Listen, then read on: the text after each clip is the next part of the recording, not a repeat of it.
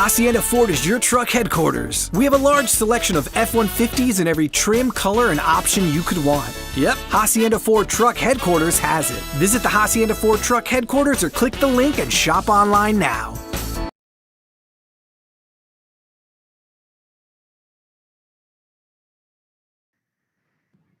All right, and we are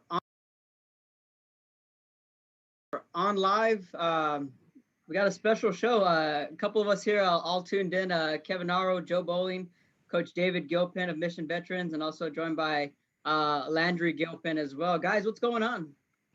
Just another day in paradise, baby. Just another day in paradise. It's about the same thing as went on yesterday and the day before, Kev. You know, we're just kind of relaxing around here. Got up and Landry ate some breakfast, and I got my grandkids are all here, and so we did that, and we've been getting some tile work done around the house, and they're about to wrap that up. So, but not a whole lot else, man. By 1:15, Landry and I were both ready to go.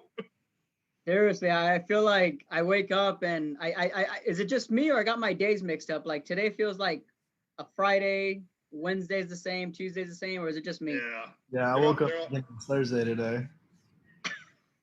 The good thing for Landry is we were going over television shows, and it was like, hey, what day is it anyway? And neither one of us knew. Dahlia or I, neither one. We didn't know what day it was at all. So the good thing for Landry is he's at least on, you know, his classes are being taught online at the same time that he had them. So he had an 8 o'clock class this morning.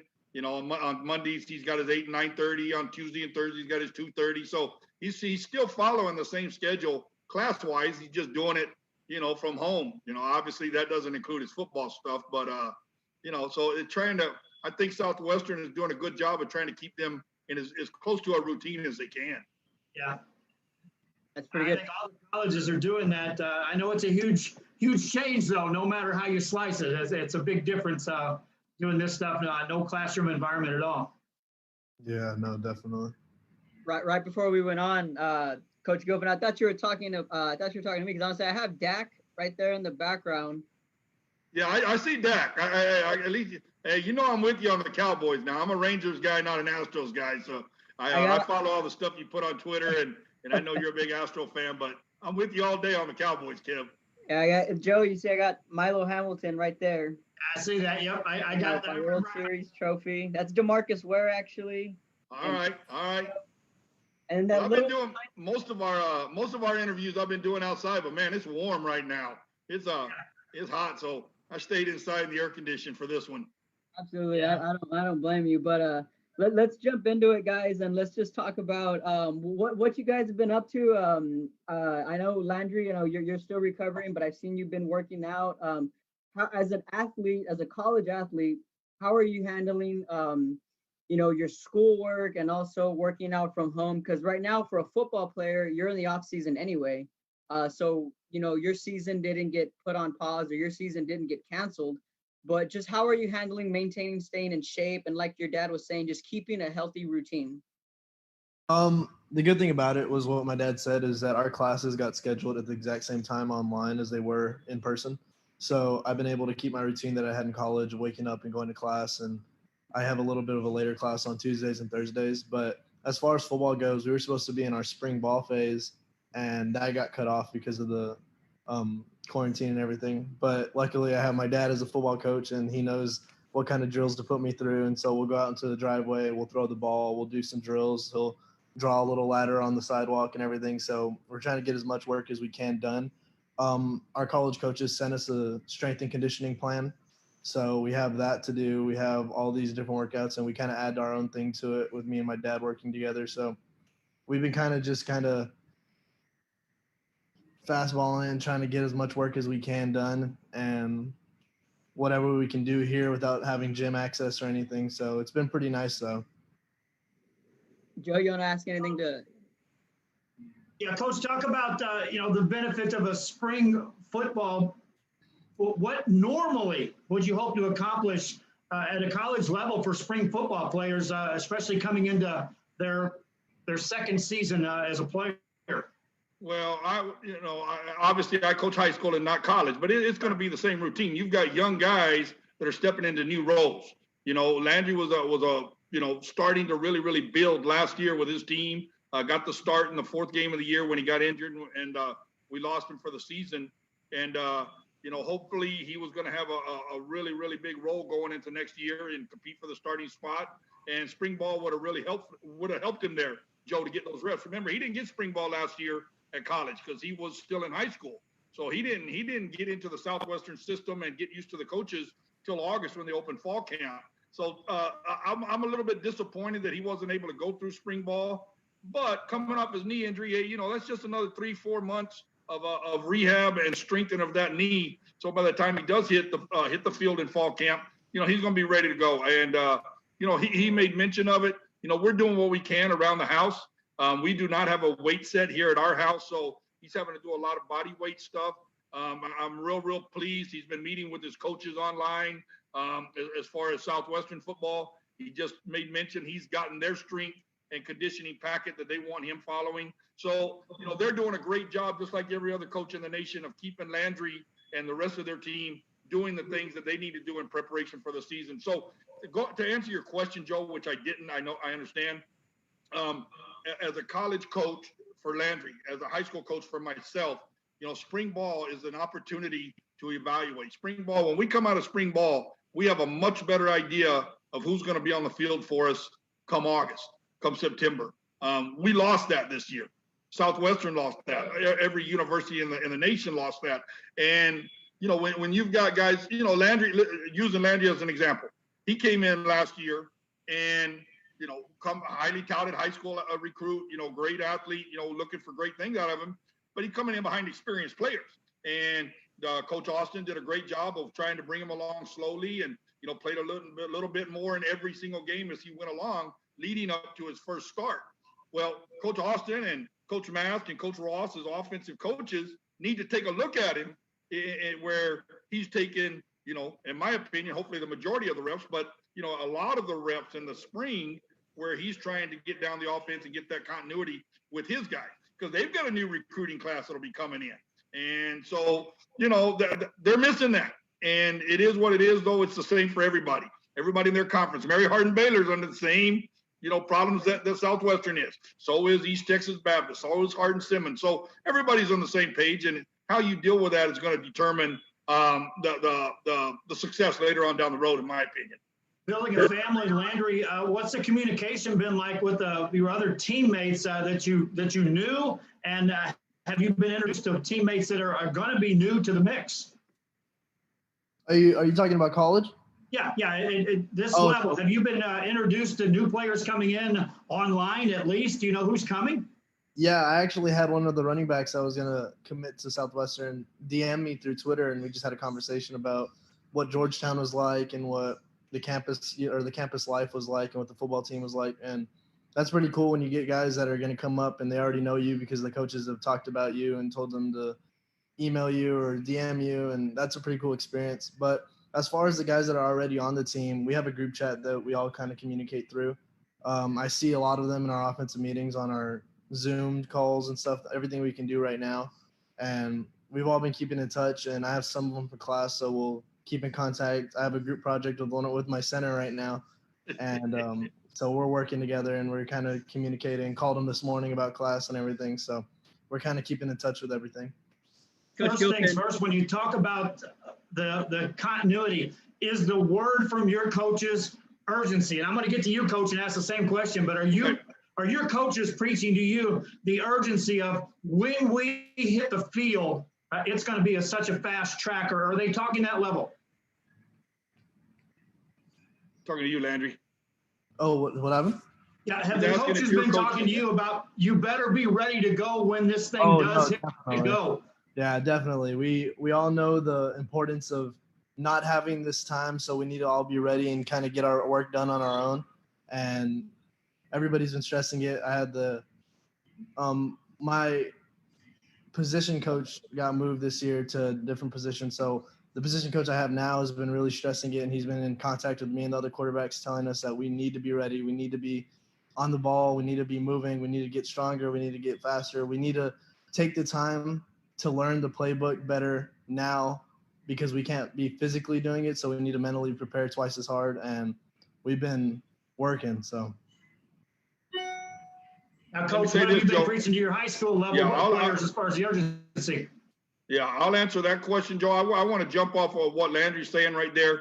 I know I'm his father. You guys watched him. His coaches up there they've only had him a year or not even a full year yet because they had to leave in March. But my expectation is, because remember, Landry got a medical red shirt because he lost his season in the 4th game. So if it would have been the next game, he would have cost him a year. He has 4 years of eligibility left as we sit here right now. And if this young man stays healthy and he stays on the field, you're going to see him do exactly what he did at Mission Veterans Memorial as far as not only individual statistics and putting up things, but as far as wins. I believe that they have a great coaching staff at Southwestern. I love their head coach, his position coach, the coordinators. Every coach that I've met there, I have the utmost respect for. And we made such a great decision on where Landry is attending school. But he's been on the field now. He's got the speed of the game down at the next level, at the Division III, at the level that he's playing at. He understands the speed of the game, and it's a speed of the game that he can excel in. So I cannot wait, Joe and Kevin. I mean, I am fired up about Landry Gilpin and Southwestern Pirates football. Whether he wins the starting job or whatever, however all that plays out. But that my expectation is that he's going to be dominant for the next 4 years. And I'm not talking about 4 years from now. I'm talking about right now. I'm talking about this fall. When he steps on the field, as long as he's healthy, he's going to be a special player in college just like he was in high school. Now to answer your question, Joe, is there a sense of urgency? You better believe it. For us, here's the way I handled it. And I said this to our coaches. When the president put us under a 15-day, under those guidelines, we're going to sit it out for 15 days. I sat tight. I said, let's wait it out. Let's see what happens. When we hit the end of that 15 days and he added another 30, and we're going to the end of April 30th now, that's when we said, man, we have to get proactive. We got to go, and we got to go now. Within 1 day, I met with our coaching staff, and we right now are in the midst of coaches meetings. As soon as I finish here, we've got a defensive coaches meeting that I'm going to join as soon as we're done here. Our coaches are meeting with the position kids. We're following the UIL rules. We only have 60 minutes a day. And Monday through Friday, 60 minutes. It's the same as it is, in off season if we were in school. Because remember, I know our schools are closed, but school's not closed, Joe. You know that saying, and a lot of people are saying it right now. Hey, but we're still in class. We're still preparing for seasons. And my word to our coaches, man, we're going to hit the ground running. If we come back in time, if we go back to school before the school year runs, great. If we come back in time for 7-on-7, great. If we come back in time for summer conditioning and sports-specific training, great. If we come back in time for fall camp, great. We come back a day before our first game, great. We're going to be ready to go, Joe, Kev. That's my point is this. You hit it. Is there a sense of urgency? You better believe there's a sense of urgency. For us and every other football program in the entire world, man, you have got to be prepared right now and get done whatever you can. We're figuring out how to get huddle on Zoom now, and we've got that. So, we can watch film together. We can watch film with our kids. And all of that leads to the sense of urgency that you said. Like I said, for 15 days, I waited it out. Sat around, watched TV, felt lazy, wasn't doing a whole lot. And then all of a sudden we said, we're going to April 30th with these same presidential guidelines. And so obviously, man, it was time to go. And we've jumped in 100%. We've got workouts for our kids now. And, we're meeting with our kids. We're meeting with our coaches, doing everything we possibly can do at this point. Yeah, that was my next question, Coach, and you pretty much answered it. Just as an AD, as a head coach, being in charge of the athletics, just how challenging has it been keeping some kind of order with your athletes and with your coaches? And I think you answered it with this Zoom and what we're able to do. I've seen you post coaches meetings. I've even seen some coaches post workout videos on instructing the kids on what to do. Has it been that difficult, or through the weeks we've had, you've been able to adjust? I learned it, Kev. It's a great question. I've never been on Zoom. I never even heard of Zoom till last week. I never heard of it. But it's my rookie debut right here. Exactly, Joe. And so like anything else, as coaches, man, we adapt and we learn and we overcome. And I asked my daughter, man, has Zoom been around, or did they just invent this when this happened? She said, no, I've done some online classes on it. So I guess it's been around, but it's just serving as a tool for us to keep a sense of normalcy, to try to do things the way we would do it in this time of uncertainty. One of the things we talked about with our coaches, when you're meeting with kids, reassure them. They all need reassurance right now. They all need to hear a positive message, because at the end of the day, things are going to go back to normal. Whatever day that is, whatever day in our life that things return to normal, but it's going to happen. And kids need to hear that. They need to know, man, this is not going to last forever. It is a virus. It will run its course. The doctors will find it, or are we going to sit here and have to wait till the vaccine comes out? Absolutely not. I believe that our president wants to get our country open as soon as possible. I watch everything on TV trying to get a feel for what's going on. And I believe we're going to be back to work sooner than later. My hope right now as we sit, Joe and Kevin, if we don't go back in May, my hope is that we're able to salvage our 7-on-7 season. I don't know that we're going to be able to. That's yet to be determined, but that is my hope. My hope is that we can get our summer conditioning in and at least be doing the things that we normally do in the summer months leading up to fall camp. That's my hope. I've canceled spring ball. We're done. We're not going to have spring ball for the first time. Kev, you've been with me. Joe, you guys have been with me the whole way. For the first time in 12 years, we're not going to have spring ball. That's a big, big change for our program. So we're excited, though, that we get that extra scrimmage. We've never had that, Joe, that second scrimmage. So we're excited. We picked up Harlingen because they're in the same boat. They're losing spring ball, and they needed a first scrimmage. So we're going to get together with Harlingen on our first scrimmage, and we've added that. So that'll give us an extra weekend at fall camp and an extra scrimmage. So looking at the positive, we're excited about that. Can you sense from a competitive level that once sports starts again, we may see this at a so much higher level of athletes appreciating what they're getting to do? I do, Joe. I think everybody right now is realizing what they've lost. I think this is the greatest thing that the question you could ask. I believe that those of us that live and breathe and die athletics of all, and we're missing that. You think about our poor softball kids, our baseball kids, our track kids, golf, tennis that aren't getting to finish. Soccer was just fixing to make the playoffs, and our girls team had made the playoffs for the first time in 4 years. So excited. And they're losing all of that. You think about that. And as we sit here and we look at what we've lost and not being able to do the things that we normally do, I think that there is going to be a sense of renewed commitment by coaches, by athletes all across this nation once we get that green light to go back to work and just say, man, we have the greatest job in the world as coaches and the biggest opportunity as athletes to do what we love to do. I don't know what I'm going to do the day Landry hangs up his cleats and his helmet, because I've been watching one of my kids compete for I guess about 25 years now, and it'll be a little bit more before I get a grandkid up there and have a Gilpin rocking and rolling again. So I do think that, Joe. I believe that we're going to just embrace getting back to what we love to do when we get the opportunity. So Landry, on your part, coming off of high school, you finally were able to grasp what it meant that's a short pan of playing time, and suddenly when you're a senior, it's gone, it's over.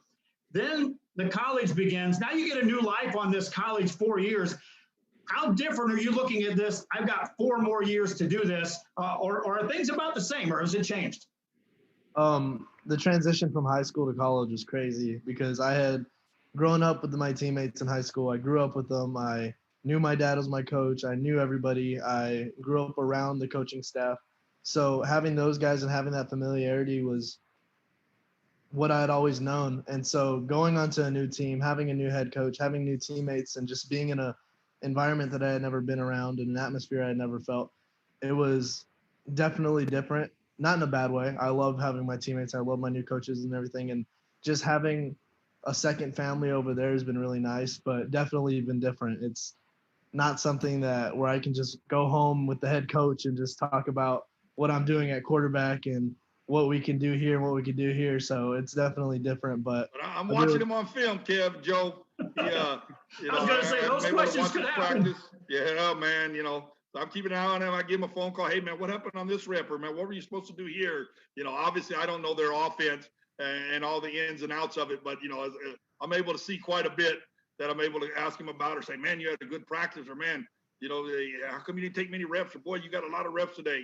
So that was something I was really enjoying doing with him in the fall. I was watching his practices, communicating about his practices, throwing in a coaching point here and there, cheering him up here and there. Watching his games online was it's just like watching real sports live, broadcast a game, and just exciting to do. And, you know, when you can watch on the big screen your team and your son, you know, it's pretty, you guys know you provide that service for all of the Rio Grande Valley with all of our sports, man. And while I'm at it, y'all are doing a great job, man. Thank y'all for what y'all have brought to the ability to watch high school athletics in the Rio Grande Valley. And I think the word is out and it has spread. So awesome job by you guys, Joe. Appreciate that. Hey, Landry, another question. You know, this year you had to experience what a lot of athletes have to, unfortunately, and that is going through that injury bug. And then suddenly, for the first time, you're not involved in game preparation for the first time in nearly, 6 years at least, in which you're just sitting on the sidelines watching. Compare what that was like to right now, where you were supposed to start spring ball, but you're having to put the brakes on and hold up. Is it the same feeling, or is this worse? It's definitely tough. It's tough because I had never had a serious injury before in my life. Nothing that kept me out of multiple games like that. And for it to be prolonged to the point where I can't go back and do football things, I can't get back on the field and just be with my teammates and everything, it's definitely tougher. I hated it. I hated just sitting out for the season. I've never been one of those guys that wanted a break or wanted anything. And so having to take a break from my season and for it to be prolonged now and our break being extended and everything, it's tough. I'm excited to go back and finally get back into football, get back into working with the guys, working with the receivers and everything. So I'm anxiously waiting till I can get back on the field again. But for right now, it is tough to answer your question. Switching gears just a little bit, are you guys binge watching anything, or what do you guys been watching on Netflix or Hulu? Not together. I just learned about Netflix, Kev. I'm an old school guy. You know, I pay $275 a month for DirecTV, and I'm the only one in the house that watches. Put the big dummy sign on my head. I'm the only one that watches it. These guys are all watching the Netflix and all those other things that they have. Landry, I don't even think has his cable hooked up in his bedroom, from what I understand. But we both did watch Tiger King on our own. I didn't watch it with Landry, but I asked him, "Hey, did you watch this?" And that was crazy. I watched Making a Murderer, which was a couple of seasons long. So I've watched a couple of things, and I like the real stuff. You know, things that are telling a story about something that had happened. So to answer your question, Kev, we haven't binge watched anything together. So I don't even know what Landry's watching in there. What you watching, bud? Yeah, I watched Tiger King. I watched Narcos. Just been kind of going through Netflix and hitting anything I haven't hit already. So, have you guys seen All American? I have not. No, I have not. I know my family watches it though. Yeah, it's pretty good. It's a football show. If y'all have seen Friday Night Lights, the TV show, it's just like that, but it's in California. Yeah, I finished Friday Night Lights. That was an awesome show. Yeah, no, All American's pretty good, and I haven't seen that Tiger show yet, but everyone who's been on this show, that's the first one they talk about, and they said that's the one they've been watching. Yeah, it's interesting. That was the first one we watched. It was one of those, Kev, that I watched it, and and I got into it, and I'm watching it, and once it ended, I was like, man, what did I just watch? What was this all about? It was a kind of an eye opener once it was all said and done, but I enjoyed watching it. So I'm learning about this Netflix stuff and, trying to find some things on there. But, right now, with what we're doing, putting on huddle, there's no sports on TV, Yeah. there's no games to watch, even sports talk, it's just, so we're kind of, just trying to get along, man, try to get where we're going to get and, barbecuing and hanging out outside, Landry's getting his workouts in. My daughter, who is no longer competing anymore, but she's exercising here at home, and we're just trying to do our thing. And binge watching, and I guess is definitely a part of what's happening in our world right now. With the barbecue, so do you guys do curbside? Yeah, we will, man. You come on by, because here's what I do. I'm spending more money right now, Kevin, than I spend normally. Because I go to the store and I get all this stuff to barbecue, and I barbecue it all, and everybody eats just a little tiny bit. Man, I got more leftovers. It's crazy. You would think I would learn my lesson and not buy so much, but once I got that grill fired up, man, I'm putting everything on there. There's somebody on Twitter keeps telling me I gotta grill some oysters, so I'm gonna try that. I don't eat oysters, but my wife does. Landry will. So, you know, when I'm able to find some at HEB, I'm going to put those on the grill and see how that works. Did I you thought watch? I had it all figured out. I went and caught some fish a couple of times in a row right here in my backyard. Finally got to stop, pause, and go fishing. And we ate fish a couple of days in a row. And we were kind of used to that. And all of a sudden they shut the docks down. So it's like, oh, we can't even get out and get that done. So just crazy stuff. But I get the barbecue. Hey, let me ask you a question as far as playing time. You're watching this stuff. Major League Baseball was talking yesterday where they're talking about sending everyone to Arizona and everyone playing an entire season with no crowds. That is a possibility that we may be seeing sports return first without crowds. Now, I don't think that hurts Rio Sports Live because I think we'll be able to be there and at least bring home fans. But from a coach and then Landry, to you as a player, what is the feeling if you have to play games with no fans? Well, I can't answer that with a perfect answer yet because I don't know because we've never done that, Joe. Obviously, that's not ideal. Our kids, if you're an athlete, you want to perform in front of others. If you're a performer of any kind, if you're a singer, you're an actor, whatever it is you do, you want to perform in front of others. And athletes are no different, man. If you're practicing out there and you're going through the old blood, sweat, and tears stuff, and it comes Friday night, man, you want to perform in front of mom and dad and your family and your friends and your community. So having never done that, I can't tell you how. Is that better than the alternative of not playing at all? Yeah, we'll definitely take it. But hopefully it doesn't get to that point. You know, I don't know, Joe, and I certainly would not want to do that other than if that's the last resort. These kids want to play in front of their fans, their families, and I'd hate to see, but would that be better than our baseball kids right now that are not getting to play at all? Our softball kids that are not getting to play at all? You better believe it. So, you know, it's better than the alternative, Joe. Lanny, what's your feelings?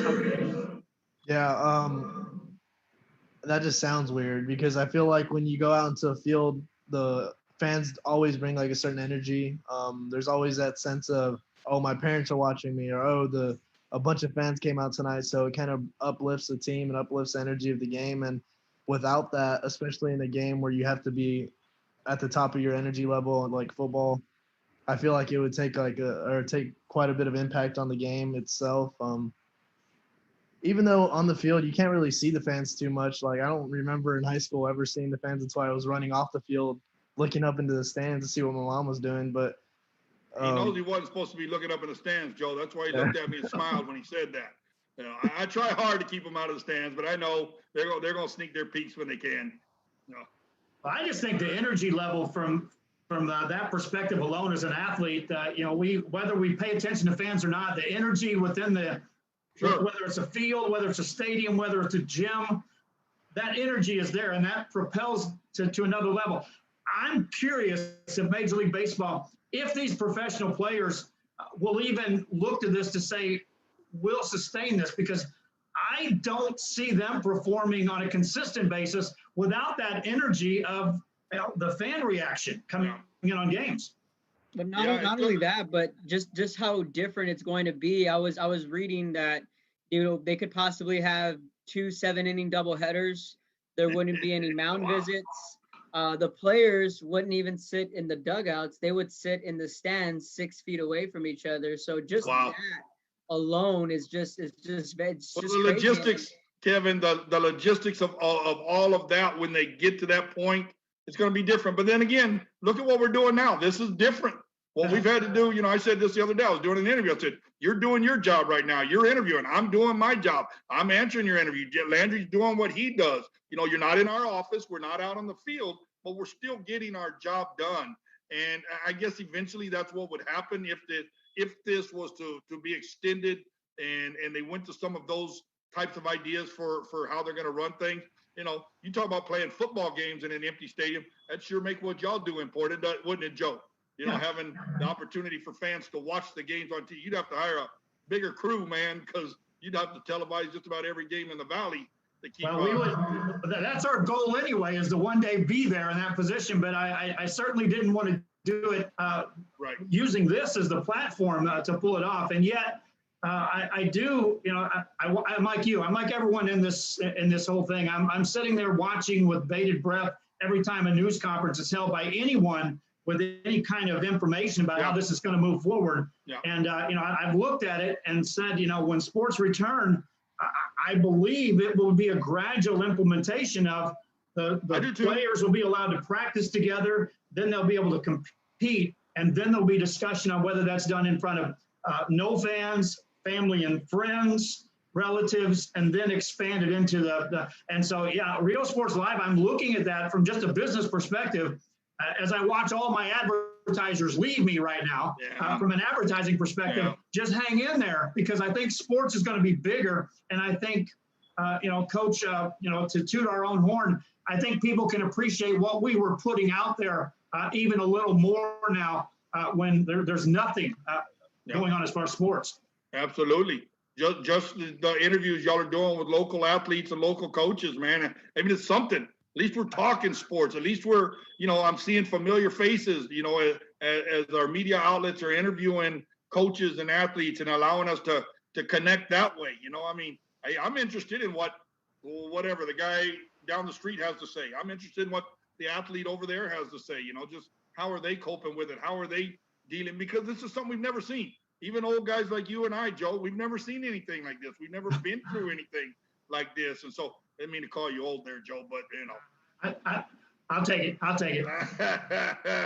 No, the only thing I was asked the other day what to compare it to, and I said the only thing I could even try to compare it to is that we lived through the first ever strike years in which Major League Sports was taken away from us. And I was an usher at St. Louis Cardinals the first year baseball went on strike, and we went from a game against the Dodgers that night, and then the next day there was no baseball. Yeah. And so, that was taken away, and it doesn't compare now to every sport, and you can't even see anybody practicing or playing at a sub-professional level. Amateur sports, everything's gone. It's totally different. Yeah. No, it's crazy, man. Yeah, I remember the NFL strike and the baseball strikes, and then, man, I'd hear about them coming up, and I'd be watching to find out because I didn't want it to happen, because I follow all major sports.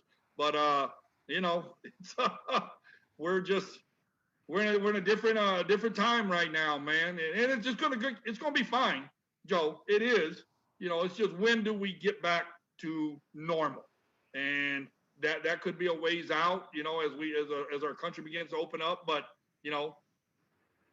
speaking selfishly from a football standpoint with Landry and I, I'm hopeful that by the time we get to August and September, that we're back under some sense of normalcy and we're able to go through.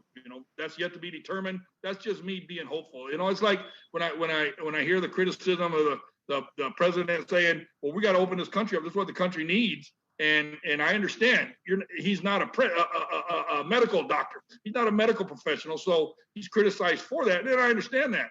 But he's also a leader, and he's trying to bring hope to our country. I want to hear something hopeful. I want to hear our president say, hey, we're going to get back to normal, and sooner rather than later.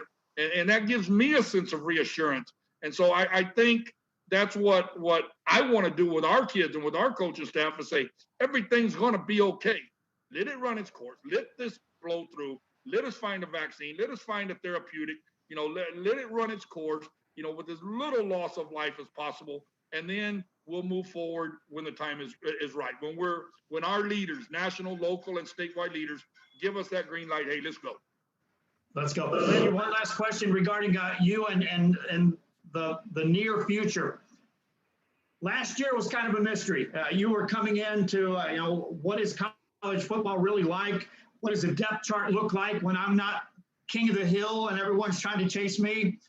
This year, what's the biggest difference when you look at that, other than just the sheer experience of having to go through it? Are you able now to look at a depth chart and say, I know where I'm at, or I know where I should be, or I know where I can get to, all realistic goals now? Oh, definitely. With the in-game experience that I got last year, it kind of let me know what I could do at the level that I was playing at and what I could do for the team.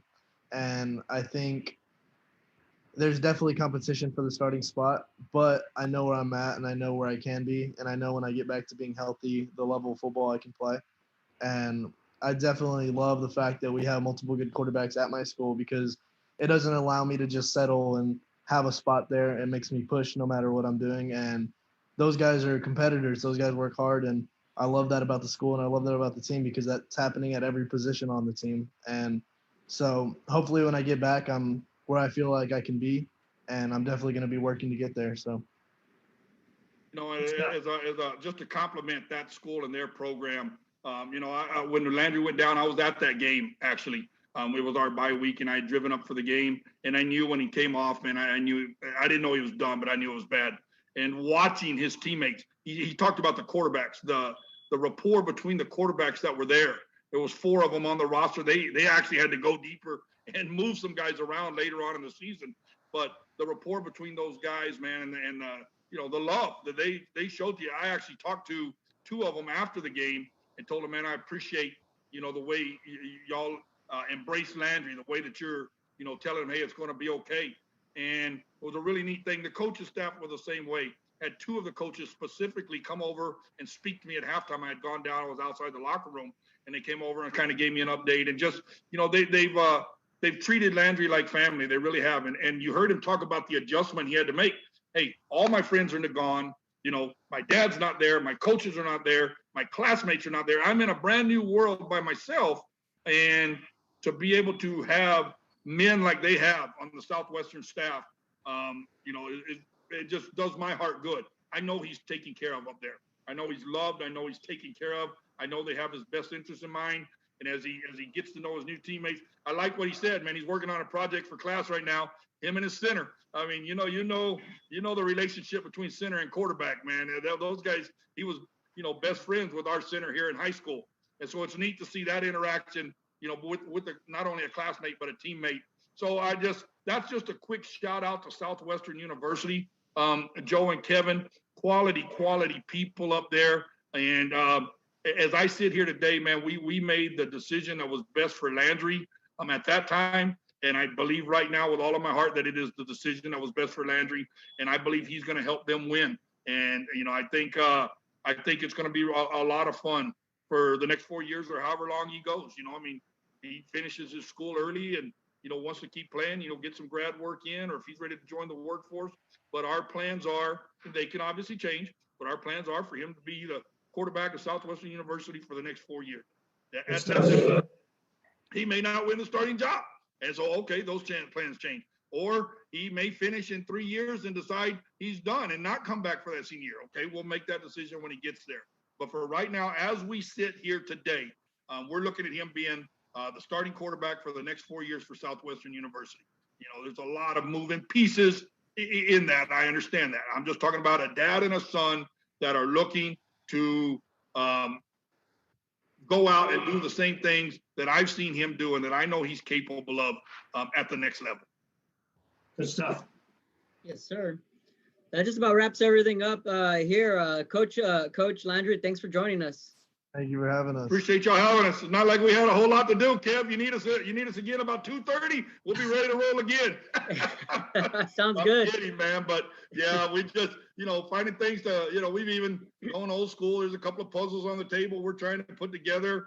You know, I'm trying to put Landry's scrapbook together that I've never finished, and I'm barely through his sophomore year. So, you know, finding some things to do, man. And you guys hang in there and try not to get cabin fever and go stir crazy. At least, you know, being able to do these interviews, Joe and Kevin, gives you some ways to break up your day at least, huh? Yeah, No doubt about it. Definitely. Well, y'all keep up the great work, and thanks for having us, man. Really, really appreciate it, guys. Yeah, Appreciate your time, guys. So All right, at 3 o'clock, we're gonna have the Santa Maria sisters. yeah, I saw that.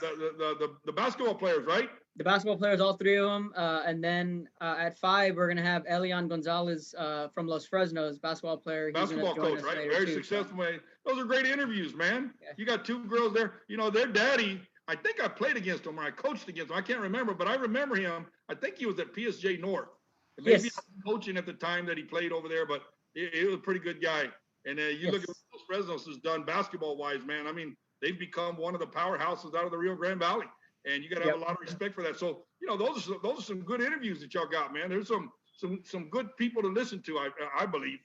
Absolutely, yeah. And you both of you guys coming on live too. It was awesome. It was fun.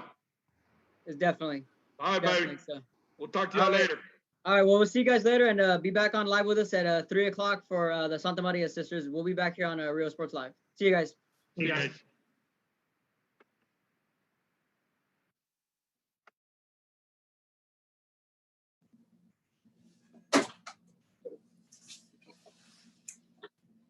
Welcome back to our final episode on Sideline Sit Down here on Real Sports Live. Kevin Naro live on YouTube, Facebook, and Twitter. We're joined by junior wide receiver from Mission Veterans High School, AJ Gonzaga. AJ, what's up? What's up, man? Thanks for having me. Yeah, thanks for joining us. We're glad that we can have you on, AJ. Let's just start with the things you've been up to, and your workouts. You've been very active on social media with your workouts, and how has that been for you? I mean, it's been great. I'm just trying to stay active, during this difficult time due to the coronavirus. I'm just trying to maintain the skill set that I have right now, and I'm just trying to maintain and try to get better as the time progresses. I mean, right now the season's still on. We're on schedule, and hopefully it'll stay that way. But I just can't have a step back. I want to keep stepping forward and progressing, just not for myself, but as a team player. Yeah, you mentioned, you made a good point that right now, either way, you guys would have been in an off season. Have you changed anything with your off season workouts, considering that you're not being able to be at school and be with your teammates, or has it kind of stayed the same?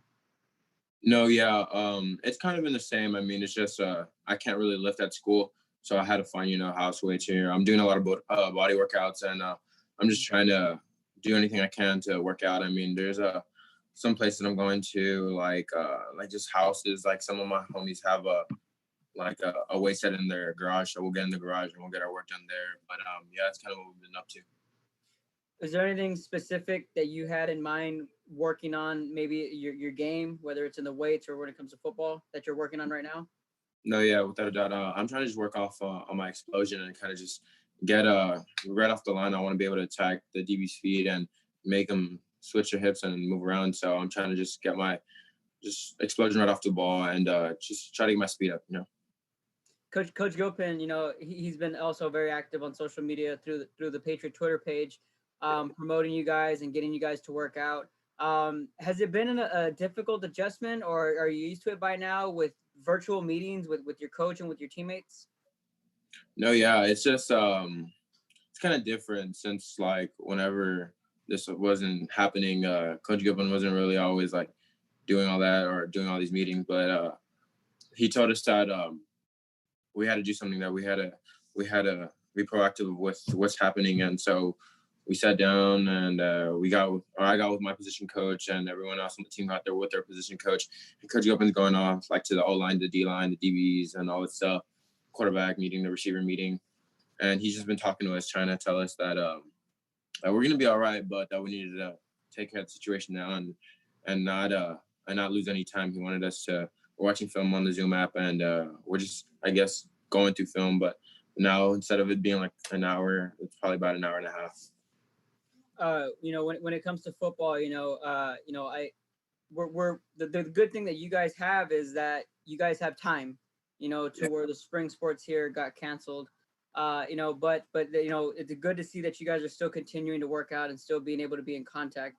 Outside of football, what else have you been up to? I mean, I know school is another thing that's been very important, and a lot of the athletes that have come on here have stressed the importance of a healthy schedule, whether that's a workout in the morning and school in the afternoon, or vice versa. How have you created your schedule to find a healthy schedule? No, yeah, without a doubt, you have to maintain a healthy schedule. You have to get enough sleep, and so with that, I'll wake up at 6 in the morning. I'll get my weights in from probably 6:15 to 7:15, and then we'll go do a jog. And you had mentioned a little earlier about Eddie. Me and Eddie will meet up, and we'll either throw, or I'll use a jug machine and he'll throw it to the tire. And then around like 9:30, 10, we'll do a work till like 1, and then right at 2. We'll either go train, we'll work on an explosion, or work on just different things for our position. Like with me, hand-eye coordination, and just being able to do my footwork and to help myself better as a receiver.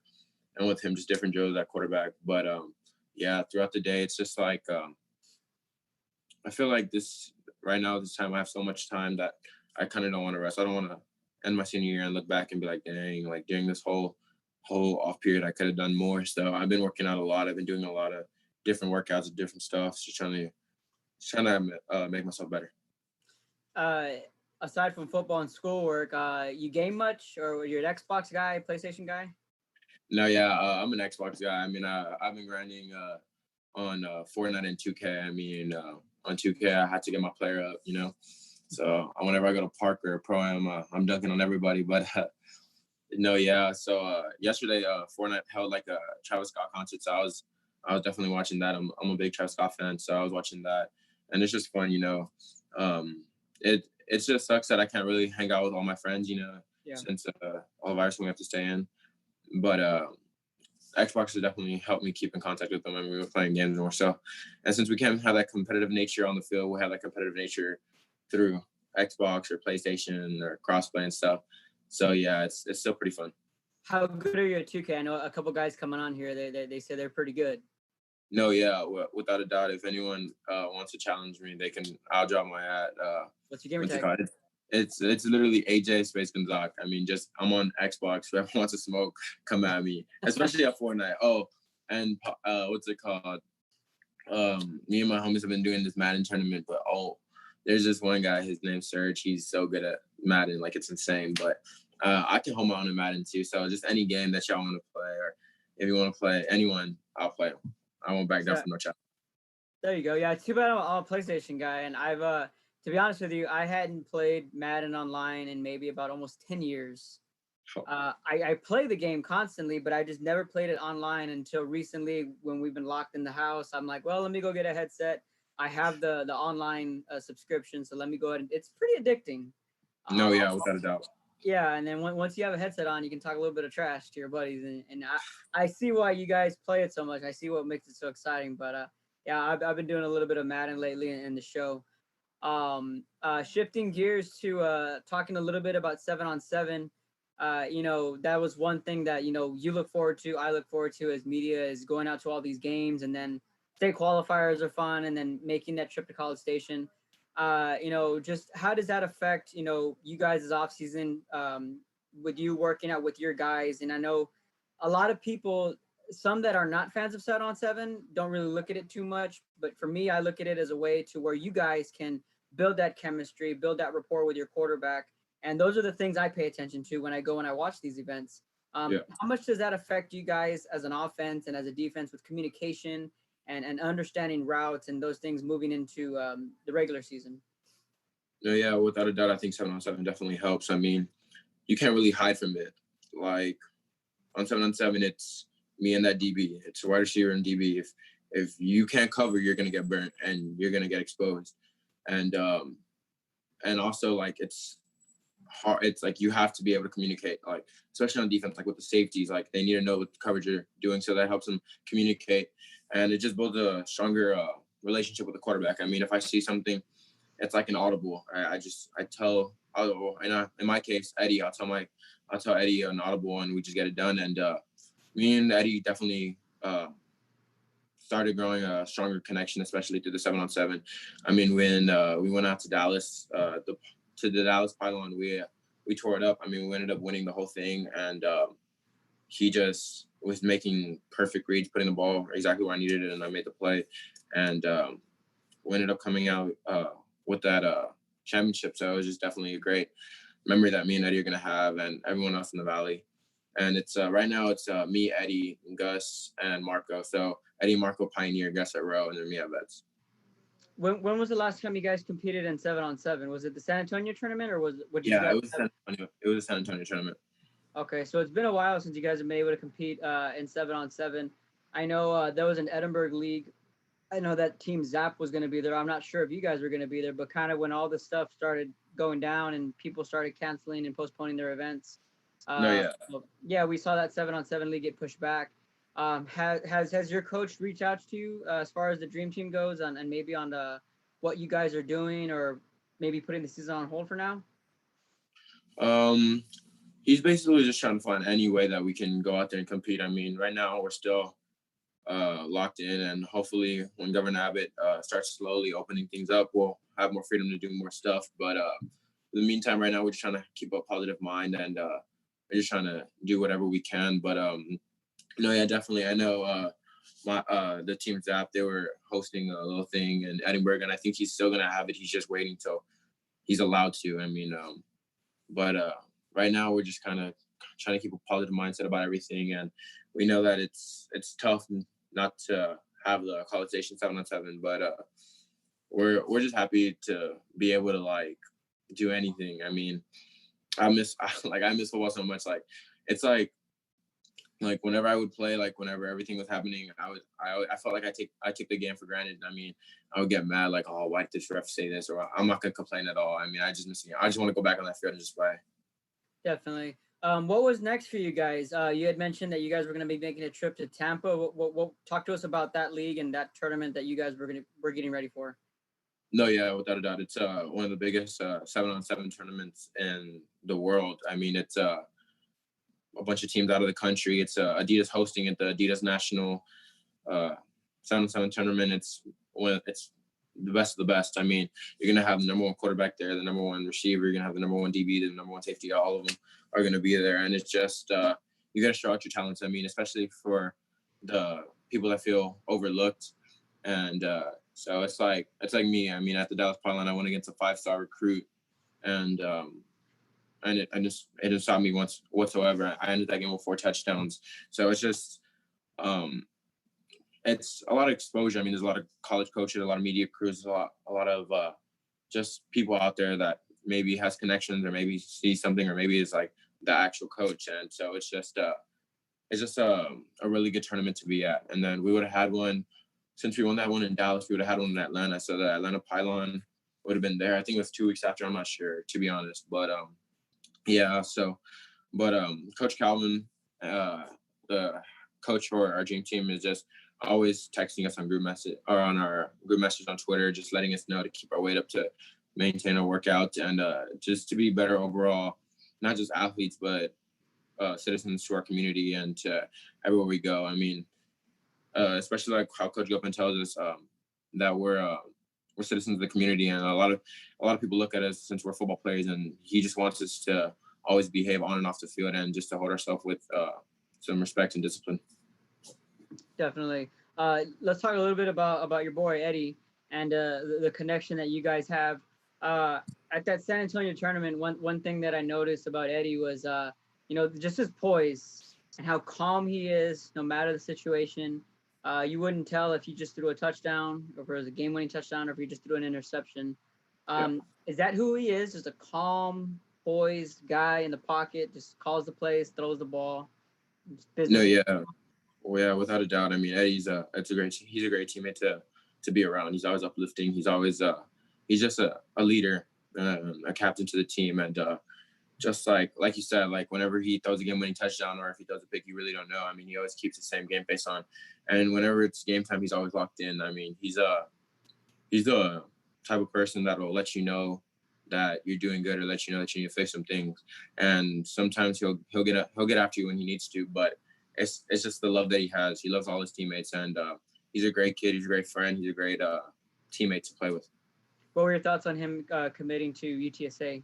Oh, I was ecstatic. I mean, he called me. His dad called me before he even posted it, and I told him, I was like, "You want to go to UTSA?" And he's like, "Yeah, I think this is where God's guiding me." And I was like, "All right, brother. Well, then that's where you got to go." I mean, I have nothing but love for him. So whenever he committed, I was just ecstatic for him, and I was just happy, and I hope everything goes well for him. Definitely. Talking about Patriot football, you got your gear there. We've seen guys like Mikey Garcia. Just the other day, we shared a photo of Jacob Guerrero. Guys like Roman De Leon, Santos Villarreal at the quarterback position. There's a long lineage of athletes that, particularly in football, that have come through Mission Veterans. When you were younger, were you watching those guys play, and you thinking one day that you would be there? No, yeah, without a doubt. I mean, so coming up in junior high, right out of 7th grade, Coach Gilpin already looked at me and he told me you're gonna be on varsity when you're a freshman, and I want you to. He introduced me to Jacob, and right away, Jake. Usually he was, I think, a junior. He could have been like, "No, man, that's a kid." I don't even he didn't have to I guess put time or effort in me. But I mean, we would go to the field. He would teach me the routes, and he was just a person that I looked up to at the time when he was playing. And he was just a great teammate on the field to his teammates. And he was just super athletic. I mean, you saw whenever he was playing, he would always go up and get that ball. And he's just one of the great receivers that we had at Mission Veterans that come out. Like you said, Roman, Jacob, I mean, all Ken, all these guys, they're just Mikey. I mean, just great receivers. And I'm hoping just to follow the line from them. And I'm just really happy to say that I have a bond with Mikey and Jacob Guerrero and all of them, especially Diego Hernandez, quarterback at the time, and Landry. Yeah, and the funny thing was that, you know, when Jacob was in high school, he got the nickname Spider-Man. I don't know if you ever heard that. Yeah. So he was definitely good. You know, I remember covering him. And when Landry came in to play quarterback, you know, he set the world on fire. And you guys were, you know, you guys came out like gangbusters last year. But people had forgotten that Landry had already played some quarterback before when when Diego Hernandez was the quarterback, he was at wide receiver. Yeah, his freshman year. So that even adds to the lineage of athletes. You know, and you guys played Dripping Springs. You guys were in it, fall a little bit short. You know, Landry was then going to be the quarterback. We knew of Mikey Garcia. Jacob was graduating. We knew you guys were reloading. And Coach Gilpin told us that you know, we're going to be back. This is just the tip of the iceberg. We've set that bar. Then we see you guys break that barrier. You guys go to the 4th round. And, you know, I was talking with Randy Bermea from Harlingen and Brandon Garza. And we were talking about that 2011 Cardinal team. And as media from the outside looking in, when we talk about these great football teams, 2012 Port Isabel, 2011 Cardinals, now we talk about the 2017 or 2018 Mission Veteran Patriots, what that team was and everything that they did and just how good you guys were. Talk about being a part of that team that went 4 deep and just all the special things you guys did. No, yeah, it's just probably one of the best moments in my life. I mean, it's just a special moment that I gotta get with all my brothers. I mean, Landry, Leo Cantu, Jazz, Mikey, John, just all my friends. I mean, it's just something that I'm so grateful for and blessed to be a part of. And Coach Gilpin let us know at the beginning of the season, he was like, we're going to do something special this year. And after we lost the Mission, there were a lot of doubts, especially in the locker room. I mean, Coach Gilpin at the beginning of the season told us, we're going to win 4-year-old balls. And then we lose the Mission. We're like, but he kept the same attitude. I mean, he told us that it was just a minor setback for a major comeback. And when we made that 4th round, I mean, that 3rd round game, you saw Landry, he just turned it up. I mean, he was just different that game. He just turned it up into another level. And I remember, I think it was the 3rd play of the game. He gets a tackle they get a tackle for loss on Landry. And I'm like, shh. I mean, they're undefeated Corpus Christi Vets team. So we knew it was going to be a tough game. And Landry comes to me, it's 3rd down something. I remember, I think 3rd and 7. He comes to me, he's like, run the fade. And then I'm like, all right, for sure. So I go out and run the fade. And then boom, 34-yard gain. And I'm like, okay. As soon as I caught the ball, I knew we was gonna win. I mean, we knew we could compete with everyone. And in the 4th round, we had a couple of things not go our way, but I feel like if we just made a couple minor just adjustments, I feel like we could have came out the game. But man, San Antonio Wagner's a great team. They ended up going to the 5th round. They almost won the 5th round. They lost to Shadow Creek, but it's just something that like you can't really take away. I mean, they were just a great team, and we lost to a great team. So it's a bittersweet moment, but I was just proud of our guys. I mean, it's one way for Landry to end the senior year and all the other seniors there, like Joey Garcia. I mean, one of the best linebackers I've seen in my eyes. I mean, he's just a dog, and just everyone there. It was just a great moment to be a part of. Yeah, and you guys, like I said, you know, are forever going to be remembered as that team that went 4 deep, and it's few, far, and in between. And, you know, like I said, once you guys start getting mentioned in the same sentence as that 2011 Cardinal team and those Tarpon teams, you know, that you're in some serious elite company. What can we expect from you guys heading into this year with some pieces that you guys have back? I mean, the pieces that we're coming back are going to be great. I mean, we're looking at Ricky coming back healthy. I know that there might be another quarterback coming from IMG. I don't want to say his name, but there might be a quarterback coming. And just the pieces, we're getting our secondary back. I mean, they're going to be a little young, but they're disciplined, and that's what I like a lot. And our receiving core is going to be one of the best. I mean, we have Jayton Barrera coming back. We have Justin Rodriguez coming back, and we have Alan Vasquez coming back. I mean, just all 4 starters. And it's just something that I'm really excited to play, especially with the new district. I'll be playing against Eddie. It's going to be a fun game. Week 10, I'm looking, I think that'll be the district game. I mean, Mercedes and Ed Couch are great teams, but I just feel like us and Pioneer will be against each other October 30th. And it's going to be a game. It'll be at Richard Thompson, and it'll be a game to watch for sure. But, I mean, we're looking right off the bat. We play 5 away games. Well, we play Mission, but we're on the away side. So we'll play Harlingen at Harlingen, Palmview at Palmview. Then we play Mission at on the away side. Then we play San Benito at San Benito. And then I'm not sure. I don't know where we play. I think it's PGA, our 5th game. But, I mean, it's just – it sucks that we didn't have spring ball, but I feel like those extra scrimmages will help us a lot. Definitely. Let's talk about your coach, Coach David Gilpin. In my book, he's easily a top 5 coach in the Valley with the things he's done. And he's the fiery guy. He's the fiery guy. You know, you can point him out when he's in the room. He fires us up with his tweets, and we could just hear his voice through the tweets when he's tweeting about you guys. Just how good a coach is he, and just the enthusiasm and the fire that he brings every day. How does that translate to you guys, the players, and then that goes on to the field? No, yeah. I mean, it's just really exciting to have a coach like that. I mean, he never loses hope on any of his players. I mean, he loves every player and every Patriot football player that comes through. I mean, starting when he started out as an assistant coach, I think he started off on the 7th grade B team when he first started coaching, and he just made his way up to all the way over here. And I mean, it's just he's never told me anything that made me not believe in myself. I mean, right off the bat, he told me as soon as I'm telling you, as soon as I got out of 7th grade, he told me I was going to be varsity. My 8th grade, he invited me to the varsity banquet just to be a part of, like to see everything that's going to happen. And he always told me, he's like, you're going to be a great player. And it's all right. It's all right here about how good you're going to be, and all in here how I'm going to hold myself accountable to a mistake or a drop ball. Am I going to put my head down, or am I going to get back on that line and go get that other ball and score? So it's just like stuff like that. I mean, he's supportive, and he always has confidence in his team. I mean, you could put North Shore. If you tell Coach Gilpin who do you think's going to win, Mission Vets or North Shore, he'll tell you Mission Vets. I mean, he's not scared of anyone. He'll never back down, and that's just a coach that you want to go into a fight with. I mean, if he tells me to run through a brick wall, I know he's not going to just let me go by myself. He'll lead the way, and that's just someone I want to keep following. Awesome. Yeah, Coach Gilpin, he's definitely one of our favorite coaches to be around. Let's switch gears and talk a little bit about the NFL draft. Did you enjoy the virtual draft, that whole new look to the NFL draft? Man, I was so sad because the draft in Vegas would have been so dope. Like, it would have looked so cool. I mean, everything would have been fun to watch, and it's also like fun to see like what kind of suits the NFL players come out. Like, they come out with some funky stuff. It's just like some weird stuff that I don't be seeing.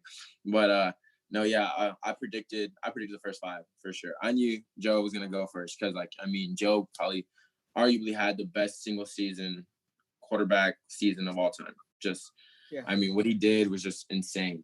And then Chase Young, how disruptive he is, and how just big and strong. And that's because I think they said that they're still expecting him to grow. Like, that's just a man amongst children right there. And then Jeff Okuda, man, he is locked down. I remember I was watching his interview, and they asked him a question. One of the media was like, how do you think you're going to improve your sloppiness or something like that? And he was like, he just answered straight up. Like, he told the media, he's like, all right, 0 pass interferences, 0 offside, or 0 everything. And he's like, I think you need to check it again. And right then I was like, whoa, like this guy's like crazy. And I started watching his film, and just to see his movement on his hips, his flip and everything, it's just crazy. Definitely. And he's from Texas too. Okay. Yeah. That makes it sweet. Three wide receivers were taken in the first round. Henry Ruggs, the third from Bama, CeeDee Lamb, and then of course that was a surprise to me that Ruggs was the first pick, or the first receiver pick. Yeah. Well, who would you have taken first of the receivers? It has to be Judy or Lamb. I don't know. It's because Ruggs is fast. He's super fast, but I feel like it's because I saw that game that CeeDee Lamb just torched Texas. And right when I saw that, I was like, oh my gosh, that's just nasty. Just nasty. But when you think of Judy, the talent that he plays, and like their conference SEC, and then what he's still doing, that's insane. Mm-hmm. I don't know. I feel like when I think of Judy, I think of probably like a Julio Jones, but CeeDee Lamb, what he's doing, I feel like when Dallas picks CeeDee Lamb, that's going to be a crazy receiving core, crazy offense with Zeke, Dak, and Amari, and then CD. I mean, that's just going to be insane to watch. Michael Gallup too. Yeah, they're definitely loaded. Michael Gallup as well. Yeah, one thing that I was doing some reading up on CD Lamb was that he scored 7 touchdowns out of the slot, 7 lined up outside. Yeah. AJ, as a receiver, how do you do that? Is he that talented? Because I know some receivers specialize coming out of the slot. Some are better outside. He can do both. In your opinion, what sticks out when receivers can do those types of things? I think the difference between outside and inside, and when you can do both, is your route running. I mean, when you're at slot, you're obviously doing different routes. You're doing speed outs, you're doing whips, you're doing all that stuff. So for him to be able to do all those different things, and for him to be able to get open and score 7 touchdowns on the inside and 7 touchdowns on the outside, that just shows his athleticism and just the type of player that he is. And not just say the Cowboys need him to run a flag route or a corner route at the slot. He'll be able to do that. Or if they need him to run up post, he'll be able to do it on the outside. So it's just like it's really hard just to cover him because you can't have someone mirror him. Like say you want Jalen Ramsey to cover him. Say he goes to the slot, you can't have that. Like it's just going to be too hard to cover. And I feel like that Dallas pick was just definitely a great pick for them. Who's your NFL team? You're a Cowboys fan? Nah, I'm a Browns fan. So we grabbed a lineman. So I'm happy to. Baker had not that good of a season last year, but this year it'll be perfect. I think I'm a huge Browns fan. Ever since it's because I'm a huge A&M fan. So when Johnny got picked in the draft, I instantly became a Browns fan. So now I just stuck with him. Okay, yeah, cool. Yeah, I'm an A&M guy too. So good. Yeah. Yeah, and it's funny that you mentioned that when you saw CeeDee Lamb torch Texas, that's why a lot of Texas fans know who he is. Yeah. They're like, no. I didn't see that on Twitter. I saw that on Twitter. It was like a GIF, and it was like when everyone on Texas hated CeeDee Lamb, and now he got picked by Dallas, and they were like, it was funny. It just it's just funny tweet. But no, yeah, without a doubt.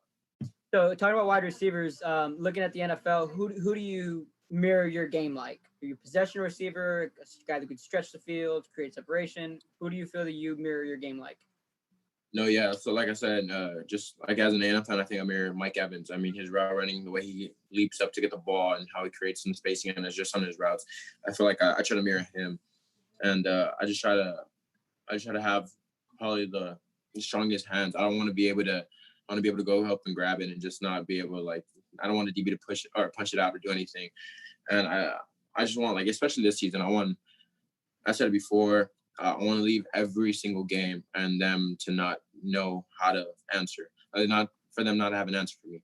I want them to go to halftime and their DC and talk to their DB coach and to their safety coach and the D-line coach, like, hey, we have to spread out, or we have to do this, we have to do that, we have to go over the top. If they have to bracket me, then I have so much confidence in our other receivers to do everything that I can do. I mean, my teammates make it so easy for me. Like my quarterback puts the ball out there for me.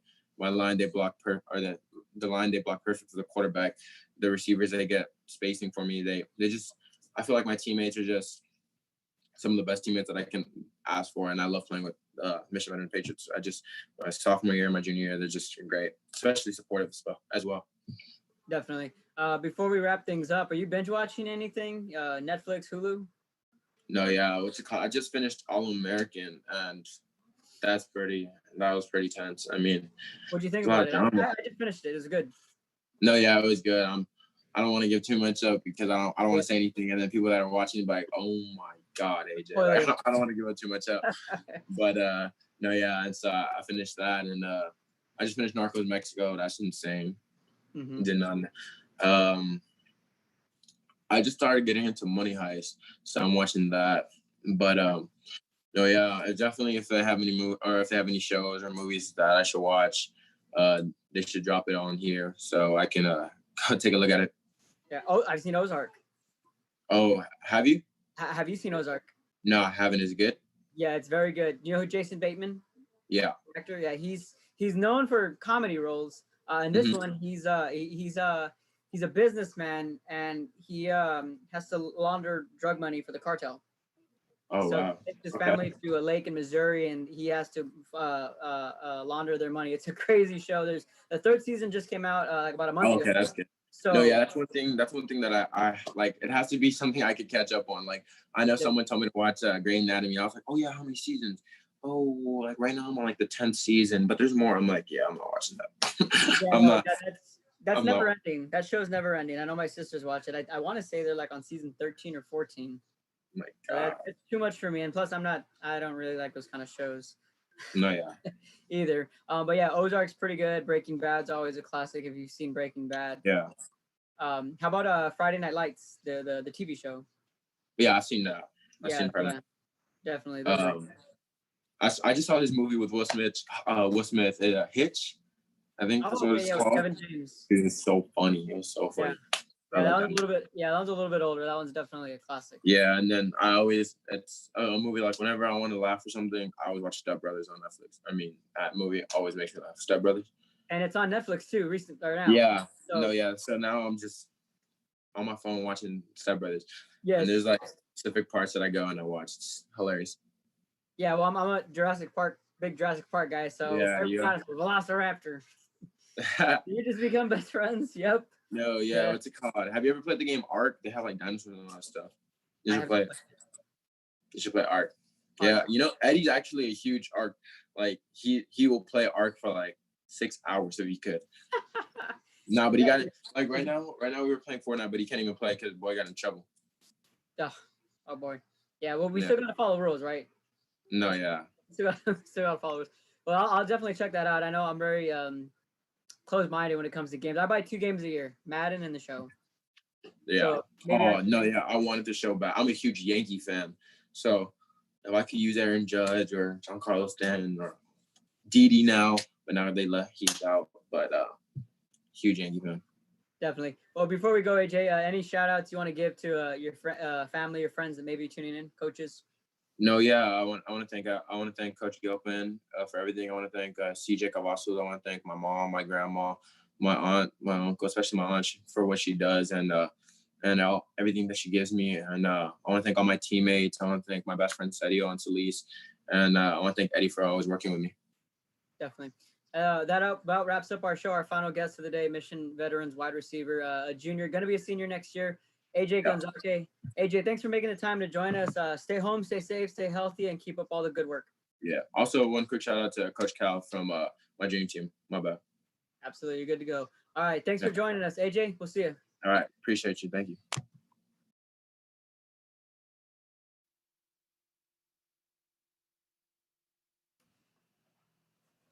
And a very pleasant good evening, everyone, and welcome back to another broadcast here on RioSportsLive.com. We are coming to you from Mission, Texas on a Saturday night. Live video and audio presentation as Brownsville Veterans Memorial's Chargers are in town to take on the Mission Veterans Patriots.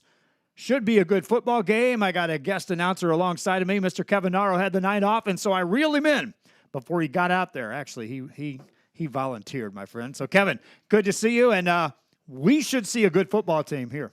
Yeah, Joe, thanks for having me. It's finally the weather cleared up, and we can get some football in.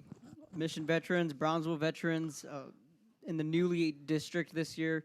The last time these two teams played was in 2016. It was actually in a bi-district playoff game at Brownsville Veterans. Landry Gilpin was just a sophomore that year. That was the year Mission Veterans went 3 deep. So these guys are familiar with each other. The older guys on the roster can go back and remember that date. I know Coach Gilpin remembers that. Coach Cantu from Brownsville Veterans as well. So these are the two of the better teams in this district, and I think all of us here in this press box agreed that the winner here will pretty much put themselves in the driver's seat for the district championship, although we are in the month of September. A district champion could be decided here tonight. It is really crazy when you start thinking that September 15th, we could be talking about this decides it right now between this district, which has one non-district game in the next 8 weeks. You're involved 9 weeks. You're involved in district games where you get a bye week, of course, some of these teams. But they're out there walking on the field. We got 12 minutes before the opening kickoff. We'll take a quick break. When we come back, Kevin and I will talk about each team and talk about what it's going to take perhaps for them to get this win. This is live coverage coming to you from Mission, Texas. It's the Patriots taking on the Chargers, and this is RioSportsLive.com. Forever Memories, Antiques, and Collectibles is your source for vintage, antique, collectibles, vinyl records, and more. Located at 206 East Jackson in historic downtown Harlingen, It's Forever Memories, Antiques, and Collectibles. It's a step back in time with a soundtrack like none other. Open Monday through Saturday, filled with memories and more. Forever Memories is for you.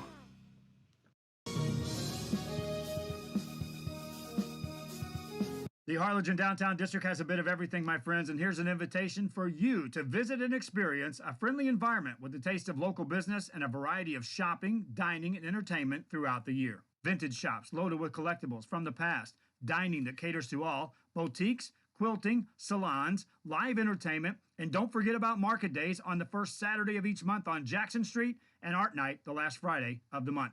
It's the Harlingen Downtown District, and the invitation is for you. Shop Downtown Harlingen today.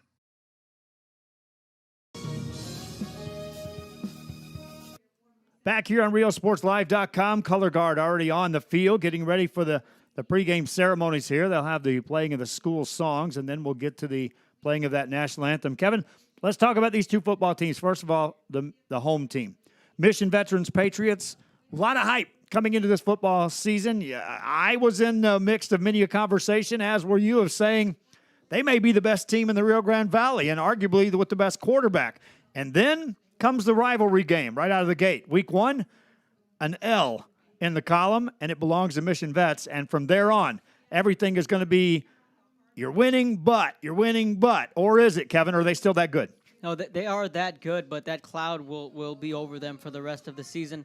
But we were talking earlier that Mission has picked up a couple of wins. I believe they're 3-0, so it kind of waters down that loss for Mission Vets, showing that Mission was that good. But the Patriots are still the cream of the crop as far as the 5A schools go. And, Landry Gilpin, we've seen him do this time and time again. When he was just a freshman, went in and won a playoff game, came in for an injured Diego Hernandez. He adjusted, he adapted, played wide receiver his sophomore year. This team reminds me a lot of that year's team, even though it wasn't too long ago when you talk about the weapons and how far can this team go. And then, of course, with this new district, as we were just talking about, it's a 10-team district, so the challenge is a bit it's a little bit more challenging for Mission Vets. But, what they're doing offensively is everything we thought they would do. They lead the district in passing. They're averaging almost 600 yards passing through the air, and then they're averaging 461 yards of total offense in one game. So you pick your poison if you're any kind of defense in this district going up against Landry Gilpin, Mikey Garcia. They're just stacked. The crowd, well, there's a small crowd on hand. They did allow the bands to at least come for the both teams, which was not happening last night. And let's just talk about last night, Kevin. This game was supposed to happen on a Friday night. It didn't. So it changed gears. We're on a Saturday, and these two teams are lining it up. And it's not even a typical Saturday starting time. It's 6 o'clock. So as far as getting in a routine, well, neither coach was able to tell their players, let's do what we usually do. Let's get ready for a football game. Everything out the window. It's playing on a Saturday at 6 o'clock. Yeah, that was kind of the theme of this week with all this weather we've had. We've had teams move up their games to Thursday, and we had some schools where they didn't even get to practice outside, where they only were able to practice inside of the gym because their fields were so flooded. So it's, like I said, it's been the theme this week, but these kids are ready. They're ready to go, and at this point in the season, I think we're at that point where you can just put them on and get out there and play.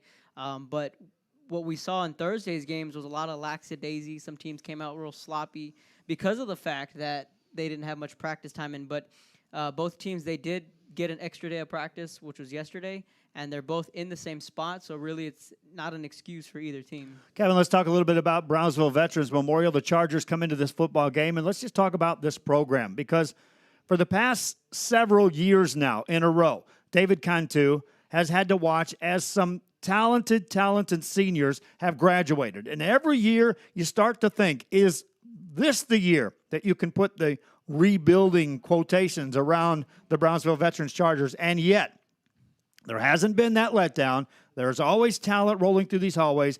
Still a young program as far as history goes. But this team just finds football players, and they produce. Absolutely, and we followed them from when they first started, and then they used to be in the 32-6A district. And you're right, you can name so many athletes: Jeremiah Myers, Marcus Castile, Stephen Garza off the top of your head. All these athletes that have just come through this program, but we've yet to see them take the next step. I don't know if you have. I haven't seen it yet. And when I mean take the next step, I mean win a district title, win a playoff game, go 3 deep in the playoffs like these other schools have. Brownsville Veterans has always been that team knocking on the door, and they've yet to find that one team, that one special group that can take them that far. I thought it was going to be I thought it was going to be that 1 year, Marcus Castillo's senior year, when they lost in the bi-district round of Westlaco East. But can this be the team? We'll have to wait and see. But do they have weapons? Yes.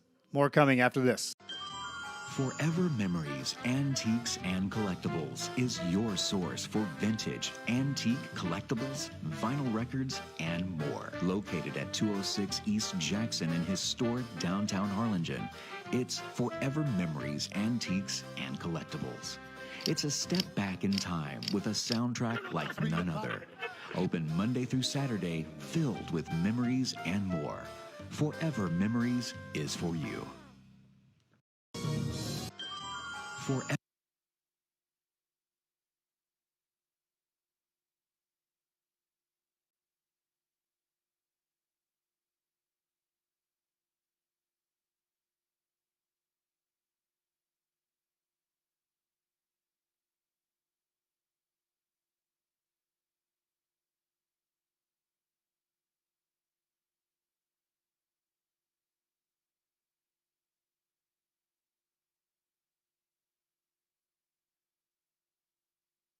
National anthem in the books, and thanks again for joining us here on a.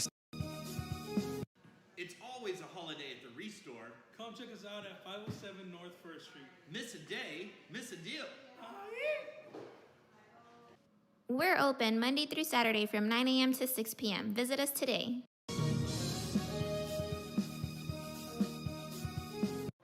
Hino Gas is a proud supporter of Valley High School sports and academics. We encourage you to be prepared for the fall and winter season. Visit HinoGas.com to get your propane discount.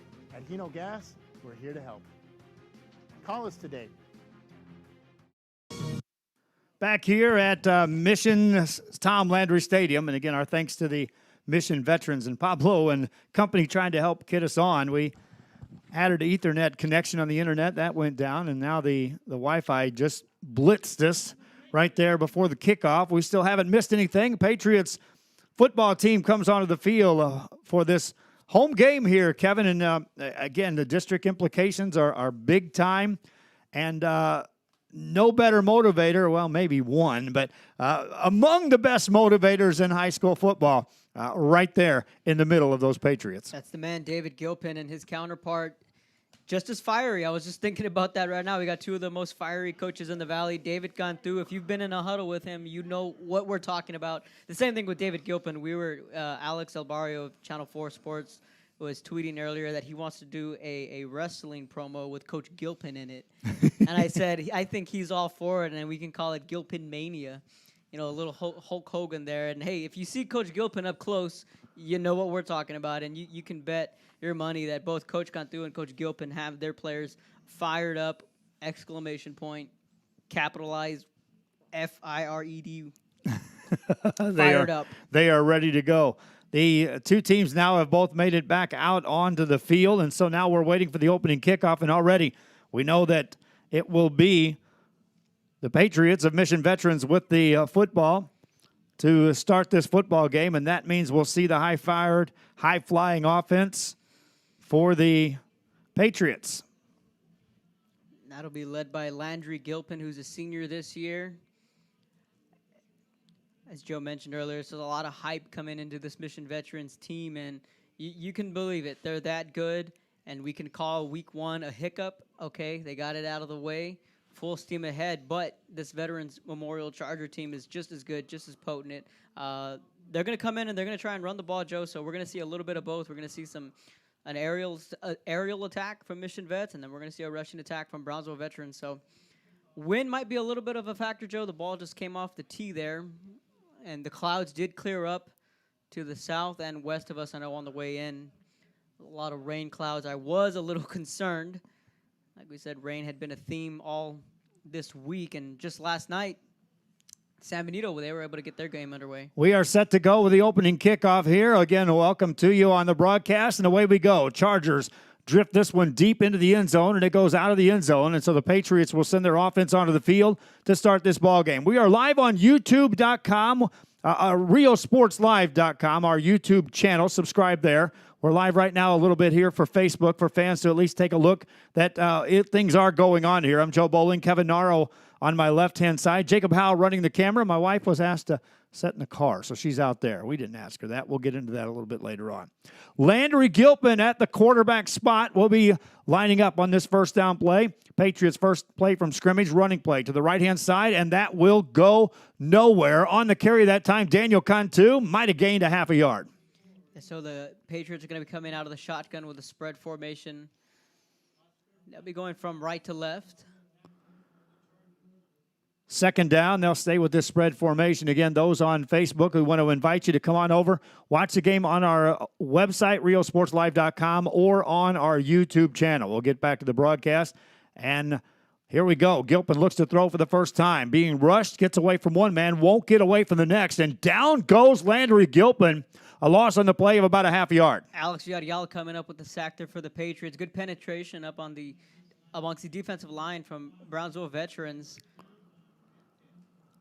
Gilpin did not have exactly an ideal amount of time to throw. That's going to be a key, and that was an issue in Week 1 against the Eagles.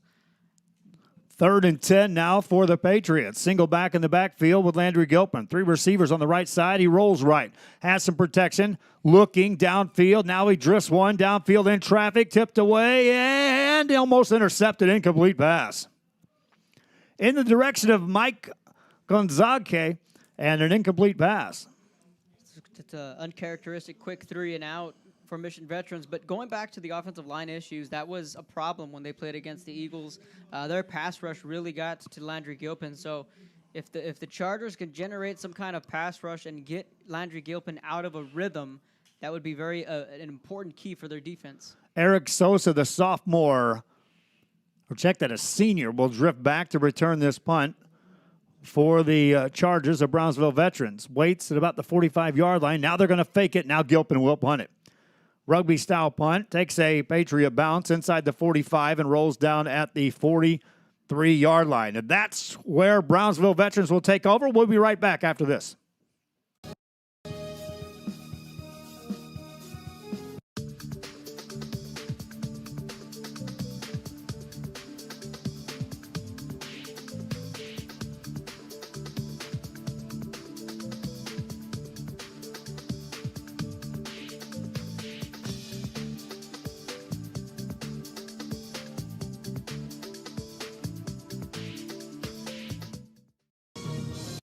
Back here, first play from scrimmage for the Chargers of Brownsville veterans. A lot of motion, a lot of movement on the right side, and they'll blow that play dead. That's going to be an early fall start against Brownsville veterans. Liam Longoria, the quarterback, there's the call, and it's going to be against the Patriots. Let's talk about Longoria and this offense, what to expect perhaps out of this Brownsville veterans Charger team, Kevin. Longoria actually leads the district in touchdowns with 7. That's 3 more than Landry Gilpin. So we're going to see a lot of firepower, a lot of the top players in the district, and they got him to jump again. No penalty this time. Flag. They'll run it to the right side, and that goes nowhere. And you talk about getting off as the snap occurs. That's as close as you can get for the Patriots without getting a penalty. So that was actually an approachment call on the first play from scrimmage. Jesse Gonzalez was in there on the tackle for the Patriots. Gain on the play of a couple. It's second down. Just over 3 yards to go. Longoria out of a shotgun. Bad snap. Has to run back, gets to it. Here comes the pressure. Longoria trying to make something out of nothing. He's going to get hit, and down he goes back inside the 35-yard line. Joey Garcia, one of the guys there to make the tackle, and this kind of goes back to the week being so unorthodox. The offenses kind of look a little shaky right out of the gate. That snap, there was no way in the world Longoria was going to be able to get his hands on it. Wind is blowing. It's blowing more or less at the back of the Chargers. As I'm taking a look at it, Kevin, that flag's blowing in an odd direction. Longoria tries to get him to jump off sides. He did. Free play coming up for the Chargers. Rolls out, looking, gets rid of a ball, incomplete, took a big hit. But this should be 5 yards against the Patriots. That's going to be Garcia again putting pressure. Yeah, the wind's coming about from, I'd say, the southwest, more or less. So it's at the back of the Chargers. Right. 5-yard penalty against the Patriots. Still third down, but now third and call it 14 yards to go, as they'll have to get to the Patriot 41 or 46 to get a first down. They cut Joe Mendoza on the approachment there, so they'll add 5 more. It'll be an interesting third and long here. 2 receivers right side, single receiver left side for Longoria on this third down play. Another high snap. He got to it, drops back, looks to throw, has some time. Out of the pocket, looks to deliver, still looking, fires it over the middle, incomplete. Great coverage downfield by the Patriots, but good protection as well by the offensive line. A 3 and out, nonetheless, though, for the Chargers. Yeah, Longoria had plenty of time, but give credit to the secondary with good coverage. Longoria did have time to look for someone, gave a little pump fake there, but couldn't find his man. Punting time for the Patriots. Back to return the kick is Gus Garza, the senior, for the Patriots of Mission Veterans. Punt is away. This could be returnable inside the 15-yard line. Takes a bounce and now down the left-hand side, out across the 22 to the 23. That's where the Patriots offense will take the field for a second time. Eric Sosa with good special teams coverage there with a nice open field tackle. Now the Patriots will get their second drive of the evening. We'll see if Landry Gilpin and company can find a rhythm. And once they find their rhythms, we're in for a show, and that speaks for both offenses. Each team with a 3 and out. 9:02 remaining here in the first quarter of play.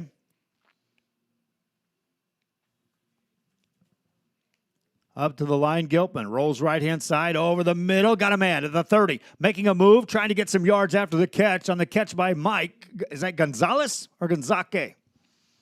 I'm looking at the spelling. Looks like Gonzaque. Gonzaque, yeah. So Gonzaque gains 9 on the play. Second down and 1. That time it looked like there was something even deeper downfield that was open for Gilpin. Takes the handoff, keeps it himself. He's going to be hit and goes backwards, and he's finally thrown down. Where will they have the forward progress there, Kevin? That's a big loss for the Patriots. That's a very big loss. And again, the offensive line concerns continue for Mission Veterans, and this just might be deja vu all over again for the Patriots. Can they protect Landry Gilpin against a stout pass rush? So far, the answer is no, and that's what happened against Mission, and we know how that turned out. So a lot of early quarter adjustments for the Patriots so far. Third down for the Patriots. Gilpin, straight drop, has some time this time, delivers over the middle. He's got a man, crossing route, first down across the 40-yard line. He went right back to Gonzaque, and that time there was plenty of protection. Yeah, he has 6 catches over the first 2 games for 109 yards and a touchdown. So Gonzaque, only a sophomore, the next bright star for the Mission Veterans Patriots. 7:51 left here in this first quarter of play. Patriots move the chains for the first time on the day, have it at their own 42. Gilpin ready to go. Gets a play from the sideline. Fakes the handoff, slings a pass right side, a little receiver screen, and getting to the outside, out to the 45-yard line. Quickly covered, but Mikey Garcia on the catch. That's going to be his go-to guy tonight, is Garcia. That's Gilpin's #1 target. Very few quarterbacks can make a play like that, like Gilpin did. You push him back, 2nd and a mile. Gilpin drops back, drops a dime over to Gonzaque. So very few quarterbacks can do that.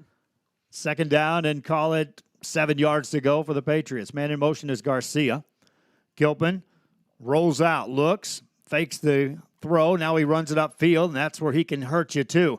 Into Charger territory, just shy of first down yardage, but that's a 3rd and 1 coming up thanks to the eyes and the presence and then the speed of Landry Gilpin. Absolutely, and he has the awareness on the field to fake an option, get the linebacker's eyes to move, and he's quick enough. He'll beat you.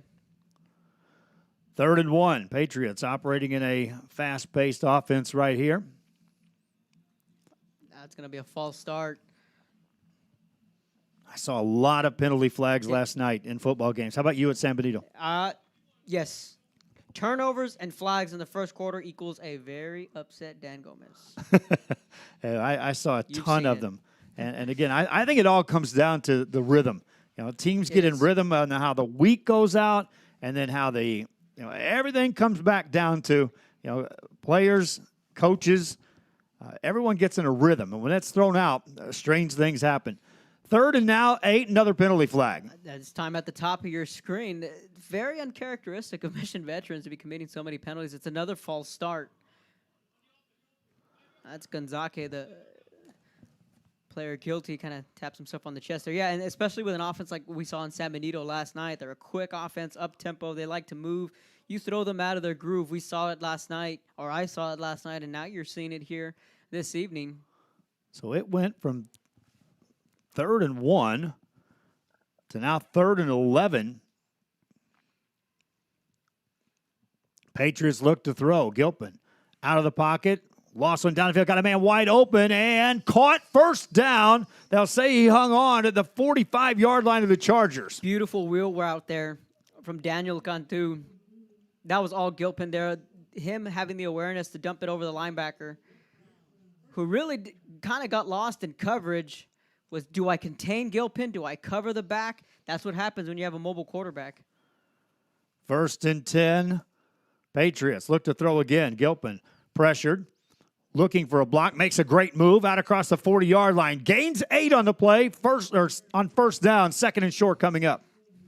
Let's just go back to that play, Joe, and appreciate that, where the linebacker's really stuck in a hard spot. He's like, do I rush Gilpin or do I stay back and pass? Either way, it's a daunting thing to ask. Gilpin, the whistle blows. The officials going to reset the play clock. With 5:34 left here in this first quarter of play. Still scoreless. Another false start. More penalty yards here in this first quarter. It's going to be the left guard this time. And there he is, right about the 45-yard line, Coach Gilpin. You could see a timeout called here shortly if this continues. And flags on both sides of the field. So 2nd down. That's going to be against the defense this time. Okay. Now, Kevin, we're so far away. We do see some movement on the offensive line. We've been involved in some games in which the defense is barking out some signals and starting to get the offense to jump off sides. Not saying that's what's happening, but usually when you see the offense jump like that and then the defense gets penalized, something chess match-wise is going on in that front line. There becomes a lot of finger pointing, for sure. So, 1st down for the Patriots. This is their 2nd drive of the ball game. First one was a 3-and-out, answered by a 3-and-out by the Chargers of Brownsville Veterans. And now the Patriots have it at the 32. On 1st down, Gilpin looks to throw again. Has some time, has some room on the right side. No containment. Across the 30, 25, 20, out of bounds. When no one contains Landry Gilpin, he has the ability to do just that. Yeah, they dropped everybody back in coverage there. They had 4 down linemen and saying, okay, we're going to defend the pass, but if Gilpin's out on the loose, there's going to be no quarterback spy. 1st down now for the Patriots. Ball spotted at the 16-yard line in the red zone for Mission Veterans. Gilpin drops back to throw. Looking, still looking, buys some time, and just slides down. Lost a couple yards on the play. How about that coverage downfield, Kevin? Yeah, absolutely. That's one thing that's impressed me so far is this secondary, because Gilpin has the time, and he's mobile enough to flush the pocket and make something happen. But you can see Gilpin there barking at his receivers saying, finish routes, continuing, follow me. But as a receiver, it's also difficult you're running around back there. You see your quarterback running around. Give credit to Tony Madrano that time in coverage. Low snap. Landry Gilpin gets to that. Rolls out right side. Looking, directing some traffic. Has a ball downfield, incomplete. Right into the hands of Daniel Cantu, and that was a catchable pass. He was looking for Gonzaga, but there is going to be a hold on the far side of the field. Gilpin was pointing towards Gonzaga to come back, because Gonzaga was waving up. He had his hand up in the air. He was open. But Gilpin was directing him to come back towards him, and that's what he was doing. Decision time for the Chargers, and they'll immediately take the penalty. It would have been 3rd and 14 with the incomplete pass. They'll take the penalty, move the ball back to the 30. And now the Patriots are going to have to produce here. They've extended this drive once on a 2nd and long. Landry Gilpin and company ready to go here. Cantu stays in the backfield to the right side of Gilpin. 3 receivers on that right side as well from the left hash mark. Rolls right, looking to throw. Delivers it downfield in traffic, tipped around and picked off by the Chargers in the end zone. Coming up with it is Aldo Benavides. Chargers get the pick. The old tip drill there. Gilpin trying to make a little bit too much happen there, throwing into double coverage, looking for his man, Gaske. 4:23 left here in this first quarter of play. Chargers get the ball. We'll keep it right here. Thanking you again for tuning in here on a Saturday, second Saturday in a row in which we've gone live. Last week from Laredo, here tonight from Mission. We're also live down in Brownsville as Lopez is home taking on Rio Grande City. Kevin Naro to my left-hand side, sports writer for the Valley Morning Star, has a night off on a Saturday. Chargers fumble the football. That's a loose ball still. Who got it? Looked like the Chargers may have got it first. The official indicates it is, but now out of the pile, the Chargers have the football, and it is a turnover. Chargers get the ball. So just like that, in a blink of an eye, the Patriots come up with a big turnover there. That's okay. That's Patriots get the ball. Mission veterans, Brownsville veterans. That's all right. But, hey, what a big play there defensively from the Patriot defense, coming up with a big stop. Now you're going to give Gilpin the ball right back where we were just a couple minutes ago. Joey Garcia coming up with a loose football. That could be the spark that this team needs. Gilpin gets the first play.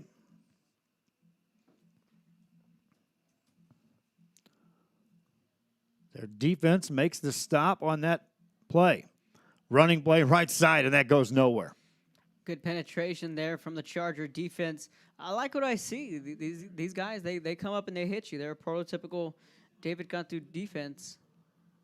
Something we've seen in the past. You go back to making that decision to take that penalty on that hold. David Cantu was preserving field position for his defense to make a play. Second down for Gilpin. Looking over the middle. That's underthrown, incomplete. He was looking for Garcia up that seam route there. So now, Joe, are you in 4-down territory? I would think you are. Patriots have plenty of firepower. They got lots of weapons they can go to. Gilpin and company, after getting the turnover, have it third down. They can still get a first down by getting the ball just across the 5-yard line. Clock stops with 3:36 left here in the first quarter. Gilpin lines up. This time positions Cantu on his left. Looks to throw left side. Underthrown, incomplete. In the direction of Leo Cantu. He had Cantu on that deep out route. Throw came just a little bit short. So now it's 4th and 8. The Patriots can still get a first down. They'll have to get to the 4-yard line to set up a 1st and goal. Right now they're keeping the offense on the field. And they're not going to make them jump because that wouldn't do them any good. It's 4th and 8. Gilpin out of the gun. Takes a low snap. Looks to throw. Here come the penalty flags. False start offense. 5 more yards taxed against the Patriots. It's going to be 4th and 13 coming up. So not an ideal start from Mission Veterans, but we've seen the flashes of what makes this team so good. But then we've seen 1 step forward, 2 steps back. Landry Gilpin that time bought himself some extra time. He took the football with him to go over to the sideline to talk to the coach. Official was like, hey, I want to spot this thing down. Can I get that back? That's important. Patriots, after forcing a turnover, after coughing it up on an interception, now looking for something on 4th down. Gilpin, though, hit and play blown dead. Chargers defense makes a stand. Jason Ambris, the junior middle linebacker, the first man in there, and that was a design quarterback run. Again, you talk about field position. That's what David Gilpin may have been doing there with a design quarterback run like that. Chargers take over at their 19-yard line. And right now, neither one of us said we expected a shootout here. We just both knew that the offense had enough power on either side to put points on the board. But we talked about it also in preseason, Kevin, just how good we thought this Mission Veterans defense just might be. Brownsville Vets with the ball. They'll run the ball up the middle across the 20. Short carry that time by Guadalupe Moran. 3:16 to go here in the first. 2nd and 6 coming up. So two very patriotic schools, Mission Veterans with the Patriot, and then, of course, Brownsville Veterans with the red, white, and blue, the American flag on the M of their helmets. 2nd down. Showing a little pressure from the right side. They'll run right at that, but that goes for nothing. Patriot defense all over that play. Sometimes you can get away with running right at that pressure, Kevin, if you can execute a couple of blocks. Absolutely. And again, just a couple years ago, 2 years ago, actually, we knew what the offense could do. We were wondering what the defense could do. And I think this year the defense is more up to code with the offense, making it really a balanced team this year. 2:28 to go. Rolling out right side, Longoria. Spins forward, gets hammered down at the 20-yard line, and hello from the defense. Jazz Vallejo laying the hammer there. Wow. That's one of the hardest hits we've seen all season. Whew.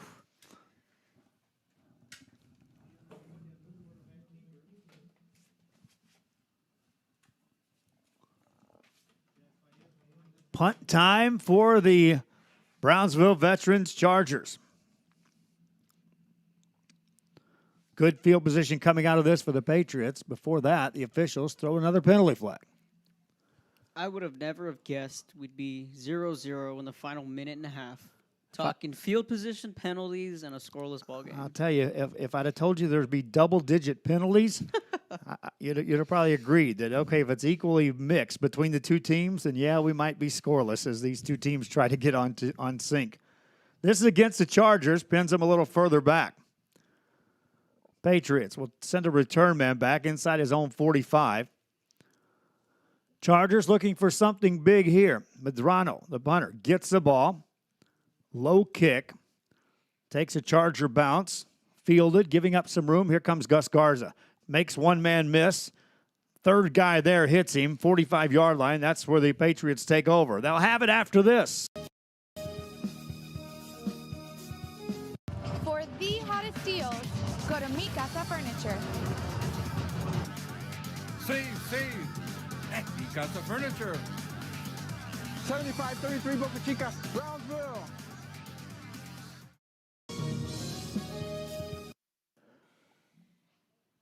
Mission Veterans, the Patriots have the football as they start this drive with 1:39 to go. They've had opportunities. They've been in the red zone twice in this ball game. Haven't got any points yet. Running play right up the middle and out across back into Charger territory on that carry is Adrian Salinas. 2nd and short coming up. Stay away from the penalties. You get a lot of 2nd and shorts, Kevin. Shout out to Coach Nathaniel Garza from San Perlita. He's tuning in. Hey, we got Jake running a camera, Coach. And we got your tournament on tap. Don't worry. When basketball season gets here. Wow, I want to talk about basketball season a little bit later on, Kevin. Running play for the Chargers, and another strong run by Adrian Salinas. Moves it deeper down the field, and another first down for the Patriots. That's the nicest run from a running back we've seen all afternoon long from the Patriots. Good way to move the chains. Under a minute left here in the first quarter. Gilpin out of a shotgun. 3 receivers, right side. Another running play right off the left tackle down to the 30-yard line. That's 5 more strong yards. 3 carries in a row by Adrian Salinas. And they've just went right away from the passing game, at least for the last couple of plays, Kev. A little bit of change of pace as far as the running back goes, with Adrian Salinas being more of a physical presence. He's not afraid to lower his shoulder. 25 seconds left here in the quarter. Gilpin rolls right side. This is a design run for the quarterback. Can he get to the corner? Nothing doing. Good job stringing that out by the defense of the Chargers. Elias Delgado, Tony Medrano, the captain of the defense for Brownsville Veterans. Good pursuit there. It's all about angles, and that's one thing. Well, what would have happened with the Judson game against with Harlingen, Manny Gomez said it's all about angles and the angles that you take. 3rd down. Low snap. Gilpin gets it. Slings a pass left side. Tipped it incomplete. looking for John Aguilar, and that's uncharacteristic of Patriot receivers as what we've been accustomed to seeing, Kevin. Right, that the Patriots are lucky that the ball is still in their possession. So now we're back to square one, 4th and 4 from the 29. Obviously, the Patriot offense still on the field. They're going to go for it. Running play last time on 4th down. Gilpin sets him down. 15 on the play clock. Rolls out, looking, has a man over the middle, overthrown, incomplete. Turnover on downs. Charger defense continues to do the job. Can their offense move the ball downfield? 8 seconds left in the quarter. Back after this on RealSportsLive.com. We are this close. We're this close. We are this close of wanting to making history. This close to changing the world. We are this close. This close to making sure no child suffers a crippling disease Ever again. This close. We are this close to ending polio. Ending polio. All we need is you. This close. Back here, RealSportsLive.com. It's a new press box, but the walls are thin. Kevin Naro, we can hear the coaches. Thank the Lord we have some condensed mics. It doesn't pick that stuff up. But somebody's irate on the other side. There's a good running play to start things off for the Veterans Memorial Chargers out of Brownsville. Elu Maston on the carry. Jose Ortiz with a big hit. I think we're celebrating every triumph and lending a helping hand whenever we can. From farm to city and neighbor to neighbor, VTX1 Companies is there, bringing friends, families, businesses, and communities closer together. VTX1 Companies, connecting you since 52. Back here on RealSportsLive.com. Internet went down again up here in the press box. Kevin Naro, Joe Bowling. Patriots watching, and their defense did the job, got a 3-and-out. Punting time for the Chargers. High bounce. Let's see if they try to return this. No, sir. Get away from that, says Gus Garza. And so the Patriots take over 1st and 10. And, Kevin, we're still looking for some kind of lightning in a bottle from one of these offenses to get things rolling. You want to talk lightning in a bottle? Guess what? Trevor Spades got some action today. He did. What did he do? Bryce Love went down with an injury, so Trevor rushed for 87 yards on 11 rushes. So Trevor Spades getting some time over at Palo Alto. You got to give him tons of credit on him being patient enough to wait for the time for him to showcase his skills at the Division I collegiate level. At Stanford, when they've had guys like McCaffrey, Love, Andrew Luck, Harbaugh. NFL. Right. So, hey, good for him. Trevor Spades getting in on some action. Another penalty on that return for the Patriots. And so for Mission veterans, they'll move this ball back down inside the 20-yard line. Again, our thanks to the Mission School District for assisting us in getting a place to broadcast this from and to assist us with the internet. We're kind of doing things on the fly as they weren't able to get the IT guys to lock us in, so we're getting some assistance on getting this in. If we do lose connection, we'll be back on, so just be patient with us here on this particular broadcast. Running play for the Patriots goes nowhere, and I really like what I'm seeing out of this Charger defense. Absolutely. They have size up front. They can rush the passer. That's what we've seen for the first quarter and early here in the second quarter. Gilpin does not have as much time as he'd like, and this secondary has really played some solid football against some really good wide receivers in Garcia and Gasca. Pass play over the middle, caught, and here go the Chargers inside the 30, down to the house. Mikey Garcia broke free in the secondary, and the Patriots on the board. Gilpin firing a dime to Mikey Garcia over the top. There you go. That'll fire up the crowd and the flag crew. Whew. Extra point coming up for the Patriots.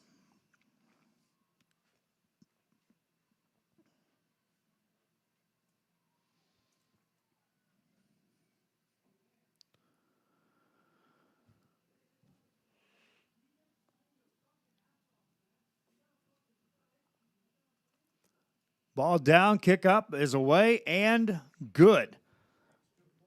Patriots on top. 7-0, 9:56 remaining. We'll be back with the kickoff after this.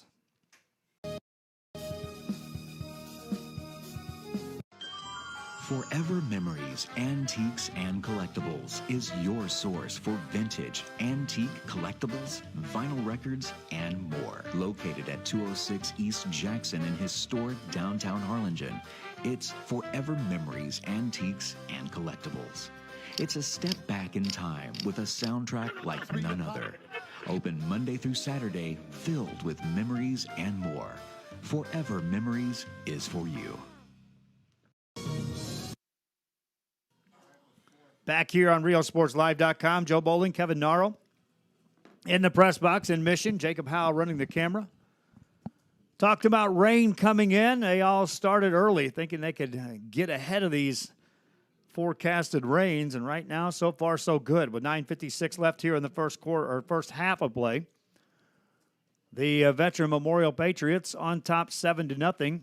Over the top to Mikey Garcia. That's the Landry Gilpin we've all come to know and love. Like I said, they needed a little spark, a little something to get them going. Kind of just wash away those penalties they had in that first quarter. So once they get clicking like a wet engine, they'll get going. Patriots to kick the ball off. Chargers have it from their 10, out across the middle of the field, 15, 20, 25, out across the 30, 33-yard line. Nothing fancy about that return, just right down central, and a good return by Gilbert Garcia. So now comes Liam Longoria, the junior quarterback, taking over for Gustavo Vasquez, who really had been the face of the program over the last couple of years. Gustavo Vasquez, one of the better quarterbacks, one of the more physical running quarterbacks we've seen in quite some time here. So now it's Longoria's time to shine, and he's ready for this moment, and now he's going to have his work cut out for him.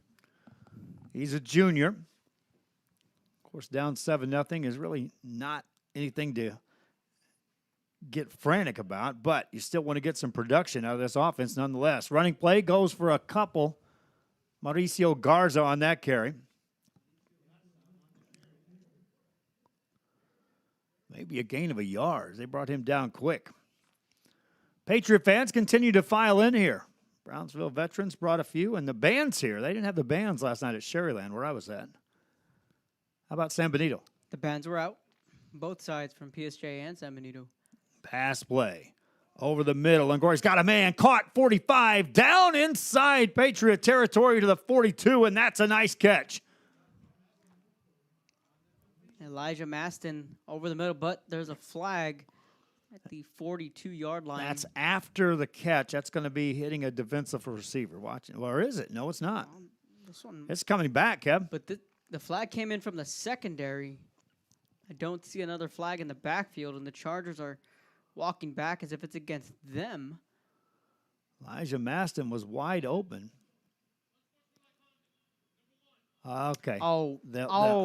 Come on. He got up and gave you a first down indication, and that was an unsportsmanlike call. Is that really unsportsmanlike? Just throwing the hand out for a first down? Wow. Penalty flag against the Chargers. They'll get the first down on the completed pass, and then a 15-yard penalty moves them back across the midfield stripe, back into Charger territory. First down here. 9:13 left here in the half, and it was. Receiver, excited young man, got up, pointed for a first down, and got flagged. First down play. They'll run it this time. Right-hand side, and out across the 45 to the 47-yard line. Good enough for a 4-yard gain. 2nd and 6 coming up for Brownsville veterans. So I know if you do something with the football to cause a delay of game, they can throw a flag for that. But that's you want to control your emotions, but at the same time, got to have a little bit of fun with it. Second down play coming up for the Chargers. Longoria takes a snap, wants to throw, deep drop, drifts it off. It's caught by Guadalupe Moran. Makes a move, makes a man miss. Inside to 30, foot race to the 25, to the 20. Takes on a man down to the 15-yard line. That's a first down. No flags on that one. Red zone time for the Chargers. Beautiful screenplay they're set up by the Chargers, and Moran with the biggest play of the evening so far for the Chargers, knocking on the door, looking to tie it here. Just a beautiful play call from the Chargers. That was a deep drop from Longoria, just setting up that pursuit and then freeing up for the one-on-one coverage for Moran. First down for the Chargers. They can still get a first down without getting in the end zone. 2 backs in the backfield on this play. And they'll run the option. Quarterback keeper, thrown down, didn't get a yard. And that's the first time all evening we've seen them come out of the pistol. Joey Garcia on the stop. He wasn't fooled at all for the Patriots. Nice little change of pace there. 7:40 and counting here in the first half. At halftime, Kevin and I are going to talk extensively about the teams we've taken a look at already this year. We've been around, as is usual. As long as I'm not nursing some knee injuries, I'm in pretty good shape to get around and match you as best I can in getting out to games. Another penalty on the play. Incomplete pass. Now we'll sort out the penalty yards. That'll be a chop block against the Chargers. And so from the red zone, back we go. By the time they march this one off, it's all the way back out to the 30-yard line.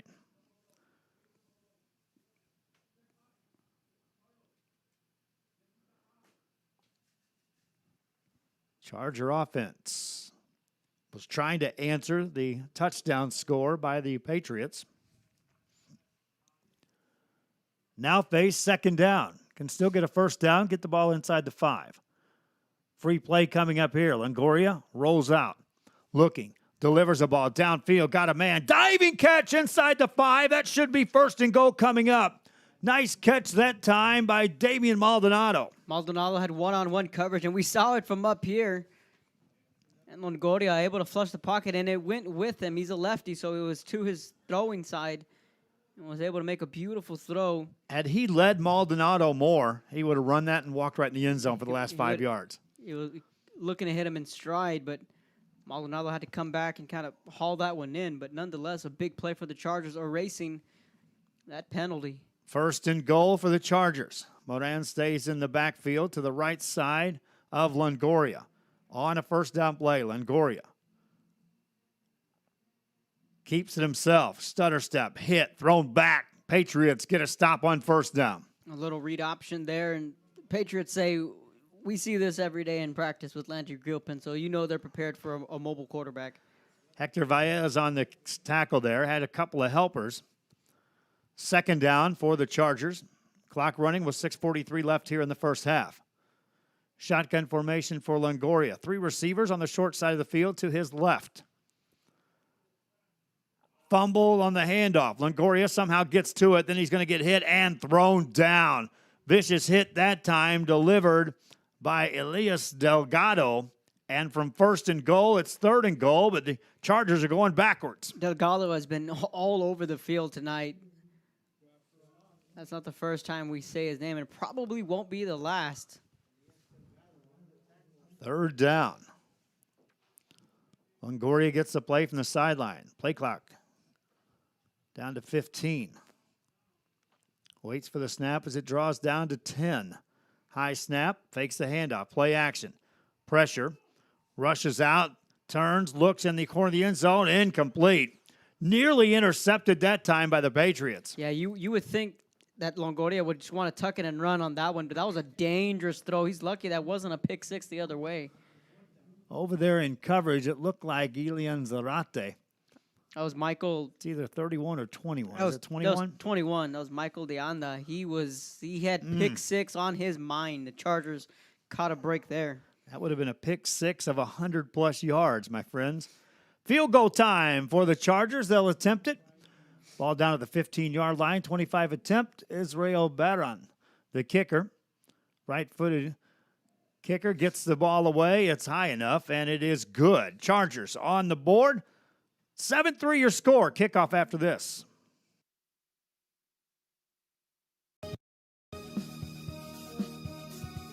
The Harlingen Downtown District has a bit of everything, my friends, and here's an invitation for you to visit and experience a friendly environment with a taste of local business and a variety of shopping, dining, and entertainment throughout the year. Vintage shops loaded with collectibles from the past, dining that caters to all, boutiques, quilting, salons, live entertainment, and don't forget about market days on the first Saturday of each month on Jackson Street and Art Night the last Friday of the month. It's the Harlingen Downtown District, and the invitation is for you. Shop Downtown Harlingen today.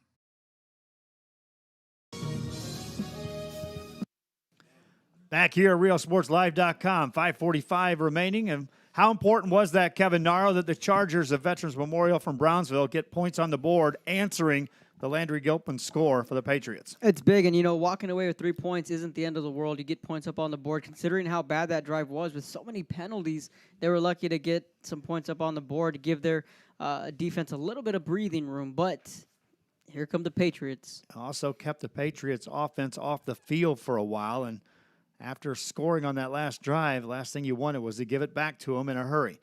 Patriots on the return of the kick, out across the 25-yard line, out to the 28.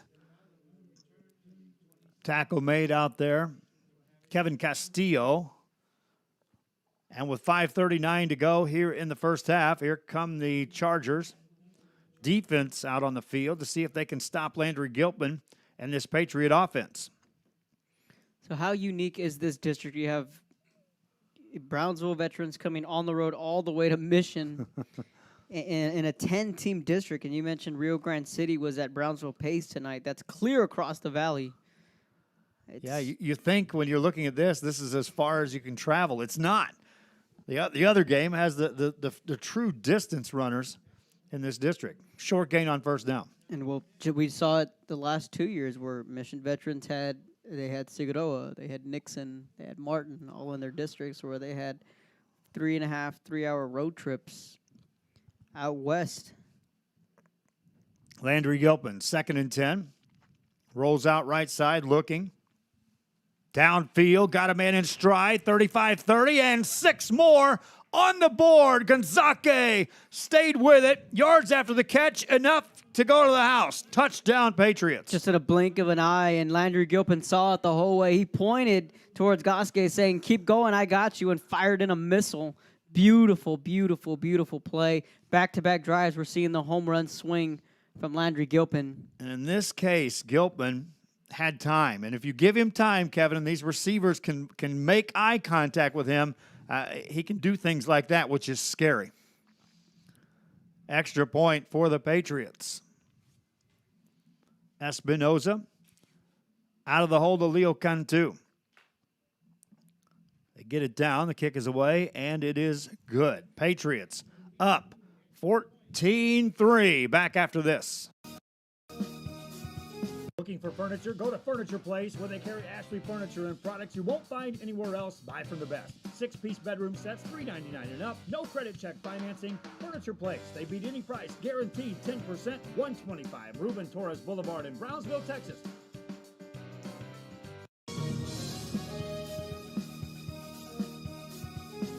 It's always a holiday at the Restore. Come check us out at 507 North 1st Street. Miss a day, miss a deal. We're open Monday through Saturday from 9 a.m. to 6 p.m. Visit us today. Back here on RealSportsLive.com. There's your score, 14-3. Patriots on top in this ball game, and 2 drives now that the Patriots wasted no time, Kevin, going vertical and putting points on the board as a result. Over the top to Goske and over the top to Garcia, 2 of the top weapons for the Patriots. And just like we said, all that first quarter mess is now forgotten. And it looks like the Patriots have found a little bit of a rhythm. So now the pressure shifts back towards the Chargers offense, where field goals won't win you this ball game. So now you're going to have to start scoring touchdowns. Look further ahead. The Chargers will get the ball to start the second half. So perhaps this is a bigger drive than what you would expect in the bigger picture of how this game plays out. On the return across the 30-yard line, diving out to the 32. That's where the Chargers will take over. On the return, Gilbert Garcia. And here comes Liam Longoria and company back out on the field. So they were able to, and see, they've been able to move the ball this entire first half. It's just been penalties have been the issue. The Patriots able to overcome those so far. So now I think if you're the Chargers, you got to get a touchdown here. Longoria was stifled through the early part of this ball game. His offense moved the ball downfield. Their last drive ended up getting 3. Now on first down, Longoria takes it, hands it off. Running play right side, and a big tackle is made over there in the open field for the Patriots. Joey Garcia, again, the senior. We've seen a lot of good tackling in the open field from both teams. No gain on the play. 2nd and 10 coming up. And you can sense it right now, Kevin. If the Patriots get a stop here, there may not be any stopping them. No, there won't be. And you could bet that they would go deep on the first play, too. Longoria drops back, rolls out. Has some time, delivers a ball, looking downfield. Receiver missed the route, incomplete pass. Better chance to catch that with Gus Garza. Receiver was in another zone. 3rd down coming up. Just a little bit of miscommunication there. Longoria was thinking deep, and Elijah Manston ended up cutting off the route. So now it becomes a very critical 3rd and 10 with 4:11 left in the half. And if the Chargers were to punt here, they would look to give the Patriots decent field position. Longoria on 3rd down. Long count, down to 5 on the play clock. Drops back. Here comes some pressure. Gets away from one man. Here comes 2 more. And down goes Longoria inside the 20-yard line. That's a sack for the Patriots. That's just the last thing you wanted to do was give up a sack. Now we're talking about field position. The Patriots are going to get some pretty good field position here. And Joe, I'm telling you, they're going to go deep on that first play. Just watch. They're going to look to put the nail in the coffin early. 3:43 remaining. We had a comment on Facebook that Rio Sports Live should expand into Laredo. We're trying, my friends. Freddie already is over there doing some Laredo games. We were there last week. He just said we're in a black hole over here compared to the coverage that's happening between what we're doing here in the Rio Grande Valley. This is a good return coming up for the Patriots. Anything here is positive inside Charger territory. They'll start a drive at the 40. Gus Garza on the return, and look how fast this offense is making their way onto the field. They know what's at stake right here momentum-wise. They smell the blood in the water, and the momentum clearly is with the Patriots, and kudos to their defense coming up with a big stop. Gilpin and the offense was already out on the field. The coaching staff is like, whoa, wait. Here's the play. Here's what we want to run. I think Gilpin had 3 plays of his own he would have easily called given the opportunity. On this first down play, rolls out, looking downfield, still looking, waiting, going to run. Nothing developed. He wisely steps out of bounds. Oh, Gilpin thought about going deep, just wasn't there that time. He saw Gonzake down there, but there was coverage as the safety had moved over. Aldo Benavides took that extra step in his direction. Meanwhile, on the other side, Tony Medrano had covered the other deep route. Now, design keeper. Gilpin saw something, dives left side, about a yard shy of a first down. 3:06 left here in this first half. Chargers trying to get a stop. Just curious, remember Danny Elizondo, the quarterback from Brownsville Rivera? I do. Tom Chavez says, here are the keys to the offense. You call the plays. That was fun. That was a lot of fun. I just curious on how much leeway Landry gets and able to direct this offense. I think he's the individual that could be given the keys if wanted. Here's a running play that goes nowhere. A big sack this time for the Chargers as their defense makes a big play. Coming in, making the stop, Justin Medina. You know, since then, I have not seen a quarterback been given that type of... I hadn't seen one yet, and I remember we were walking on the sidelines in Brownsville saying, watch this. He's calling his own plays out there, Kevin. And sure enough, a lot of guys would look at us like, no. Yes. Elizondo was calling his own plays back in the day. Those were those Rivera teams that would go 3 deep. After going 0-4. 0-5, 0-6. We kept saying they're the best and most dangerous 0-5 team. People look at us like, what are you talking about? High snap, Gilpin. Great job to get to that ball. Gets the kick away, angling it for the sideline. Takes a bounce, goes out of bounds, and in the end zone, that's a touchback. Chargers take over. Minute 52 left here in the half. Back after this. Hino Gas is a proud supporter of Valley High School sports and academics. We encourage you to be prepared for the fall and winter season. Visit HinoGas.com to get your propane discount. At Hino Gas, we're here to help. Call us today.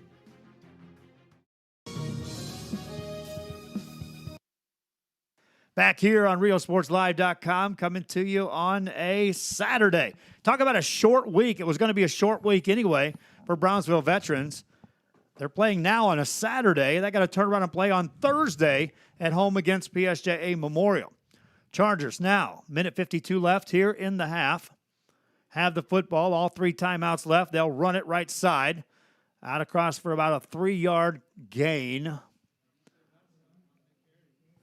There's a minute and 40 left, and I don't see any urgency in the Charger offense. Well, you hesitate to call a timeout because you know what's on the other side. You know, if you're going to get it done, get it done. If not, you certainly don't want to leave a lot of time on the clock and hand the ball over. They might take one shot deep. Otherwise, they just might be content going into the locker room only down 14-3. Longoria, there's penalty flags on this play. Looks to sling a pass out on the left-hand side.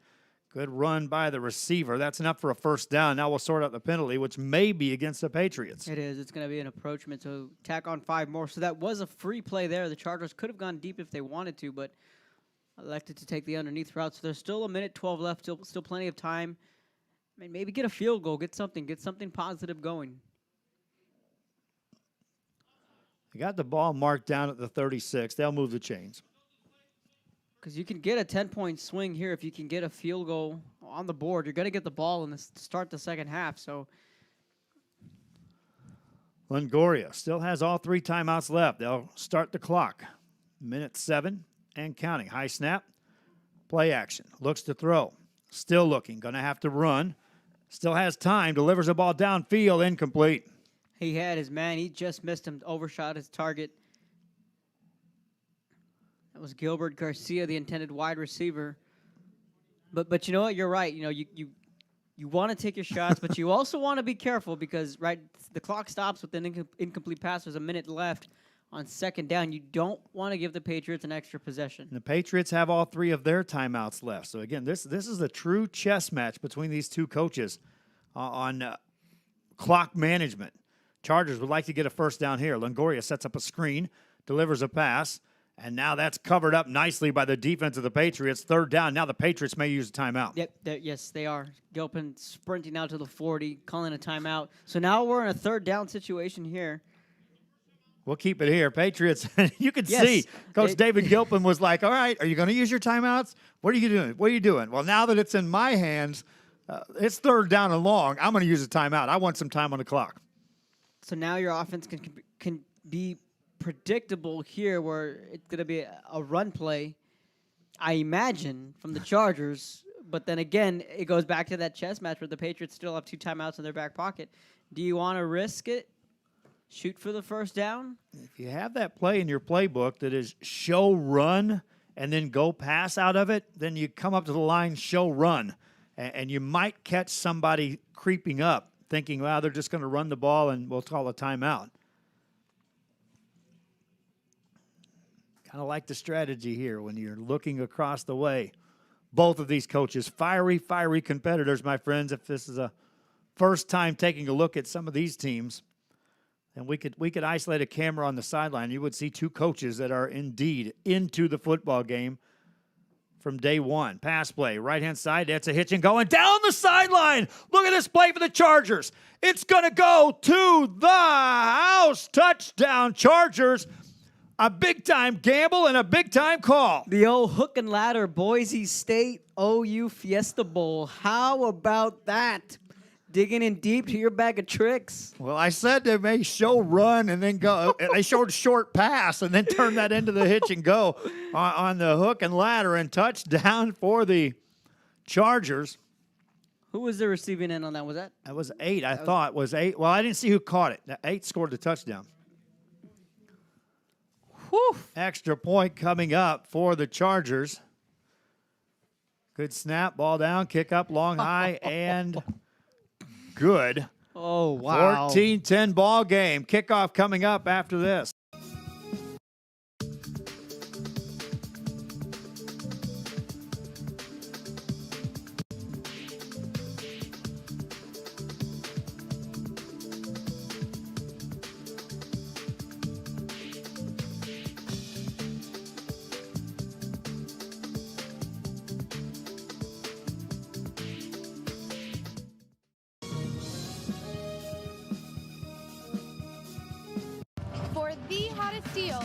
Go to Mi Casa Furniture. Save at Mi Casa Furniture. 7533 Boca Chica, Brownsville.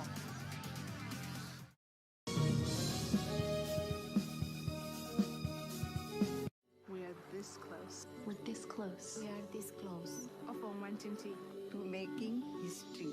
This close to changing the world. We're this close. This close. This close to making sure no child suffers a crippling disease Ever again. this close. We are this close to ending polio.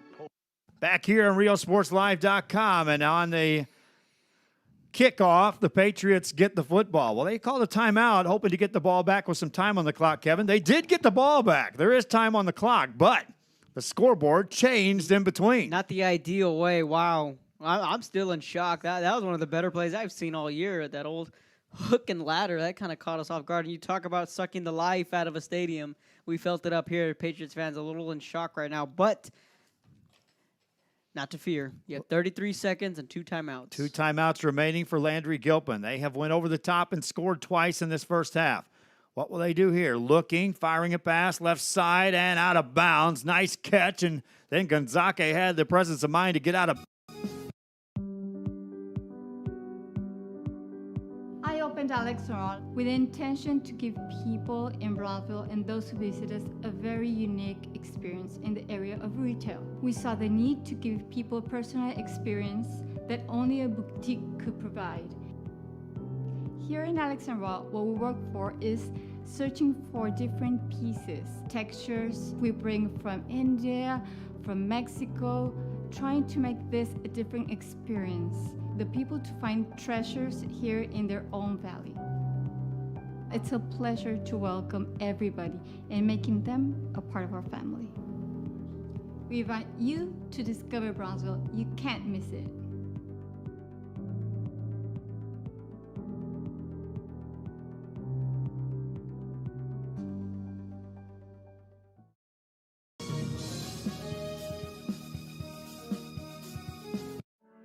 For over 65 years, VTX1 Companies has called South Texas home. And that means more to us than just being in a community. It means being part of the community. Through the good times and the hard times, celebrating every triumph and lending a helping hand whenever we can. From farm to city and neighbor to neighbor, VTX1 Companies is there, bringing friends, families, businesses, and communities closer together.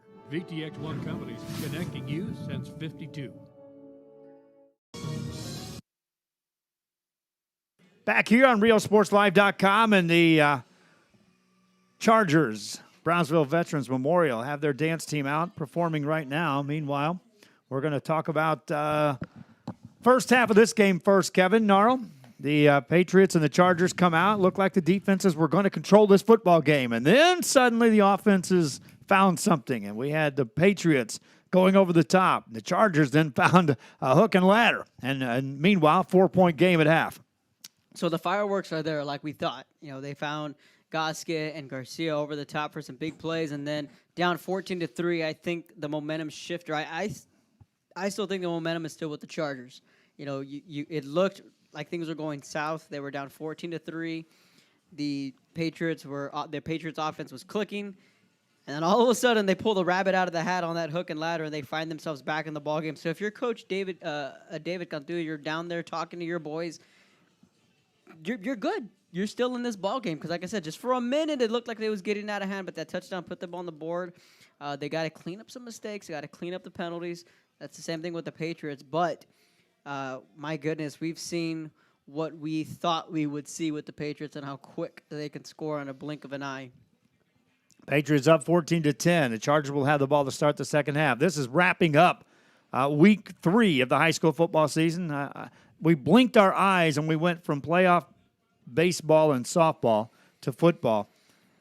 With this day ending, we'll already be through 3 weeks of high school football. But, Kevin, already some storylines are developing on what happened this week that's starting to get some clearer pictures out there as far as who the top teams are. Yeah, then you want to run with some scores? Let's go. For the folks. So on Thursday night, a lot of these games got moved up from Friday to Thursday. So Thursday night, Rio Hondo beating Brownsville St. Joe 59-33. Raymondville beating Lyford 49-0 in the Cotton Bowl. La Feria blanking Mercedes 28-0. Harlingen South picking up a win over Mackay 38-0. Los Fresnos all over Ed Cal Chelsea 42-13. Wesco getting a win on the road at PSJ North 45-27. Economides, they've been involved in a lot of weird games. Thursday was no different. They beat Laredo LBJ 12-0. Port Isabel gets their first win of the year. They beat Hidalgo 33-6. Valley View keeps on rolling. They blank Brownsville Rivera 35-3. The Mission Eagles, they beat Pioneer 21-17. Edinburgh High beats Juarez Lincoln 22-13. Brownsville Pace picks up a district win against Donna 17-9. Progreso falls to Santa Gertrudis 12-9. That was Thursday's action. Friday night, last night, we had a blockbuster matchup between Edinburgh Vela, McAllen Memorial, a pair of Titans. Vela prevails, the number one team in the Valley, 40-21. In the Sugar Bowl, Santa Rosa beats La Villa 46-12. La Jolla all over Sharyland 31-7. Gruya beating Donna North 34-3. PSJ Southwest, Coach Mike Evans getting his first win for the Javelinas. They beat PSJ Memorial 34-21. Nicky Rowe all over Edinburgh North 27-6. San Benito beating PSJ High 46-20. And Laredo Nixon 26 beating Roma 26-14 over Roma. So that wraps up the week 3 scores, Joe. A lot of football in 2 days. That's something we hadn't seen in a while. It really was, all those Thursday games. We want to thank our friends over at Version 2 Media for posting all of those scores and getting those out there. Let's go back to your Thursday games, Kevin, and let's go ahead and break this down just a little bit. The first 2 scores that you ran down. Rio Hondo, suddenly their offense is suddenly looking a lot better than what maybe we thought. And then on the other side of the scoreboard, St. Joseph puts up 33 points, which means Tino Villarreal and company, we knew it was a rebuilding year, but suddenly their offense just put up a lot of points against what we thought and we knew was going to be a good defense. So let's look at that one first. And just a score, Raymondville beats St. Joseph 59-33. Okay, maybe not so much of a story, but there's storylines in that game. Absolutely, all over the place. And where do you want to start? Let's start with the St. Joseph offense. 11 turnovers. 11. And they were still in the game at halftime. And I talked to Coach Esparza after that game, and he said, this rain really threw a wrench into everything. They weren't able to practice. They have to move their game up to Thursday. They lost a day of practice. So he said the offense was really out of sync. They had a lot of touchdown passes that were dropped. Frankie Hernandez, he missed a lot of plays that he usually makes. They let St. Joe back in the ballgame. They had a couple big plays, like we've seen Brownsville Vets, kept them in the game. But in the second half, once that offense got rolling, they were rolling. Now check this. Rio Hondo plays Hidalgo next week. Okay. Get that one out of the way. Then they play La Feria. And then they have a bye week, and then they play Raymondville. So October 19th at Raymondville. We'll be there for that one. That's our game of the night. Two out of the next 3 games are going to be very critical for Rio Hondo, and it couldn't have come at a perfect time. They're going to play La Feria, get that bye week, play Raymondville, which will be for the district title because we're only talking about a 4-team district. Let's go ahead and talk about La Feria because they're the third score that you listed there, and they is that shocking, what they did to Mercedes? I don't think it is because out of the gate, they knocked off a good Raymondville football team. This La Feria team is a team to reckon with. Their defense is very good. They have a very good defense. La Feria's offense is really growing up before our eyes. Darius Hernandez, their stud wide receiver, Dorian Hernandez, the junior quarterback, really starting to come into his own. Now, Mercedes, obviously, they're not the Mercedes that they have been the last couple years. Florida did not play in that game, so they were down their starting quarterback, but really no shock there for La Feria to post that many points, but then a shutout, it's quite impressive. Next score down the list is Harlingen South. I was at that game, so were you, Kevin. District 32 6A. Last year was a big district. Last year was loaded with football teams capable of making playoff runs, and we knew good teams were going to be left out. This year, 32 6A trimmed down to 6 teams. We knew there were 3 good teams that we were going to talk about out of the gate. And then we also knew there was probably a decent 4th team. And when we were talking about the Harlingen Cardinals being a decent 4th team, and this was just preseason talk, suddenly it was like Harlingen South, Rivera, we're going to be looking at can they bump somebody out of that top 4. South is suddenly turning some heads. Absolutely, and they did what they were supposed to do on Thursday against McAllen High. They played their cleanest game of the year so far. They moved the ball with poise. You were there. You got to see Corbin Hendrick, who's a junior running back. He got to get in, made a couple big plays, and then they have Emilio Quiroz, who they call Q. He's about 5'2", 5'3". He's a little bowling ball. He's one of the top backs in the Valley. And you saw that offense come to life when they can establish the run. It can open up the pass. They have Derek Delgado, who's 6'1", Brady Bennett, who's 6'4", so they got some size. Let's talk about the next score on your list, and that features Los Fresnos, another team in District 32-6A. I saw them last week, and that improbable come-from-behind victory over Austin LBJ. Fans that were at the game week 1 said they could have won that football game. They got things right against an Ed Couch Elsa team that is at least struggling, Kevin, out of the gate. Yeah, they have had, I know Nate Catiso here to our left, I know that's his beat, and they've really struggled out of the gate. That's their third straight blowout loss, so there's a lot of question marks for La Máquina Amarilla, and it's very uncharacteristic. You know, I've followed Ed Couch for a long time now, and I've never seen, or it's been at least a long time in my memory that we've seen Ed Couch also struggle this much. But Los Fresnos, talking about 32-6A, I really think it's going to come down to Los Fresnos and Harlingen South for that 4th seed in 32-6A. Harlingen, of course, had the week off. That means that we went to Friday games. And, Kevin, you were at that one. Let's talk about it. I was at week 1, San Benito, as were you. No, right, okay? Cal Allen. They took on Cal Allen. And even then, we were talking to Cal Allen fans who weren't sure how good that Cal Allen team was going to be or what the story was on that. They fall the next week to Flower Bluff. San Benito goes on the road and wins in a shootout. What did San Benito look at last night compared to week 1 in a 2-week span of growing up? Well, I was talking to former quarterback Eric Reta and about when they played Laredo United their sophomore year. Him and Tyler Solis said, well, we had the jitters. We were a little nervous. We went out there and we saw Laredo United take the field, and we were like, okay, all right, this is real. But then Reta said, all it took for me was one hit to get things going. And that's what we saw in week 1 with San Benito. They looked a little timid out of the gate because of the fact who they were playing, where they were playing, and just the mystique of that stadium and Cal Allen and everything they present. In the second half, Joe, you saw the offense start to click, and that from that second half on is what we've really seen out of the Greyhounds, and that's what we saw last night.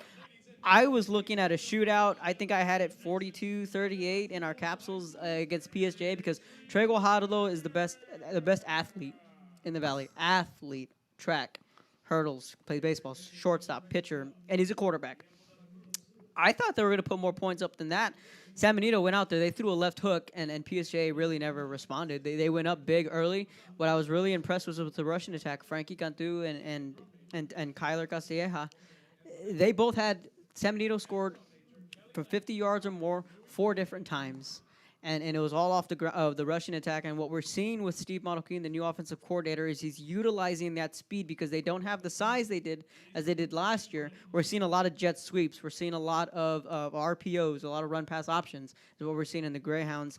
And I think that's a big win for them because the Bears, I think, at the end of the day, are going to be a playoff team. Dan Garza and his football team better and better each year under his direction at just holding serve at home. Tough place to win before he got there. Almost impossible place to beat that football team. So that too plays a factor, knowing some of the big district games are right there in the Greyhounds' backyard. And it was their home opener, too. So they were fired up to get back home. So next week they host Laredo United, and then the following week they travel to, or rather they host. They host Midland. Again. That's a 4 o'clock game. And then we jump into district battle Leo Arroyo, so they'll be at home as well against Harlingen. Saying then, I mean, in some cases we'll be saying, and finally. They have to go 5 weeks before they get into a district game, and we'll get into that. We're going to take a break. When we come back, Kevin Naro and I will continue to talk a little football. The Patriot marching band out on the field. When we come back, we'll talk some football. We'll also talk a little volleyball action. We got some blockbuster games out of the gate on Tuesday. Back after this. Forever Memories, Antiques, and Collectibles is your source for vintage, antique collectibles, vinyl records, and more. Located at 206 East Jackson in historic downtown Harlingen, it's Forever Memories, Antiques, and Collectibles.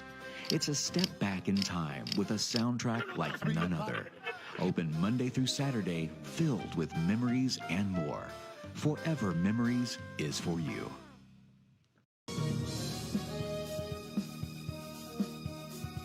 The Harlingen Downtown District has a bit of everything, my friends, and here's an invitation for you to visit and experience a friendly environment with a taste of local business and a variety of shopping, dining, and entertainment throughout the year. Vintage shops loaded with collectibles from the past, dining that caters to all, boutiques, quilting, salons, live entertainment, and don't forget about market days on the first Saturday of each month on Jackson Street and Art Night the last Friday of the month. It's the Harlingen Downtown District, and the invitation is for you. Shop Downtown Harlingen today.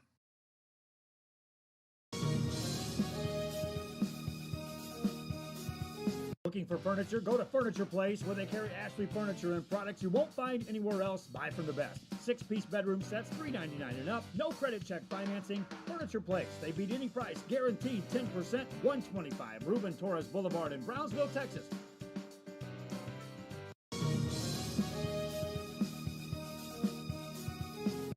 It's always a holiday at the Restore. Come check us out at 507 North 1st Street. Miss a day, miss a deal. We're open Monday through Saturday from 9 a.m. to 6 p.m. Visit us today.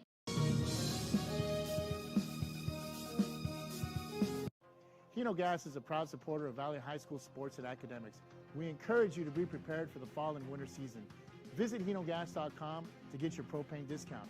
At Hino Gas, we're here to help. Call us today.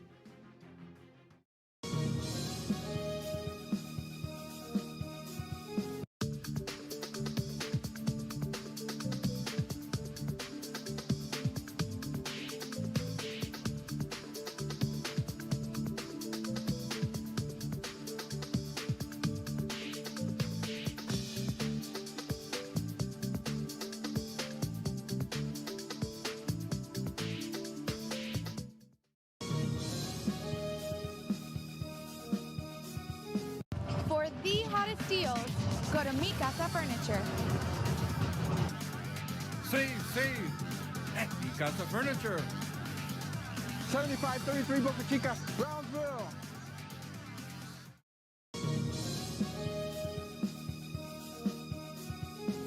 We are this close. We're this close. We are this close. Of Omantinti. To making history. This close to changing the world. We are this close. This close. This close to making sure no child suffers a crippling disease. Ever again. This close. We are this close to ending polio. Ending polio. All we need is you. This close. If we don't act now, we may lose this chance forever. Help Rotary make history at endpolionow.org.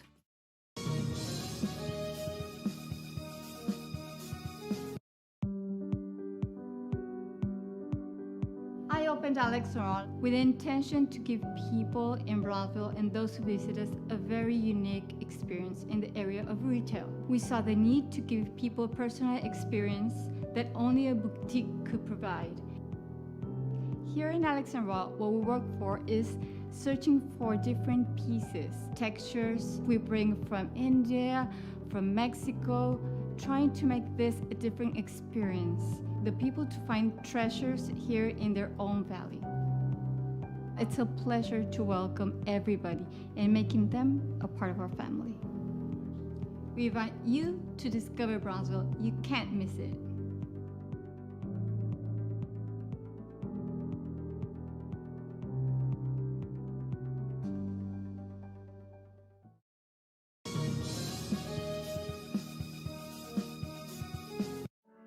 For over 65 years, VTX1 Companies has called South Texas home. And that means more to us than just being in a community. It means being part of the community through the good times and the hard times, celebrating every triumph and lending a helping hand whenever we can. From farm to city and neighbor to neighbor, VTX1 Companies is there, bringing friends, families, businesses, and communities closer together. VTX1 Companies, connecting you since '52.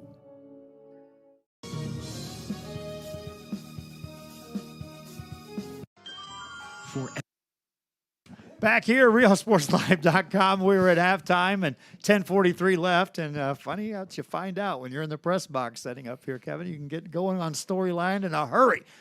Nothing wrong with that. Let's talk a little bit about what's coming up in the football scheme. Week 4, out of the gate on Thursday, and this is all weather preventing, and I think we're okay. I think the weather pattern is not going to screw us up for Week 4.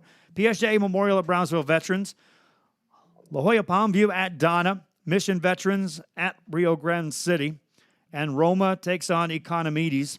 That's all on Thursday. On Friday games, Brownville Pace at PSJA Southwest, Weslaco East at Harlingen, Harlingen South at Weslaco. Sounds like we're in the old District 32 games. Laredo United at San Benito. Port Isabel travels to La Feria. Rio Hondo at Hidalgo. Raymondville at Brownsville St. Joseph. Progreso at Santa Rosa. Edinburgh Vela at Los Fresnos. Mercedes at Edinburgh. Sherryland at Brownsville Hanna. Brownsville Rivera at Sherryland Pioneer. Valley View at Donna North. Edinburgh North at Ed Couch Elsa. Orange Grove at Gruya. La Villa at Monte Alto. And then on Saturday, Brownsville Lopez, Brownsville Porter. Kevin, I know what game I'm at on Friday night, and that's going to be perhaps, is it the last real team that might be able to beat Edinburgh Vela? Are the SaberCats that good after 3 weeks looking at what they're doing? They are that good. They are that good, and that will be the last final tune-up. If they're going to drop a game, it could be to Los Fresnos, although I don't think it's going to happen. But if you want to talk about tests, that will be their last test, because District 31 6A, the next potential test maybe against Edinburgh High. They're the next best team in that district. Outside of that, it's Vela's district to own. Just because you can throw a rivalry game on every night. But the SaberCats, I got to see them. I've seen them. They're that good, Kevin. They're a good football team. Now, Los Fresnos, again, I got to see them against that Austin LBJ team, and they were the team that everyone said, hey, we're just not sure. And I'm going to fully admit this. Coach Brown is similar to Coach Cantu right here, and that is there's no such thing as a, quote, rebuilding year. His program is generating athletes. His football players understand his schemes, and they go out and execute. They were struggling in execution in Week 1 and into Week 2 through that LBJ game, but you could see if they make the plays, that program is right there solid enough and could compete. They're going to have to play an A game and maybe get some breaks, but it could be a lights-out exciting game. Is that the game of the week this week as far as football in the Rio Grande Valley? I have to agree with you. I mean, I was checking the schedule to see where it was at. It's at Los Fresnos. Yes, sir. That is not an easy place to win. You and I both know that. Leo Aguilar Memorial Stadium, it's a one-school town. That's what makes it beautiful. There's very few schools that are 6As. I believe it's just San Benito and Los Fresnos with the one school, one town, 6A program. So you're right, they're pumping in athletes. You'll be there. I'll be at Weslaco East at Harlingen, and that's going to be a good fine tune-up for Harlingen because we wanted to see the Judson game. Trust me, a lot of people in Harlingen were really bummed. It was pretty neat. I got to sit down with Manny, and he was showing me some photos from that '89 season. Manny in a Cardinal uniform. So, but you know what? That's out of the way. They got Weslaco East up next. They lost to Weslaco East last year. Well, you were there. You were there with me. So we saw LaFever come out of nowhere and sling the ball around. That's the win that really got Weslaco East going. So, yeah, that's where I'll be Friday. There's no Thursday game for me. It's rare that we have Thursday games out in that area. But Friday night I will be with the Cardinals at Bogus Stadium. I like what Harlingen's doing. The key is, Joe, is can they stay healthy? Can they stay healthy? That's going to be the key.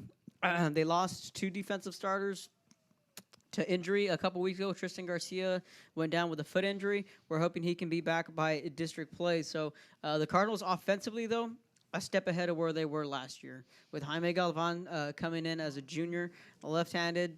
He's got Joe Reyna and now Dalton Mann.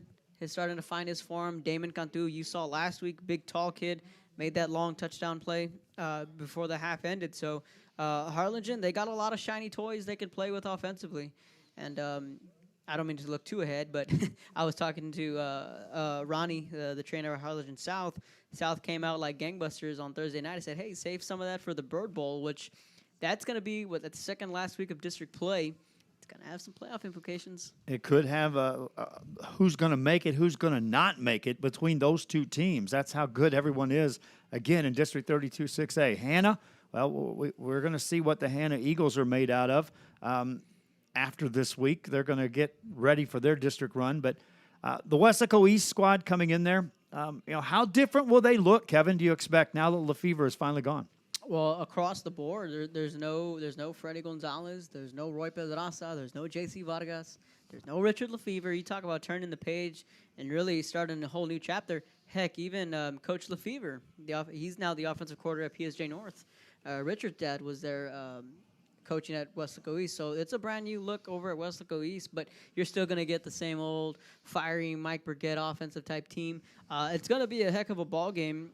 And as for Harlingen, we could see maybe a shootout, really, with these offenses on how well they're playing. Weslaco East, I know they dropped their first 2 games of the year, but as far as Harlingen goes, we're starting to see the defense. They had some injuries early on, but, they went on the road to Laredo United South, and I think that was one of your questions was can this defense do it? They look pretty good. They look pretty good. Let's talk about the Mike Burgett football teams and the fact that that game last year will forever now be planted in coaches' minds that, wow, he always talks about I can throw the football, and all of a sudden he did. And so now you have to not just that's Coach Burgett. He's always going to say we might throw it tonight. We might throw it tonight. But now he planted a seed, Kevin, in one game. I think that forever has coaches saying, and we better prepare for the pass, just in case. It did, because that's, like we said, that's the game that turned their season around. I think from there on, they went on to win out the rest of the year on their way to the third round of the playoffs. So East is going to be that team you kind of want to keep an eye on if you're in District 31 6A. And then, of course, when you get to the playoffs, you're going to see a 32 6A team, and you say, okay, we've seen you guys before. But you're talking about Weslaco schools. How about Weslaco High? They're kind of putting everything all together. Jacob Cavazos, who is really starting to come into his own at the quarterback position. That's going to be a good road test for Harlingen South on Friday with their first real road test of the year. And fans seem to think, well, what about Weslaco? What about Weslaco? You and I both were very, very positive about what we saw with Coach Salinas in his first year as the coach over there at Weslaco. And you said it first. I'm going to mimic what your words were. Joe, that looked like a Mike Salinas type of practice going on. It's not going to take him long to turn this around. Right, and absolutely. There's so many things going on, but it's so structured.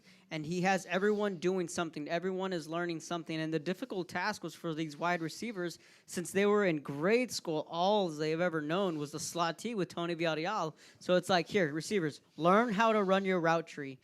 So it's like, okay, it's like a whole new language for them. So now that they have a year under the system, I think they can finally get it going. And I know last year we had said it's going to be hit or miss. There's going to be no in between. Obviously, it was a miss. I think this year can be the home run year for Mike Salinas, and then show saying, hey, without Edinburgh Vela, I can still get things done. And they're going to move forward. Now let's talk a little bit about volleyball. We've got a couple minutes before the two teams take the field. Matter of fact, both teams are ready to run back onto this football field.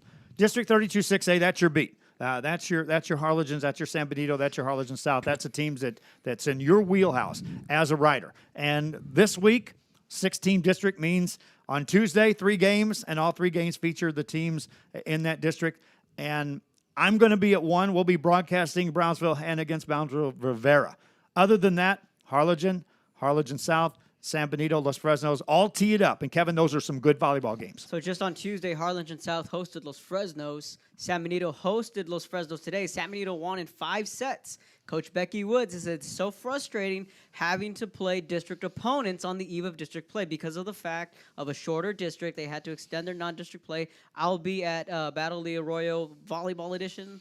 Harlingen at San Benito. Last year, those two teams split their season series. San Benito made the playoffs. Harlingen just missed out, but it's going to be a heck of a district come volleyball season, or volleyball district. Volleyball district play, yeah. Hannah and Rivera. That will be one of our games of the night on Tuesday, as we're going to try to expand here on Real Sports Live with the volleyball coverage. I've been out there covering a game. We're going to try to get at least 3 crews out covering some volleyball. And while we're right here, we might as well talk about it. One of the volleyball teams to watch, everybody better pay attention right here. Mission Veterans, the Patriots. Oh, Coach Lerma. Just keeps winning. Yes. She just recently got her 600th win, too. So that'll be another team that we'll be covering on RealSportsLive.com. Patriots and Chargers getting ready to take the field. The second half is right after this. Antiques and Collectibles is your source for vintage, antique collectibles, vinyl records, and more. Located at 206 East Jackson in historic downtown Harlingen, it's forever memories, antiques, and collectibles. It's a step back in time with a soundtrack like none other. Open Monday through Saturday, filled with memories and more. Forever Memories is for you. Patriots already make their way onto the field, and the Chargers are on their way out as well. And now, will the Brownsville Veterans Memorial Chargers be able to take the momentum of scoring inside the last minute of the ball game's first half, get the ball to start the second half? And Kevin Naro, let's just go ahead and dissect that. Let's look at what the importance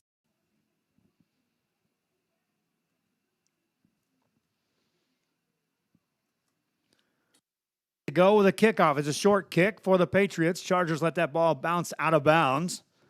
And so we start the second half with the Chargers taking the football field.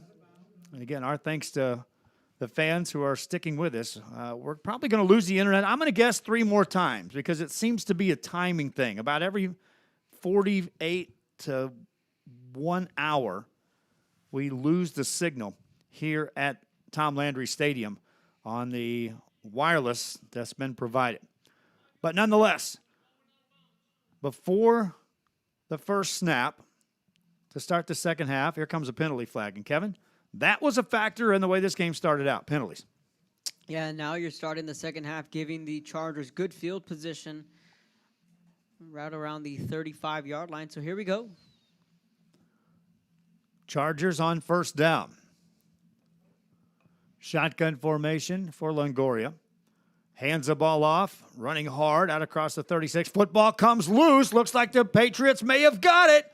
First play from scrimmage, and the Patriots defense gets a fumble. Andre Garcia falling on the loose football, but there's an injured Patriot right at the 37, 36-yard line. So a huge play for the Patriot defense right out of the gate. That was Guadalupe Moran, a running back, coughed up the football. That is not how you want to start a second half if you're the Chargers. Chargers have a man down. We'll take a quick break. Back after this. The Harlingen Downtown District has a bit of everything, my friends, and here's an invitation. Visit us a very unique experience in the area of retail. We saw the need to give people a personal experience that only a boutique could provide. Here in Alexandria, what we work for is searching for different pieces, textures we bring from India, from Mexico, trying to make this a different experience. The people to find treasures here in their own valley. It's a pleasure to welcome everybody and making them a part of our family. We invite you to discover Brownsville. You can't miss it.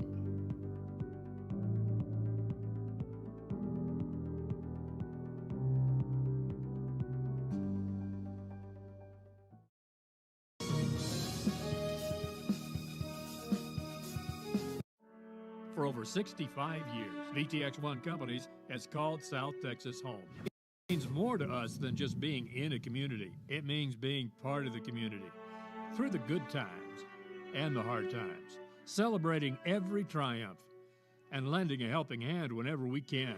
From farm to city and neighbor to neighbor, VTX1 Companies is there, bringing friends, families, businesses, and communities closer together. VTX1 Companies, connecting you since '52.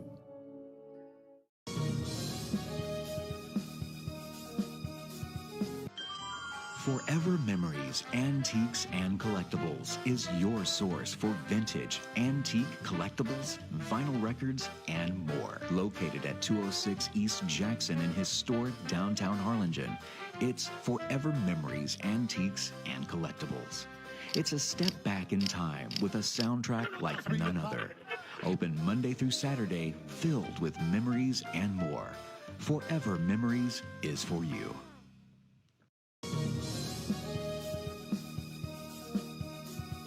The Harlingen Downtown District has a bit of everything, my friends, and here's an invitation for you to visit and experience a friendly environment with a taste of local business and a variety of shopping, dining, and entertainment throughout the year. Vintage shops loaded with collectibles from the past, dining that caters to all, boutiques, quilting, salons, live entertainment, and don't forget about market days on the first Saturday of each month on Jackson Street and Art Night the last Friday of the month. It's the Harlingen Downtown District, and the invitation is for you. Shop downtown Harlingen today.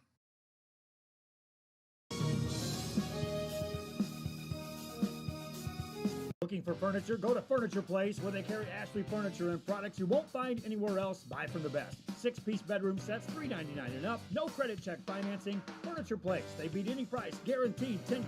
125 Ruben Torres Boulevard in Brownsville, Texas.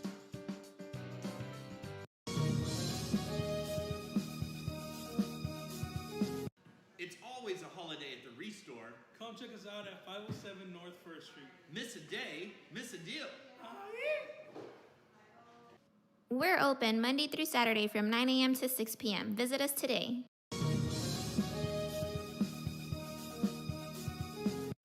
Hino Gas is a proud supporter of Valley High School sports and academics. We encourage you to be prepared for the fall and winter season. Visit hinogas.com to get your propane discount. At Hino Gas, we're here to help. Call us today.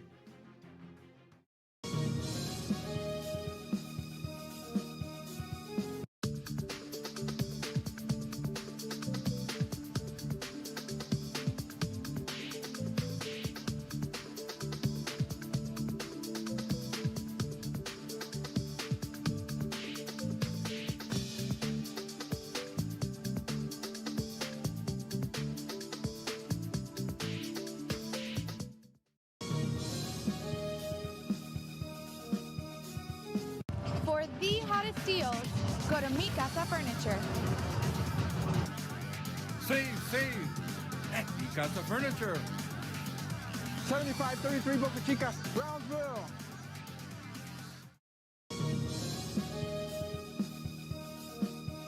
Back here after the break, the timeout is called for an injury. One of the Patriots is down. We have the camera on the band. We also had to switch the internet on the fly. We got that all fixed up too, Kevin Narrow. Weather plays factors on the internet, my friends. As I look out and scan the sky and see dark skies all around us, you just never know what's going to happen. But I think we're going to be okay now. We changed hotspots. Thank you, T-Mobile. One of the Patriots shaken up will be taken off, and hopefully he's okay. He's the guy that made the hit that dislodged the ball. That's Delgado that goes down, Kev.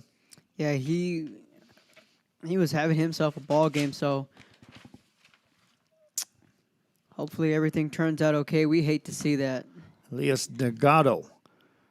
Nonetheless, it's a turnover, and the Chargers have to send the defense out on the field. Patriots football at the Charger 36, and things could change in a hurry as Landry Gilpin and them can dial up some of that magic that was happening in the second quarter.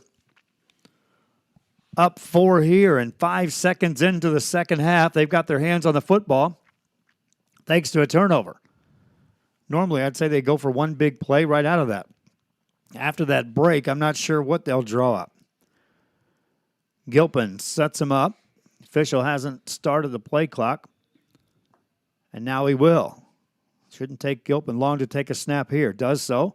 Drops back, looks, fires the ball downfield, right-hand side. It's going to be a leaping catch inside the 10. First and goal coming up for the Chargers. And how about another catch by Gonzake? Gonzake jumping up, climbing the ladder for that catch. Wow. What a catch. Highlights are racking up here in this one. Gonzake in traffic, climbed the ladder to make that catch. 11:40 and counting. Shotgun formation, Gilpin.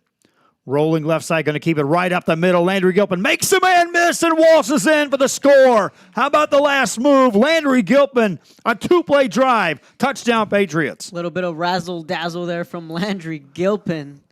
Whew. Made a man miss at the goal line and then waltzed in for the score. Patriots back up double digits. They lead 20-10. Extra point coming up. Turnover, 2 plays later, 7 points on the board for the Patriots. The kick is away, and it is good. Patriots up 21-10. Second half just getting underway. We may see a bunch of points scored, my friends. Back after this. We are this close. We're this close. We are this close. Of opportunity to making history. This close to changing the world. We're this close. This close to making sure no child suffers a crippling disease Ever again. This close. We are this close to ending polio. Ending polio. All we need is you. This close. If we don't act now, we may lose this chance forever. Help Rotary make history at endpolionow.org. Back here at Tom Landry Stadium, Jacob Howell on the camera to my right-hand side, Kevin Narrow to my left side. With a day off, he decided to come join us in Mission, and we appreciate that, Kevin. Man, it takes me back to some games we did together. Back in your early days of covering sports here in the Rio Grande Valley on a regular basis. If it wasn't here, it was there, and we have some good memories here at Tom Landry Stadium. I'll tell you what, I'm impressed with the press box. No more running cables down and handing headphones through the windows. We're in the press box tonight. Short kickoff by the Patriots. Chargers will let that bounce. That's still in bounds. Finally goes out of bounds. Chargers may have touched that, though. I didn't see a penalty flag, Kevin. It did. It touched one of the players, and that's what the official on the far side is saying, that it went off one of the players. So Mercedes here at Mission Vets. Back in the Santos Villarreal days, Joe and I were down here somewhere scrambling with people all around us. And I remember that, having to look up, is the feed good right behind us? I think Dahlia was running the Dahlia was running the feed back then. Yep, running the stream.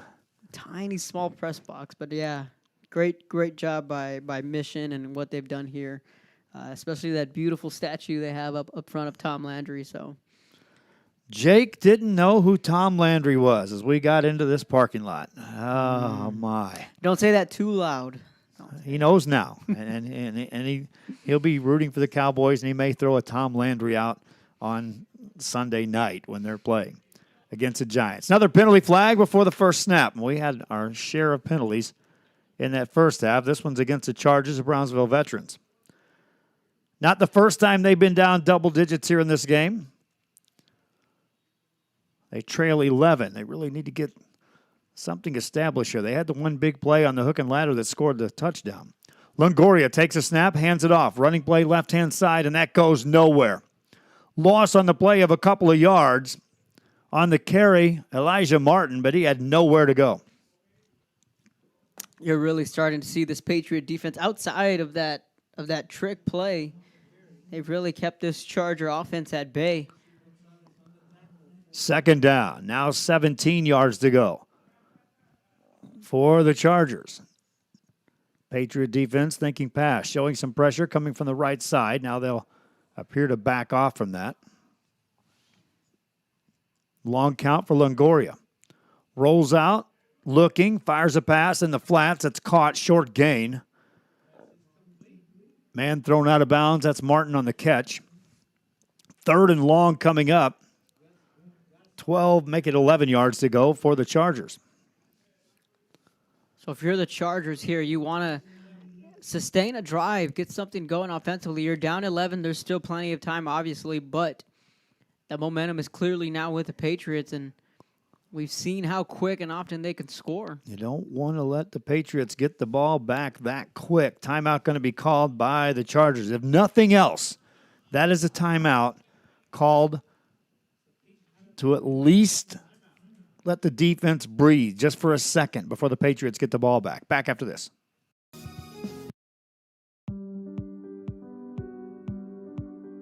I opened Alex Restaurant with the intention to give people in Brownsville and those who visit us a very unique experience in the area of retail. We saw the need to give people a personal experience that only a boutique could provide. Here in Alexandria, what we work for is searching for different pieces, textures we bring from India, from Mexico, trying to make this a different experience. The people to find treasures here in their own valley. It's a pleasure to welcome everybody and making them a part of our family. We invite you to discover Brownsville. You can't miss it.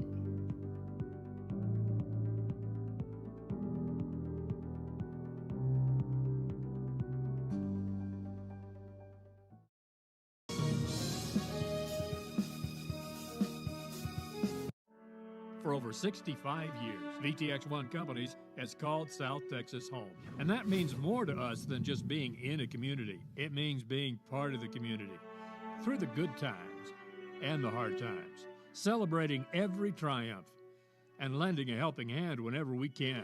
From farm to city and neighbor to neighbor, VTX1 Companies is there, bringing friends, families, businesses, and communities closer together. VTX1 Companies, connecting you since 52. Chargers punt team in the game after a quick timeout. They did run a pass play, incomplete. Here come the Patriots back on the return, out across the midfield stripe, back to Charger territory, and they'll start a drive at the 45-yard line. Here comes Landry Gilpin and company, and Kevin Narl. 3 of the last 4 drives going back to that first half and now into the second half is what you and I kind of expected to see from this Patriot team from day one of the season. 2 deep passes and then a touchdown run from Landry, and that's what we saw on this previous drive. So look at them to go deep here again, and why not? Gilpin out of a shotgun, turns, hands the ball off. Big hole opens up left-hand side, down the 40, 35, 30, down the sideline, 20, 15, 10, 5. Touchdown, Patriots. A run by Daniel Cantu, and what a hole was opened up by the offensive line, and he didn't waste it. That's what happens when you can be that effective in the passing game. You can spread things out defensively and find a big hole. And in just one play, we're seeing a lot of home runs, really. We're seeing 2 big pass plays through the air, and then we're seeing a big play on the ground game here. Now it's 27-10. That's all Patriots. What you were saying, though, is what the defense had to be thinking, and that is, are they going to go over the top and go deep again? And if you start backpedaling, then suddenly that offensive line opens up a hole, and a run like that occurs. Extra point is good. Mission Veterans has run 3 plays from scrimmage in the second half, 14 points in just over a minute and a half. It's 28-10. So we think about some of the better offenses, excuse me, we've seen in the past. Remember Sean Landez, Marco Avila, and Tres Barrera, Sherilyn, how quick and often they can score. Yes, sir. This offense could be right up there. You know, we've seen a lot of talent come through the years, and we've seen the Santos Varials, the Diego Hernandezes of Mission Veterans. So let's talk about the adjustments that were made, because the first couple of drives, Kevin, there was pressure all over Landry Gilpin. And suddenly the offensive line started making their assignments work, or were there adjustments made that quick? I think it's a little bit of both, and we're seeing Landry, you know, like you said, have more time, but his receivers are catching the ball. We saw a lot of drops in that first half, a lot of would-be catches. Kickoff time for the Patriots. Chargers, in the blink of an eye, have given up 14 points. Short kick. This is going to be covered by the Chargers. That's a dangerous return. Near just like mid-air collision is coming in to field that ball was Carlos Galindo. And yet a Patriot bearing right down on him after that football. Charger offense back on the field. In their last drive, Elijah Maston, I think I called him Martin, Maston, received a pass and then went down on an injury on the sideline. We don't see him in the game right now. Receiver goes in motion right to left. They'll hand it off to the quarterback keeper. Nice fake this time, and a nice hole opens up. That's a first down across the 45-yard line. Good ball fake by Liam Longoria. All the way out to the 47. That's just a good read option there from the Charger offense. They really got to get something going here. They have to score a touchdown on this drive, and we sound like broken records, but it's the truth. You can only dig yourself in too deep a hole. Longoria out of a shotgun formation. 3 receivers left-hand side on first down. Long count, takes it. Hands it off on a delay. Oh, a huge hit, and down goes the tailback. Mauricio Garza never saw it coming. Joey Garcia has been all over the field all night. Hey, this Patriot defense can hit. Second down coming up. They'll give Garcia the line of scrimmage. That's it. That's about the time he turned upfield, was when there was nothing but blue and white right in front of him. Dropped him down. Longoria brings him up. On 2nd and 10 for the Brownsville Veterans Memorial Chargers. Pressure coming left side. Gets him to jump off sides, and they blow the play dead. Not the first time we've seen Longoria draw this Patriot team off sides. 5 free yards. Takes the ball into Patriot. 2nd and 5 coming up. Stops with 9:12 to go. Longoria now. 2 receivers on this short side of the field to the right.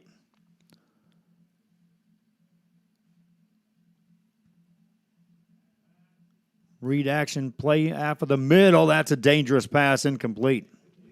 Maston was back in the game. He was the intended receiver, but that was amongst many blue jerseys, Kevin Narrow. Yeah, now we're starting to see the Chargers starting to press just a little bit.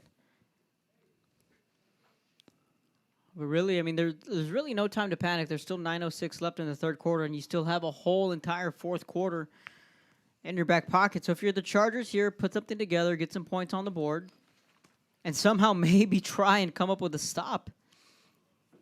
Their defense has not had an answer for Landry Gilpin and company. Pass play again. Longoria lifts it down the sideline. Incomplete pass. Good pass break up there from Mike Gonzalez, the junior DB.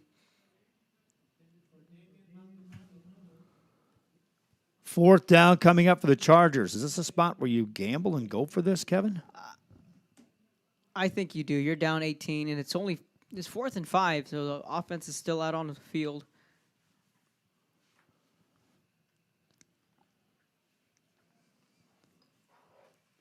And you're at midfield, so. Chargers showing as if they're going to go for it here on 4th down. They'll kick it away.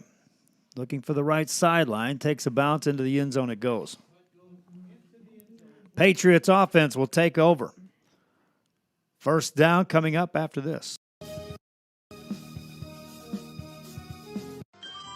Forever Memories, Antiques, and Collectibles is your source for vintage, antique collectibles, vinyl records, and more. Located at 206 East Jackson in historic downtown Harlingen, it's Forever Memories, Antiques, and Collectibles.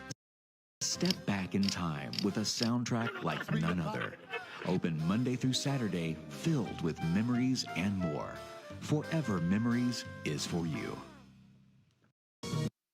Back here on 1st down, Landry Gilpin and company have the football. And before they can take a snap, another penalty flag. 5 yards against the Patriots. Uncharacteristic, I think. Last night, there was a ton of penalty flags. Last week, there was a ton of penalty flags. Tonight, a ton of penalty flags. I'm seeing more and more of them right now, Kevin. I know it's still, I guess, in some case, early season, but this is week 3. Gilpin looks to throw. Directs traffic downfield, left-hand side, diving attempt, incomplete pass.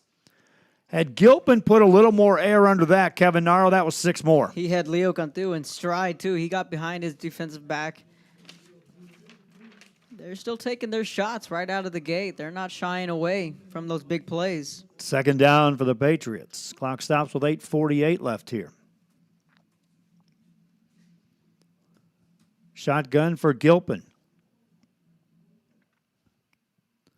Drops back to throw again. Rolls out right side. Gonna run. Has some room. Makes a man miss at the 20, 25-yard line and more. Gilpin on his horse across the 40.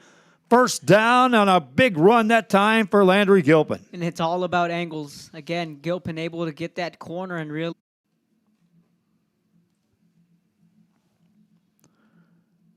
Gilpin making the adjustment on that earlier call, and then a running play that time looked like it was positive, but a hold takes it back 10 yards. Patriots on 1st and 20. Gilpin looks to throw in traffic. That's going to be caught back up near the original line of scrimmage. He fired in a bullet to John Aguilar. 8:06 to go here in this third quarter.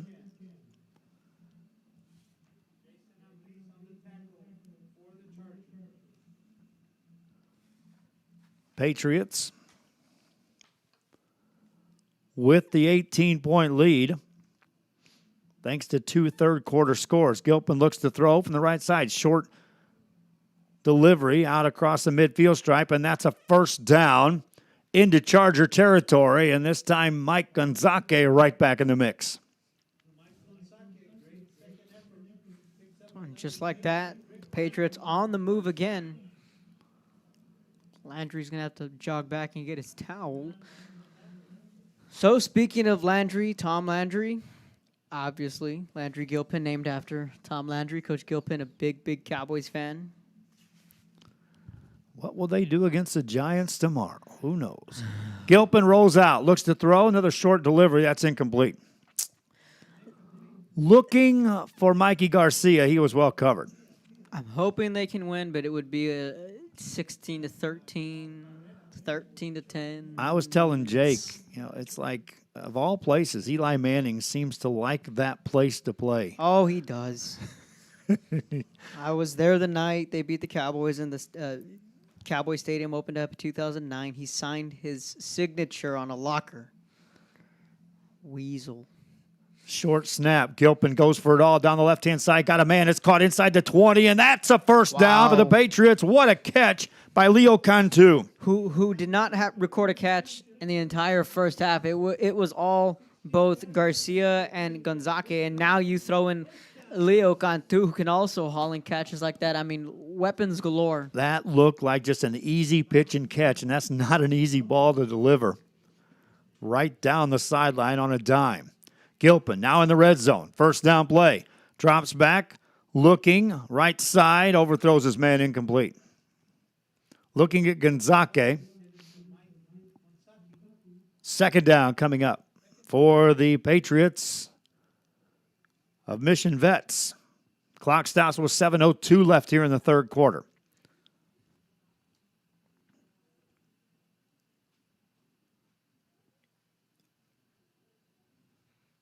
Second half started with the Chargers coughing up the ball on the second play from scrimmage. Make that the first play. Gilpin takes a handoff. Running right side, directing traffic, and he lifts one up. That was a good thought by Gilpin, but an incomplete pass. He was able to draw the linebackers to him, trying to free up his wide receiver. I think that was Mikey Garcia. It was Garcia again. He was looking for, so. Incomplete pass. 6:56 left here in the third. We've seen this Charger defense get stingy at times. Right now, they need to make a stand. They need to get the ball back if they can. Third down, 10 yards to go for the Patriots. Gilpin, design keeper up the middle, hit and down he goes. Gained a yard, but good containment that time by the Chargers. That brings in the field goal unit, I believe, for the Patriots. Yeah, Gilpin's coming off the field. So all eyes on Alfredo Trujillo. They'll put it down at the 22-yard line. This is a 32-yard attempt right from the center of the field. A little bit of crosswind, not much though. Good snap, ball down, kick up, and Trujillo gets it through the uprights. Field goal is good for the Patriots. 32-yard attempt, 31-10, Patriots lead.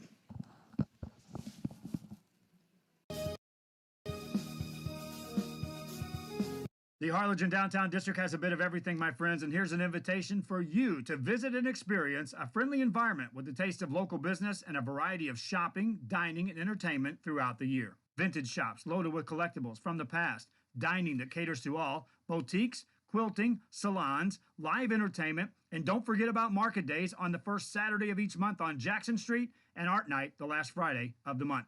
It's the Harlingen Downtown District, and the invitation is for you. Shop Downtown Harlingen today.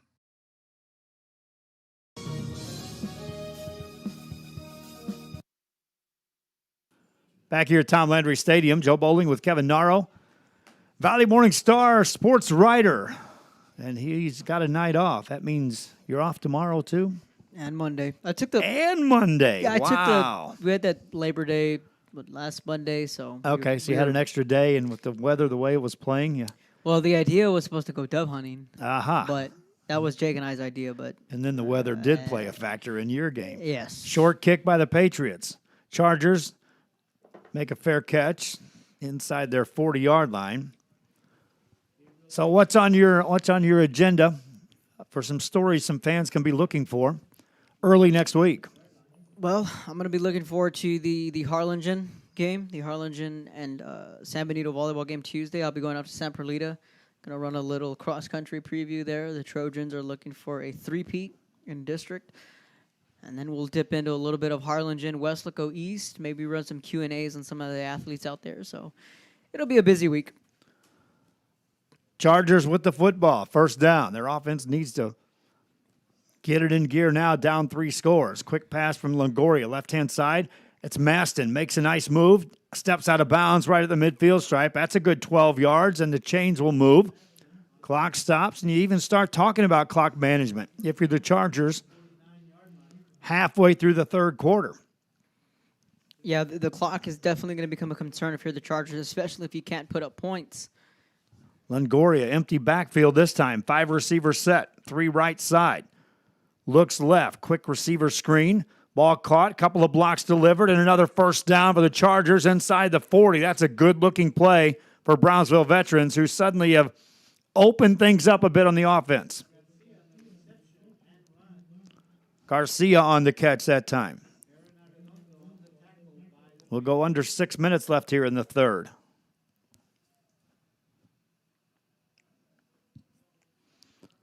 Shotgun for Longoria. Keeps it back in the backfield this time. On this play, hands off to a motion man and leaping up over a defender, but nothing doing as down goes Maston, and that's an injury waiting to happen. Maston tried to high jump a player. So now, like the previous drive, the Chargers are able to move the football. They just can't capitalize on their drives. Second down and 9. It would be quite the story, though, if the Chargers were to make this a ball game. Longoria sends a man in motion, draws him off sides again. I didn't see a penalty, though. Ball down as Maston goes nowhere. Man, if that's not a penalty, that's as close as you're going to get. Yeah. Third down. Just like that, this drive was clicking for the Chargers of Brownsville veterans, and now it has stalled.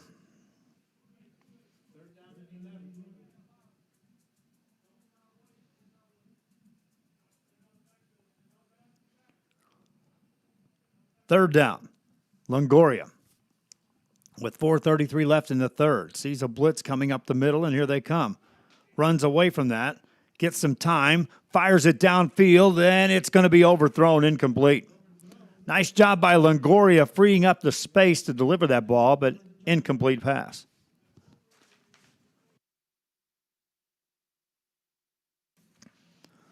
.422 left. Kevin, 4th down territory. It appears they're going to go for it for the Chargers. Yeah, they really don't have a choice here, down by as much as they are now. Midway through the third quarter, they, like I said,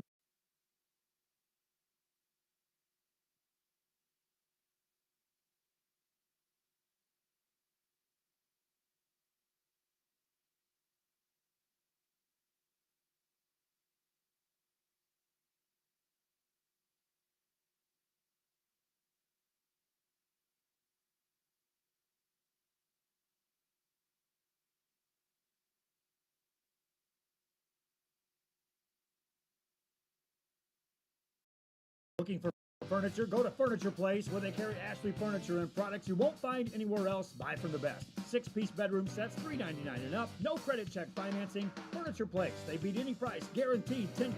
125 Ruben Torres Boulevard in Brownsville, Texas.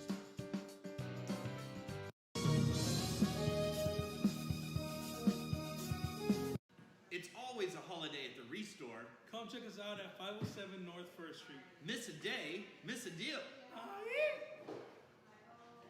We're open Monday through Saturday from 9 a.m. to 6 p.m. Visit us today.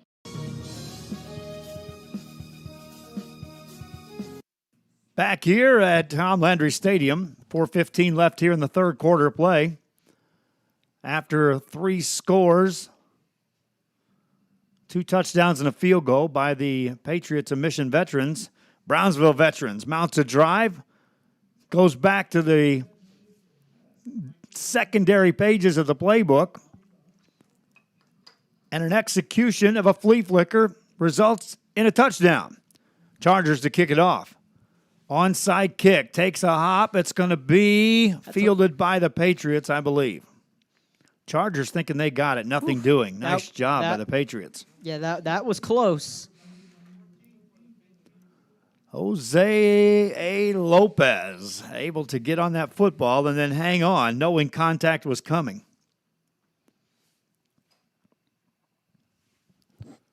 First down, and here come the Patriots onto the field. Charger defense, their mission right now, get a stop. Show you can slow this offense down. Running play left-hand side across the 45, out of bounds there. That's a good, strong 7 yards gained on first down. Nothing fancy on the carry by Daniel Cantu. You know, and these Patriots are picking up big yardage on each play. They just picked up 7 on that run. They really opened up the rushing attack here in the second half. 2nd and 3. Cantu stays in the backfield. Gilpin rolls right. Now looks back left. Here comes some pressure. Gets away from one. Won't get away from the second, and down he goes. It's a big, big play right there for the Chargers. Gabriel Aleman, just a sophomore. And the Chargers say they got the football. Well, the officials will move the chains. They took the ball away from Gilpin. And with 4 minutes left, the defense more than gets the job done, Kevin. That's a turnover. Yeah, absolutely. It came down with a strip sack. I never saw it. Neither did I. I thought it was a sack, and I was like, all right, that's exactly what you need. Well, they'll do you one better, right? Now Liam Longoria and the offense for the Chargers. Down 2 scores. 4 minutes left in the third. Drops back to look to throw. Looking downfield. Delivers a deep ball. There's a lot of contact there. Incomplete pass. That's a good no call there. They were both jabbing at each other on the old hitch and go route, but he had Masterson wide open on the underneath route. I saw that. He could have gone for the underneath route, but I get it. Hey. Going for it all for the deep ball. Looking downfield. Carlos Galindo was the intended receiver. You go back to that later, though, if you need to, because Maston was open right across the middle of the field. Swing pass, this time to Maston. Tries to make a defender miss. Fights forward, gets across the 45 to the 44. That'll be good enough for a 4-yard gain. Third down, make it a 5-yard gain. Right at 5 yards to go. 3:34 left here in the third. Chargers of Brownsville Veterans Memorial with the ball after the turnover. Overload the left side with receivers. That's the short side of the field. Man in motion left to right is Maston.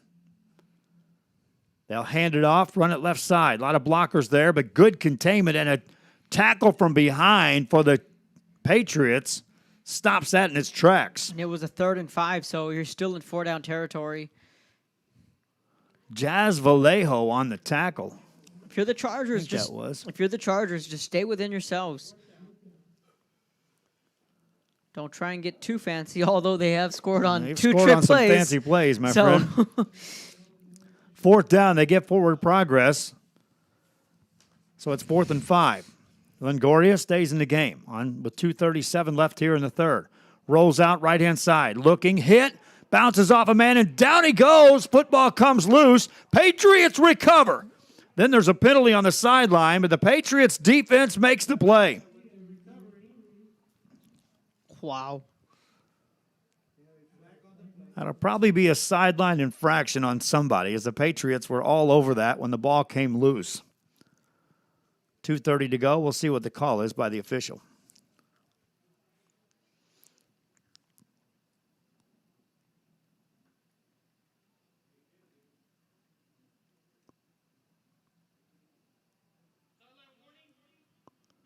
It's a warning on the sidelines for the Patriots. And I'm not so sure that wasn't David Gilpin jumping out there saying, football's loose, get it back. So each team turns it over here. No harm, no foul for the Patriots after giving it up. Chargers miss an opportunity. Still trail by 14. Their defense back on the field. Gilpin rolls out. Right side over the middle. Has a man that's caught. Ball comes loose again. Patriots recover that one at the 40. There's a little fumble bug going on There here in the third quarter. That's a lineman getting in there to recover that one. Andres Garcia. And that's the last guy who thought he would have his hands on the football tonight. After a snap. Gain on the play of 4. 2nd and 6. Gilpin, straight drop back, rolls out. Now he jumps up, throws the ball over the middle. Caught. What a block. Now to the right side. Down the right sideline for the Patriots. Inside the 25. Down to the 20-yard line. That's a first down. Leo Cantu used the block and then took advantage. Here in the final 2 minutes of the third quarter, and now Cantu, who's emerged as a weapon, another weapon for these Patriots. And we really haven't saying the name Gonzalez or Garcia at all this third quarter. Now there's a penalty behind that. An illegal receiver will wave that play off. That one will hurt, and it will also benefit the Chargers in a big way.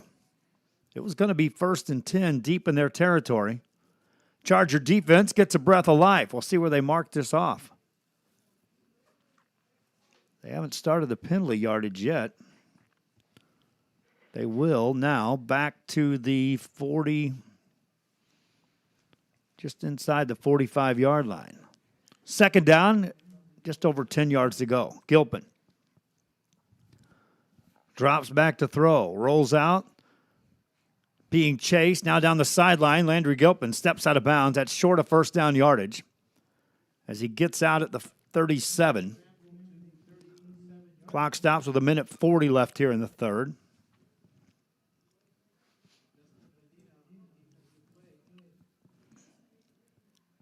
So you're going to need to force a takeaway if you're the Chargers. You were able to pick that up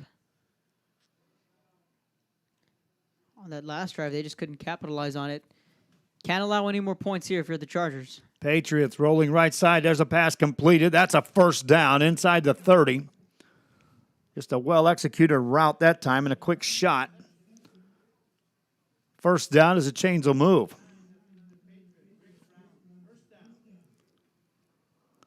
Minute 30 and counting.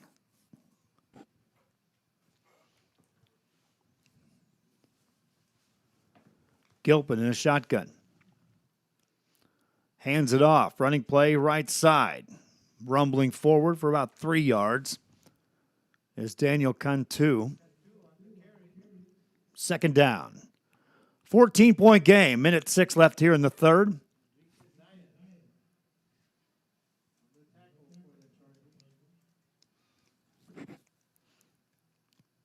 Do the Chargers defense have another turnover that they can pull off? There's a nice pass completed inside the 20-yard line. Another quick strike this time to Mikey Garcia. Suddenly the short passing game is clicking, Kevin. Yeah, and that's just another chink in their armor because we've seen them go over the top. We've seen them have design quarterback runs. We've seen them now with the short passes. So really all around, just a good performance so far from this offense, even though it was a shaky first quarter. But I think that was more of kind of just getting the jitters out, trying to find their form. One of the Charger defenders shaking up just a little bit after that play. That's Aldo Benavides. Hope he's able to come back in this ball game. Play clock at 35. Game clock at 26. Patriots will not have to take a snap. However, it looks like they're ready to roll. We still haven't finished this third quarter. Gilpin rolls out, left-hand side. Picked up a nice block. Now he's going to run. Inside the 15, down to the 10. Takes a big hit this time. Down he goes at the 9-yard line. Hangs onto the football. 1st and goal coming up for the Chargers of Mission Veterans, who checked at the Patriots. I knew I was going to say that again, Kev. They're both veterans memorials.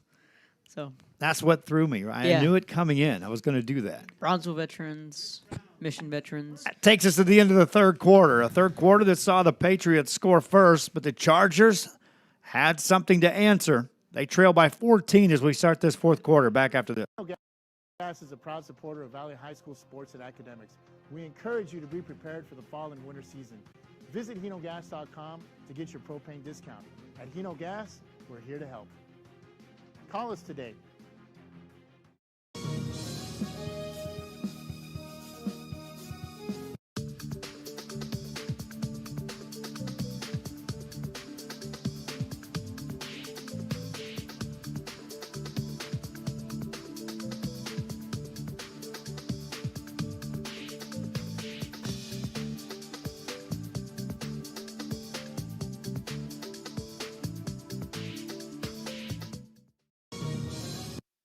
Back here at Tom Landry Stadium in Mission, Texas. 12 minutes on the clock. Fourth quarter has arrived.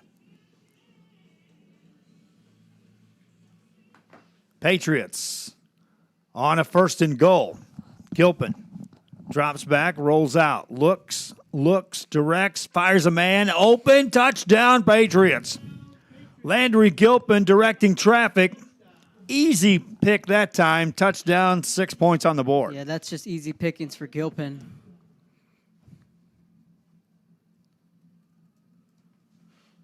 Back to a 20-point lead for Mission Veterans.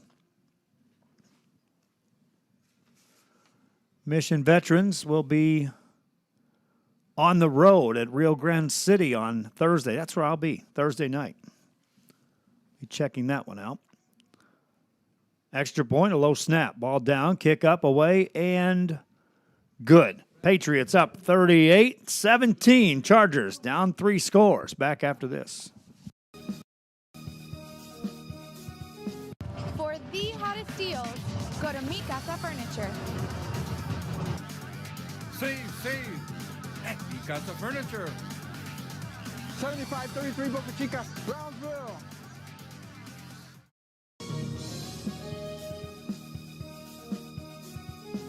We are this close. We're this close. We are this close of wanting to making history.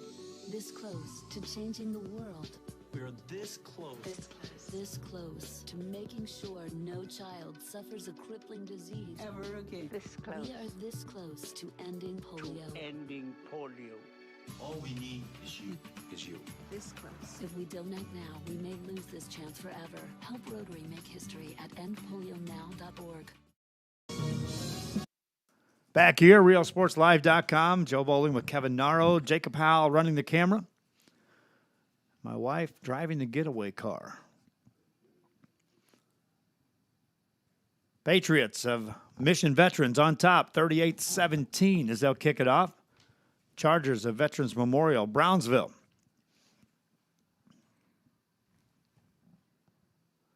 Short kick. Chargers field that ball. That wasn't a fair catch. That's a live football. Chargers get good field position here. Nobody kicking it to the deep men now for either team. That was an interesting pooch kick there from the Patriots.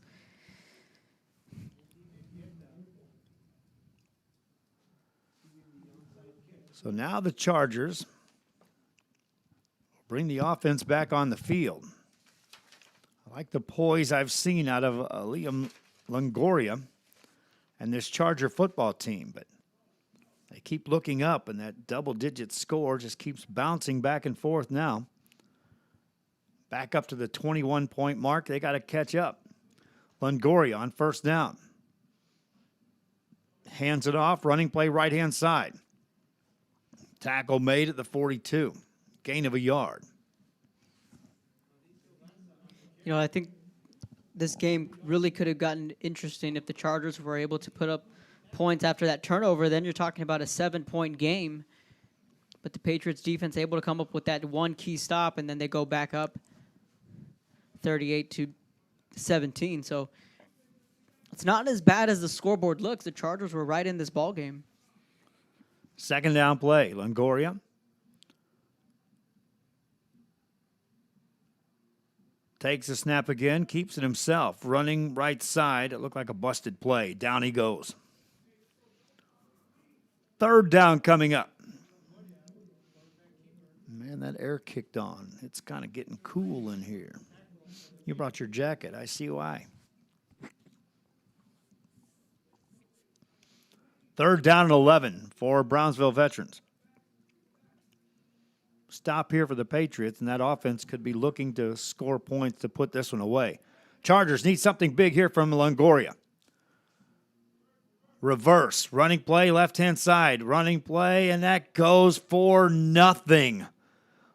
Head of steam, but just as he got to the 40-yard line, Maston was met by 3 defenders. Punting time for Brownsville Veterans Memorial.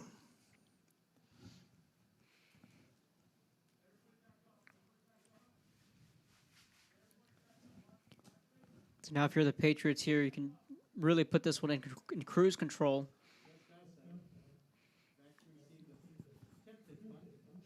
Chargers drift a man back in punt formation. Good snap. They'll get the kick away.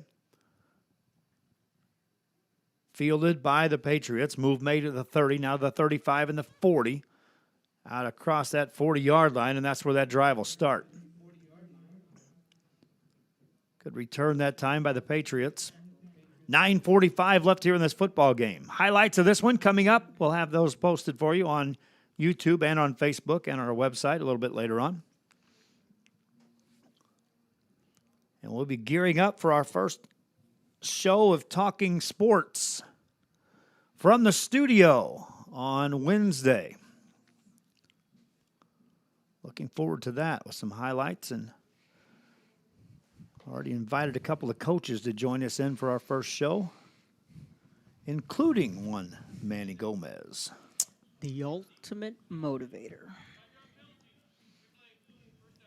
9:45 left. So if you're the Patriots, week 1 obviously is really a distant memory. You pick up your first 2 district wins. And really, Joe, it's a challenging district because of the fact that you play 9 district games. Gilpin fires it down the right-hand side. That's picked off. Interception by the Chargers. Stepping in and making the play was Tony Medrano. Medrano, who Coach Cantu just raves about, talks about him being a coach on the field where he just makes everybody better. And right there, he just read Landry's eyes, really cut off that route. Chargers aren't going to go away too quietly now. Offense brings themselves back on the football field. The defense has done their job as far as creating some turnovers for the Chargers. The offense has to capitalize this time because the clock stands now with 9:39 left. And I know both these teams have the ability to score quickly, but at some point in time, this clock will become a bigger factor than even the score. Couple of yards on a first down carry. Do you continue with this running game much longer, Kevin? Mauricio Garza that time had little room. You got to start to open things up because the clock obviously is a factor and it's running. We're at 9:20 and counting. So if you're the Chargers, you want to start picking things up a bit. Empty backfield for Longoria on 2nd and 9. Draws them off sides. Free play. They'll swing it left-hand side. Receiver screen. And then a late hit also on the quarterback results in a second flag. We're pretty sure the first one, Kevin, that second one, though, may be the big one against the Patriots of Mission Veterans. Longoria checks out of the game after taking that hit. Quickly, they insert Rolando Izetta into the football game. And Izetta, who's listed as a senior, they wasted no time bringing him into the game, Kevin. Hopefully, Longoria is all right. He took a hit low there, and that was the second penalty. So it's going to be 15 yards added to that previous play. So all the way down to the 33-yard line. Now we'll see Izetta in the game for the first time. Back in the backfield, lines up deep behind him on this first down play. Fades back to throw. Looks, running left-hand side. Hit out of bounds. Down he goes. Loss on the play as Azetta was just tracked down and then walloped by Joey Garcia. Second down. With 8:45 left here in this fourth quarter of play. Azetta stays in the ball game. Check that. That's Longoria back in. Just that quick. A little shovel Inside pass. shovel pass. Running play right-hand side. Can they get a block? Nothing doing. Patriots defense strings that out. Third down coming up. Really, you got to start stretching the field. You know, pick up the pace just a little bit. Right. Longoria and the Chargers face a 3rd and 9 from the Mission Veterans 32-yard line. Longoria in a shotgun. Play clock down to 17, now 15. Fake the handoff. Longoria rushed out of the pocket, looking, delivers a ball downfield up for grabs. Incomplete pass overthrown. He just overshot everybody looking for Gilbert Garcia. And another late hit on the quarterback as Longoria took another shot. That's 15 more yards on this drive on the penalty side against the Mission Vets Patriots. And just like that, Brownsville Veterans in the red zone. So if you can get a touchdown here, get an onside kick, things could get a little interesting. And we've seen crazier things. Longoria on 1st and 10. Hands the ball off, running play right-hand side. Getting down to the 15 to about the 14. Another carry by Mauricio Garza. Stayed in bounds. So the clock keeps running. 7:40 and counting in the ball game. Brownsville Veterans. They'll turn around and play on Thursday night as well. Keeps it himself. Quarterback keeper. Here comes Longoria. End zone touchdown Chargers. What a great block up the middle. And Longoria with the read takes it in. Beautiful read option there. Longoria looks to be fine. He's jogging off the field. So the Chargers back in business. Capitalizing of the turnover from the interception. The Chargers get the ball in the end zone. Extra point coming up. Barron into the game. Israel Barron. Good snap. Ball down. Kick up long high, and it is good. Veterans Memorial from Brownsville. Cuts it to 2-score game. Mission Veterans gets the ball after this.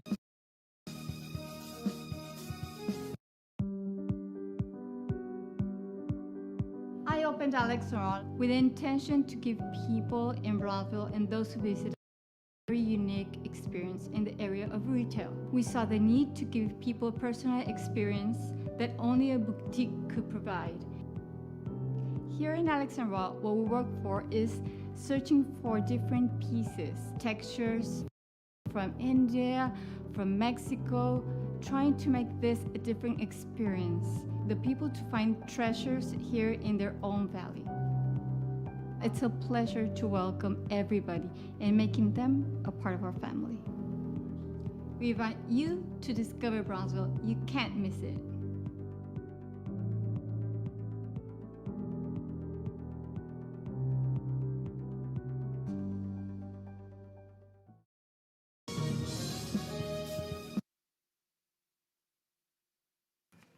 Back here on RealSportsLive.com and Kevin Naro. Chargers, do they go for the onside kick here or not? You got to go for the onside kick because they still haven't found an answer for Landry Gilpin. So you got to get the ball in the hands of your offense as quickly as you can. But it looks like they're going to go ahead and kick it off. Tough people win over at Mac High, MTXE over in Harlingen. And I think, those things really hold true for these kids, and those are the things that these kids believe in and they start buying into, and, they take pride in it. And I think that's what you're going to see from Mission Veterans here. They say, okay, you want to try and make a little comeback here? All right, we'll answer you right back, and we'll show that toughness that coaches always preach about. Penalty on the play after the carry.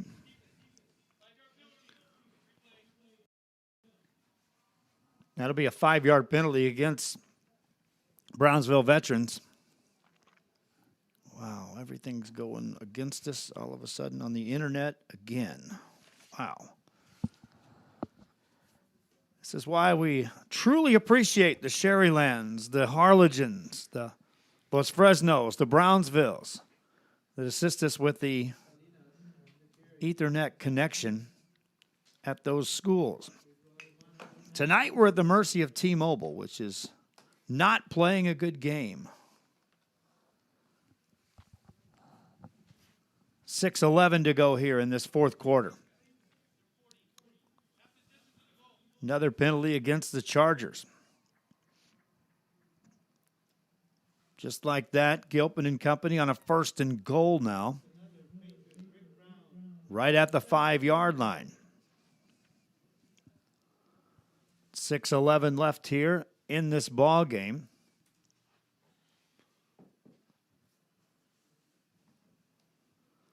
Gilpin sets him down. Rolls out left side, going to keep it himself. Landry Gilpin dodges inside, stays on his feet. Touchdown, Patriots. Another touchdown for Landry Gilpin.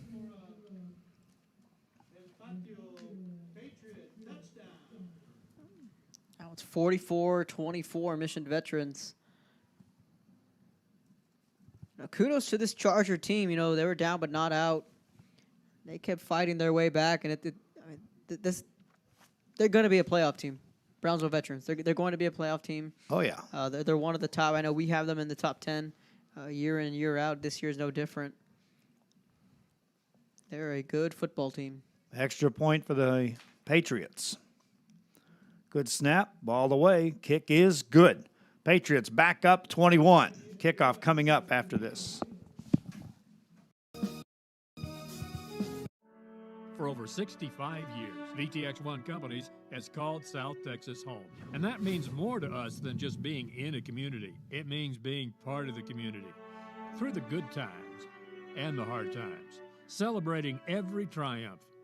And lending a helping hand whenever we can. From farm to city and neighbor to neighbor, VTX1 Companies is there. Bringing friends, families, businesses, and communities closer together. VTX1 Companies, connecting you since '52.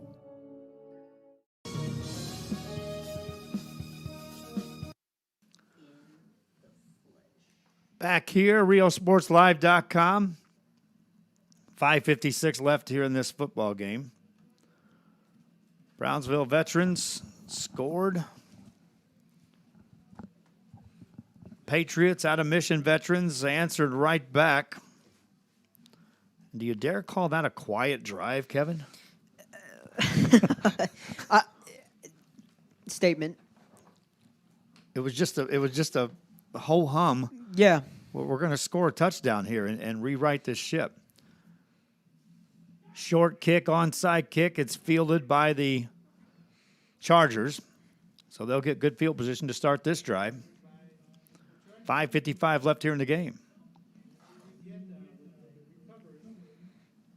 So it was a very strange week 3 of high school football here in the Valley. We had so many games. We had some games get canceled. We had some games move up from Friday to Thursday. We had some games move to tonight, Saturday. So we're hoping that all of us can kind of get back to the norm. Everything would just flow. I mean, I know for us media folks, we were all scrambling on Thursday trying to find ball games. First down play for the Chargers. Longoria drops back to throw, swings it out in the flats. That's going to be incomplete. Receiver might have heard some footsteps that time. That'll stop play with 5:51 left here in this ball game. Both teams back in action on Thursday. For Brownsville Veterans, they're at home to take on PSJA Memorial. For Mission Veterans, on the road at Rio Grande City. 7 o'clock kickoff for both games. Longoria hit in the backfield, got away from one man, fights forward, gains some yards out of the play. Well, you can bet Coach Gilpin and Coach Cantu will be in the film room tomorrow. Oh, they'll be in tonight. Yeah. It's going to be early enough. They probably got a coaches meeting. Go get something to eat. I'll see you back here at 10:30 tonight. Or it's going to be a late night. Right. Because their Sunday becomes their Monday, essentially, when you get pushed up. I had to play on a Thursday and turn around, or play on a Saturday, then play on Thursday. Deep drop for Longoria. Rushed up the middle, hit, and down he goes. Coverage downfield. Every receiver downfield, Kevin, was double covered. I don't know how you'd pull that off, but they were. Well, you just pull a down lineman, add an extra defensive back, maybe go into a dime or a nickel. But for Brownsville veterans, you still got that, it's about an hour and a half drive from here. Because from Edinburgh, it's about, well, it might be a little bit longer because from my house in Edinburgh to veterans in Brownsville is about an hour and 20. So maybe you're talking about an hour and 45, maybe almost 2 hours, maybe by the time you pick up some dinner and finally get on the road. So timeout called by the Chargers. 4th down coming up after this. Forever Memories, Antiques, and Collectibles is your source for vintage, antique collectibles, vinyl records, and more. Located at 206 East Jackson in historic downtown Harlingen, it's Forever Memories, Antiques, and Collectibles. It's a step back in time with a soundtrack like none other. Open Monday through Saturday, filled with memories and more. Forever Memories is for you.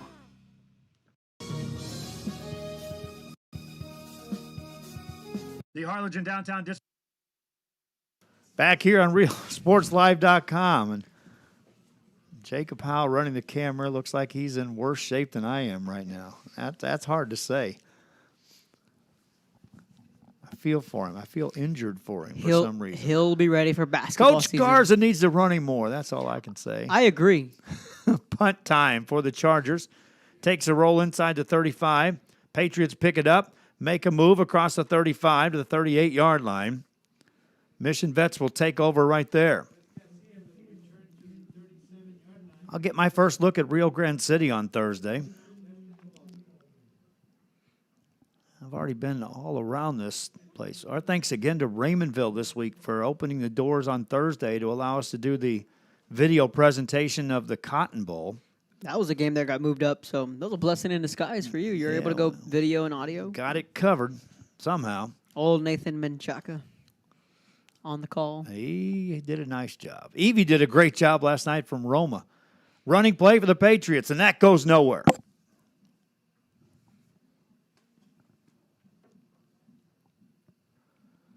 Second down coming up. Patriots just want to run that clock now. They won't be in a hurry up anymore. Gilpin's gone. In to do the quarterback. Handle the duties, Ramses Flores. There's going to be a false start. Lots of guys in motion on that play.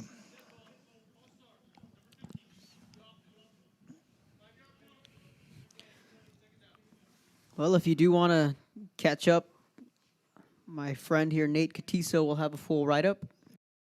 The Monitor tonight, correct? Yep. Nate, Missouri graduate. My friend's got to throw that in there. I don't get to talk much Missouri anything down here in the land of Texas. Catch it in tomorrow's edition of The Monitor and on rgvsports.com. We continue to post links anytime any of you guys file a story for fans to check it out. It links right to you, goes to your websites. For rgvsports.com and the Monitor and Valley Morning Star. It just might be coming out on the Herald, too. Just might see if the Herald might want to pick this one up, too. So for you Brownsville folks, pick up a copy of the Herald tomorrow. Third down play coming up for the Patriots. Clock stops with 3:37 to go. They'll look to throw. Looking down the left-hand side. Got a man. It's incomplete. Going over the top on third down and long, Patriots will have to punt the ball away. So Flores just had his man, so 3:32 left, clock stops.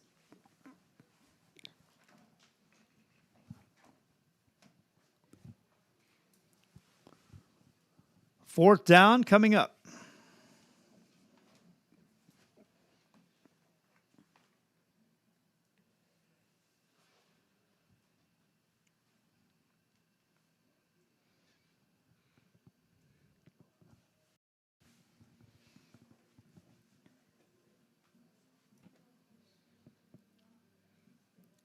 It's going to be a delay of game. And a lot of headaches. If you're a defense. For defensive coordinators. And speaking of those names, at the RGV Sports Banquet this past summer, I was sitting with Roy Hess, and Landry Gilpin walks in, and David Gilpin, and then right behind him comes Lupe Rodriguez, and then Trey Guajardo, and then right behind him comes Tino Villarreal, Phillip, and Kai Money. It's like, whoa, wait a minute. There's too much offense coming in. Too much firepower, one at a time. But the Valley, we've been really blessed to see a lot of great quarterback play over these last couple of years. You know, each school has their stud, and, you know, we've seen these kids grow, Landry being one of them, Diego Hernandez, Marcus Castillo, who you and I saw back in the day for Brownsville veterans. Guys like Marco Aguinaga, Zach Gomez. The momentum really shifted in favor of the Patriots when they didn't capitalize on that turnover, when they had the opportunity to make it a one-score game. But either way, you know, Coach Cantu does a great job over at Brownsville Veterans. Coach Gilpin, the same there, too. For his life, gives up some ground, got a block, turns the corner, looking to throw, delivers a pass, caught out across the 25-yard line. Catch by Leo Cantu, and it's a short gain on the play. But just take a look at the yardage that Gilpin had to run just to deliver that pass. The line of scrimmage, the 20. Now as they're discussing a penalty on this play, maybe a peel back block against Mission Veterans. No foul, says the official.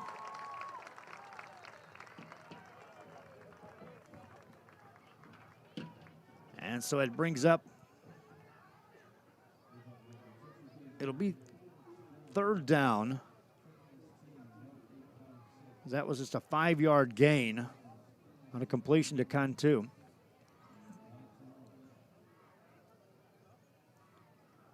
But again, Gilpin he raced back, peeled back, it ran all the way back inside his 5 before he came forward. It is 2nd down. Gilpin rolls out right side, looking, here comes pressure. Gonna run, takes it upfield, slides down at the 30-yard line, and that should be enough for a 1st down for Landry Gilpin. Gilpin in the game, 7 carries now for 41 yards. Clock keeps running as he just slid down. They move the chains, or have they? Not yet. Official taking a look at the sideline.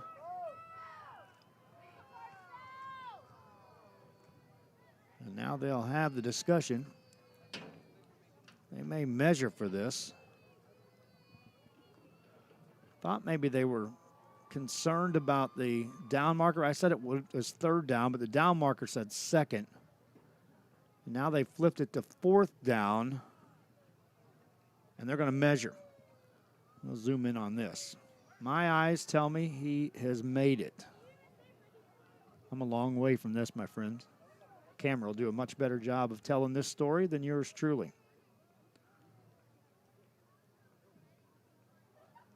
Oh, well short. Well short. 4th down, Mission Veterans. Gilpin had slid down. He thought he was outside the 30, which would have easily been a 1st down for Mission Veterans. The Patriots of Mission Veterans taking on the Patriots of San Antonio Veterans here in this area game. 6:11 to go here, 4th down. And Mission Veterans lines up the offense, 4th and less than a half a yard to go. Inside their own 30-yard line. This is a momentum swinger if San Antonio Veterans can get a stop here. Landry Gilpin takes a snap, swings a pass right side. It's caught. That's a 1st down, and out of bounds goes Mike Gonzake. They only needed a half a yard. Gonzake gets them that +3. And so Mission Veterans retains possession. There's a lot of things you can do when you're up 28-3, including gamble a little bit there on 4th down. Gilpin now drops back to throw. Looking, swings it outside. It's going to be caught. Couple of moves made, and then diving forward is Mikey Garcia. They had Garcia hemmed in. Ended up gaining 1 on the play. His 3rd catch of the night. 5 different guys have caught passes now from Landry Gilpin in this game. And on 2nd and 9, with 5:14 remaining in the half, he rolls out to the right-hand side. Looking, firing in the flats. It's caught by Garcia. Garcia, yards after the catch. Made a man miss, gives up some ground. Gets back close to where they needed to get to for a 1st down. He'll be given a spot of that, and that's good enough. The chains will move. Landry Gilpin now 17 of 24 for 248 yards in the air. 3 touchdowns. Patriots of Mission Veterans with the football. 4:44 left here in the half. Gilpin rolls out left side. Caught this time by Salinas. Salinas met at the midfield stripe and driven backwards. They give him credit. Well, they give him credit at the 49. For Salinas, his 2nd catch of the evening. And that's 6 yards. And here's these little possession type passes. This sets up this over-the-top stuff for Mission Veterans. It also could open something up right up the middle on a Cantu run. Gilpin drops back, looking downfield, rolling right, directing traffic, heaves the ball deep downfield over the top, got a man, and it's going to be incomplete. Back there was Gonzaque, and back there covering, last man standing, Lauro Mendoza. Incomplete pass for Gilpin. Could sense that may have been coming with those little short 4- and 5-yard routes. They would slip someone on a deep route. In this case, it was Gonzaque. 3rd down, 4 yards to go for Mission Veterans. Landry Gilpin slings a pass left side. That's caught, and out of bounds goes Leo Cantu. That's a quick hitter for 9 yards and another 1st down. For Cantu, that's his 6th catch of the night. Leo Cantu, he also caught 2 for touchdowns, and he recovered a fumble in the end zone for a score. Fog is definitely rolling in here. 3:51 to go. Gilpin drops back to throw, looking, directing some traffic. Running right side. Plenty of blocking. He's now going to run upfield. Here comes Landry Gilpin on the run. 25, 20, 15, 10, 5. Landry Gilpin to the house. Touchdown, Mission Veterans. 45 yards.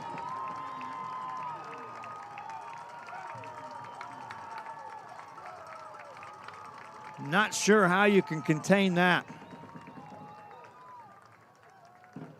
Gilpin now with 86 yards in the rushing game. Makes it 34-3. Extra point coming up for Mission Veterans. Good snap, ball down, kick up long high into the fog, and it is good. Mission Veterans up 35-3. Still 3:34 left in the half. Back after this.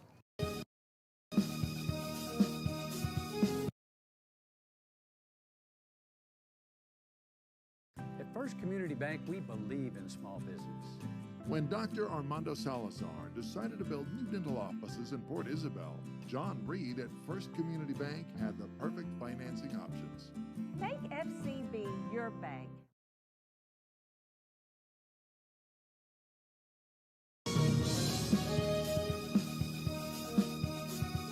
A Piece of Cake by Ibarras in Harlingen is a sweet stop for cakes, cookies, and pastries. The best in town for specialty cakes made to order. Sweetbread, cookies, pies, or how about cupcakes?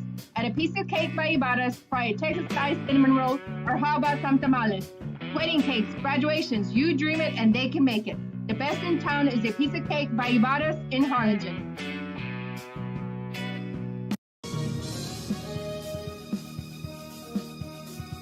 Fans, mark the day and make your plans to attend the Party on the Boulevard in Mercedes February 2nd. It's a festival featuring a beer garden, food trucks, 2 music stages, artisans, competitions, pet parade, and more. Family-friendly event. Admission is free. Check out the Facebook and the website at Party on the Boulevard. Saturday, February 2nd, along the Boulevard at the Rio Grande Valley Livestock Showgrounds in Mercedes, Texas. Be there. It won't be a party without you. Kickoff by Mission Veterans. San Antonio Veterans on the return. Get it out across the 30-yard line. 35 up into there at the 39-yard line. On a return by Robert Garcia. He's been a busy man returning kicks for San Antonio Veterans. Made a couple of fair catches and has tried to return the last 2, including that one. The San Antonio Veterans team now will have to dial it up even to another level. And that's just to get back into this game to close out this first half. Blitz for 35 points and 380 yards of offense. Barrera back in the game. Hands it off, running is Motley, and he's stopped right at the 40. That may be a 1-yard gain.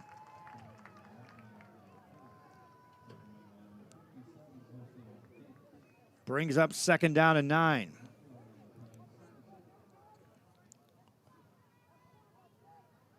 Talked to the coaches of Mission Veterans about an hour and a half before the game. They said there's some playmakers on this team that had them concerned. Right now they've dialed in on the defensive level at a high level. Running play, and Motley gives up some ground and runs out of bounds. He had nowhere to go. Ends up losing 10 on the play. Meanwhile, a timeout called on the field. From the far side over here by the Mission Vets coaching staff, where David Gilpin's having a little casual chat with the official. While he does that, we'll tell you we've got additional broadcasts coming your way. Basketball fans, we've got you covered tomorrow. La Feria on the road taking on San Perlita. We'll have that game on the boys' side. And we're looking at being able to cover Harlingen's girls at home against Laredo Alexander. We've got more basketball coming your way in the next few weeks. Tournament action heating up. Once we get through this Thanksgiving break, we'll have some big blockbuster tournaments. Anxious this year to cover that first, the inaugural tournament in Los Fresnos. I want to run down some of the teams that are involved in that. That will be a lot of fun on December 6th, 7th, and 8th. How many football teams will be alive playing in that round that we're able to cover? After the timeout, it's San Antonio Veterans football, 3rd down and a bundle. Call it every bit of 17 yards to go. Barrera pressured, hit, got away from a man, stumbles forward, hit again, and down he goes. Defense swarming all over Barrera. He got away from the first man, but not in the next 3. And another punting situation for San Antonio Veterans. Meanwhile, Mission Veterans call a timeout. They lead 35-3. We'll be back after this. Football teams in Texas collide inside AT&T Stadium, all battling to be crowned champion. It's now for the UIL State Championships. Be a part of this Texas tradition. Log on to SeatGeek.com. Friday high school football isn't over till you watch High School Scoreboard live. Final scores, the big plays from gridiron games across the state. Be a part of the most watched high school football show in Texas. Saturday on Fox Sports Southwest. Back here, some other scores to pass along. Raymondville continues to win their game, 17-7. That's at halftime. La Feria is up in their game. How many teams will we have alive next week as we start to juggle where we're covering our next broadcast? A high, spiraling, booming kick fielded by the Mission Veterans. Gus Garza makes a man miss. There's a penalty flag. This is coming back, my friends. Garza making a lot of noise for the fans. runs through a couple tackles, got to the 33, but again, back at the other end of the field, inside the 30, lies the penalty flag. 2:17 remaining here in the half. Mission Veterans burned 2 timeouts during that last drive by San Antonio Veterans. That means they have 1 remaining with 2:17 left here in this first half.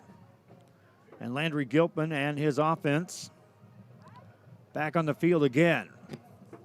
Patriots with 382 yards of offense in the first half, 119 on the ground, 263 in the air.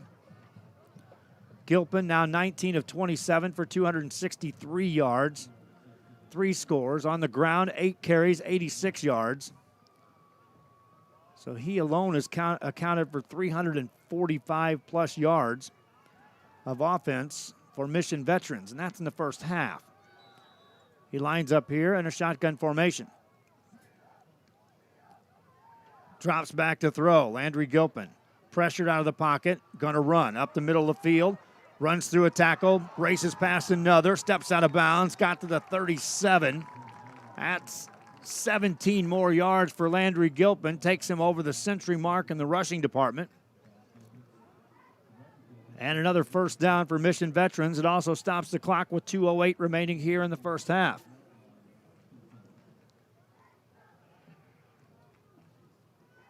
Haven't heard a Rio Hondo score yet. We'll see if we can track that one down. First down play. Gilpin wants to throw. Has some time. Swings it past right side. It's caught there by Cantu. He's driven out of bounds, and here comes a penalty flag. That'll be a 4-yard gain, and then 15 more coming up at the end of that.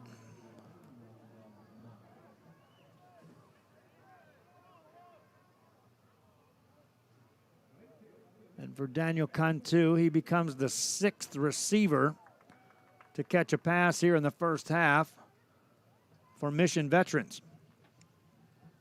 Clock stops with 2:02 remaining, and they'll march off the 15-yard penalty.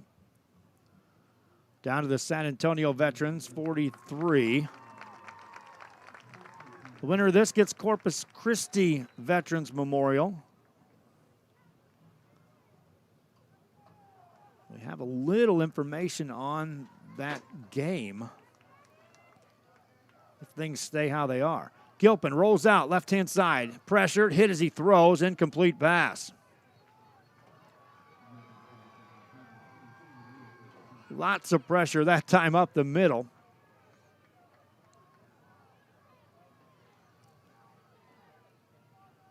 Zion Smith, the man right there in the face of Landry Gilpin.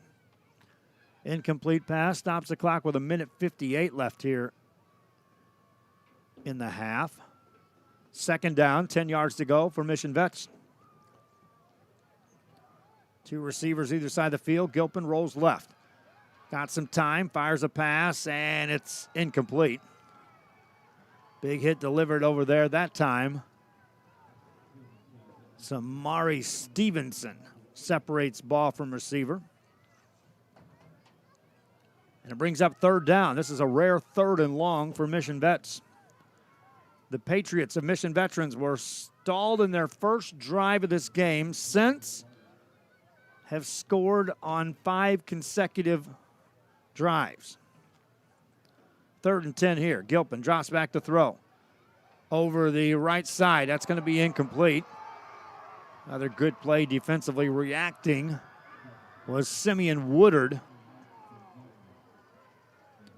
And an incomplete pass. Brings up 4th down and 10 for Mission Veterans. They were calling timeouts, hoping to get some more points on the board on this drive. With the ball at the 43-yard line of San Antonio Veterans. Field goal pretty much taken out of the mix. And Mission Veterans lines up. Play clock down to 9. Gilpin drops back to throw. 4th and 10. Ton of time. Directs some traffic. Runs away from some pressure. Buys some more time. Looking downfield, Gilpin delivers a pass. Back there. Got him in. Inside the 10, but dropped. Mikey Garcia was right there, and that would have been a 1st and goal coming up. Patriots of Mission Veterans turn it over. San Antonio Veterans. Their defense gets a second stop of the half. Their offense back on the field. If you want to script this on their end of things. San Antonio Veterans. Minute 35 left, 3 timeouts. You get the ball to start the second half. Ways you try to change momentum in your favor. That would be a start. Flip it back, and here comes Darius Guest. Delivers a pass deep downfield. Had a man. It's going to be caught inside the 30. That's a first down. Big play that time for San Antonio Veterans. A penalty at the end of that, but that'll be an interference call. Jason Lalo on the catch. And had that ball had any zip on it at all, Lalo would have been able to walk into the end zone as he was so far behind everyone. You didn't think there was a receiver back there at first when Guest delivered that pass. First down play. Minute 23 left here in the half. Richardson drops back to throw. Looking, deep ball, right side. Receiver up in the air, and it's going to be picked off by the Patriots. Incomplete, but wave it off. That's going to be an interference call against Mission Veterans. And this is what you're seeing right now is kind of what they displayed during warm-ups, that if they wanted to, this San Antonio team could just line up receivers on the sides and go vertical downfield. Down 35-3. I know you turn to some deep pages in your playbook, but if that's in their repertoire, which it appeared it was the way they were warming up, then this team not only has some playmakers, they have the ability to score quickly. Again, scripting it for them, they want to score here, and then they get the ball to start the second half. That's where it starts. Richardson on first down in the red zone from the 14-yard line. Drops back to throw, pressure up the middle, down he goes. Back there for the Mission Veterans Patriots was Mike Rodriguez.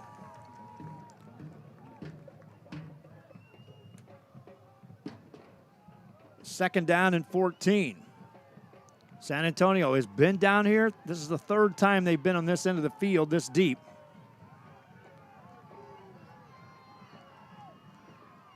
On second down, Richardson rolls right. Now he throws it. That's going to be picked off. Mission Veterans Patriots defense makes a play. On the return, looking for some blocks. Down he goes. That's a turnover. Mission Vets, the defense stands again and makes a play.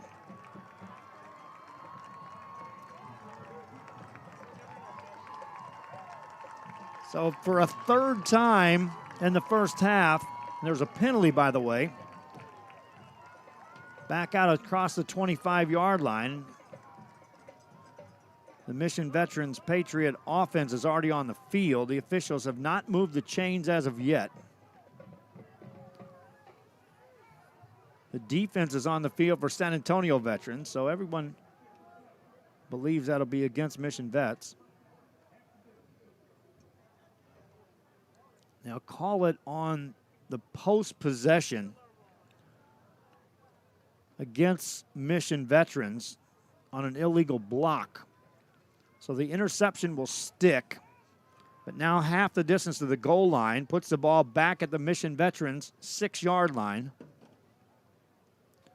35 seconds left in the half. One timeout left. What does Landry Gilpin have up his sleeve on a situation like this? Lines up at his goal line on first down. Gilpin rolls out. Here comes pressure. Gets away from man. Oh, hit. Fumbles the football, and it's finally recovered. Looks like Mission Veterans got back on it, and San Antonio Veterans just missed a chance there. Recovered that time by Randall Ledbetter for Mission Veterans. And they may be content that 35-3 is enough for the half. 7 seconds and counting. Mission Veterans will not take a snap. I thought maybe San Antonio Veterans would use all 3 of their timeouts. Nothing doing. First half comes to an end. San Antonio Vets scored the first 3. Mission Veterans scored the next 35. That's your score. Halftime. Back after this.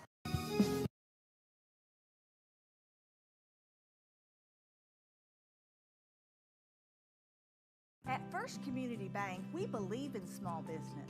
McDonald's owner Anna O'Quinn found Walter Pocket, the financing and complete range of banking services at First Community Bank to be the perfect combo.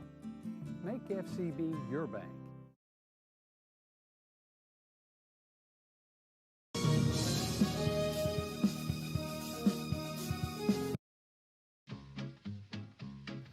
I want them all. I want them all, the shrimp. Mijo, I just bought a whole bunch of shrimp. I gotta call Jesse. Hey, Primo, my dad just bought another boatload of shrimp. What are we gonna do? I guess we're gonna almost have to give it away. I'm gonna have to get in touch with everybody. We're gonna have to have a shrimp pachanga. Hey guys, this is what we're gonna do. 5.99 shrimp special, their choice. It's gonna be a shrimp pachanga.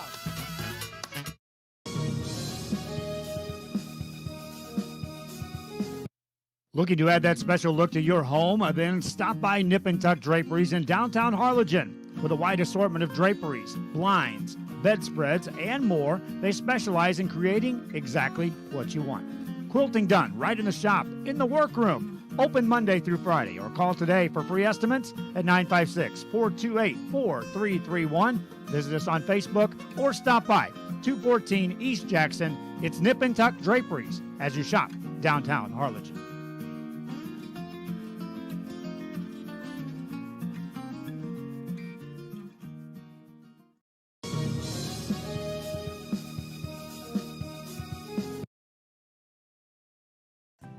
First Community Bank, we believe in small business. When Phil and Mary Alice Oxford decided to build a new Palm Valley Gymnastics and Dance, Ricky Leal at First Community Bank provided easy and affordable financing. Make FCB your bank.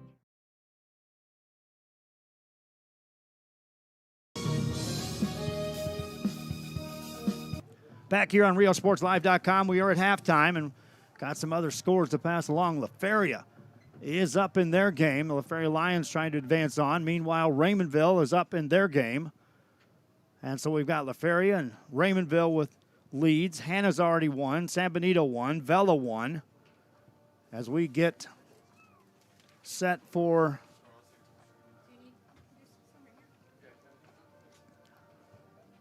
the next round of playoffs, and it sure looks like we're going to have plenty of teams available to cover for next week. 26 minutes on the clock. We'll take a break as the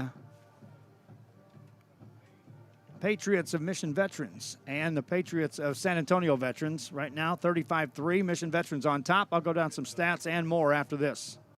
Head to downtown Harlingen for great food, shopping, fitness, and fun. Welcome to Coletti's. Take a break for a quick lunch with handmade burgers, pastas, salads, sandwiches, and pizza. After a long day, have dinner with us where we have over 20 new menu items. Join us for Margarita Fridays and live music Fridays and Saturdays on the patio. Make any day memorable at Coletti's. Visit Coletti's.net. Downtown Harlingen. It's where you belong.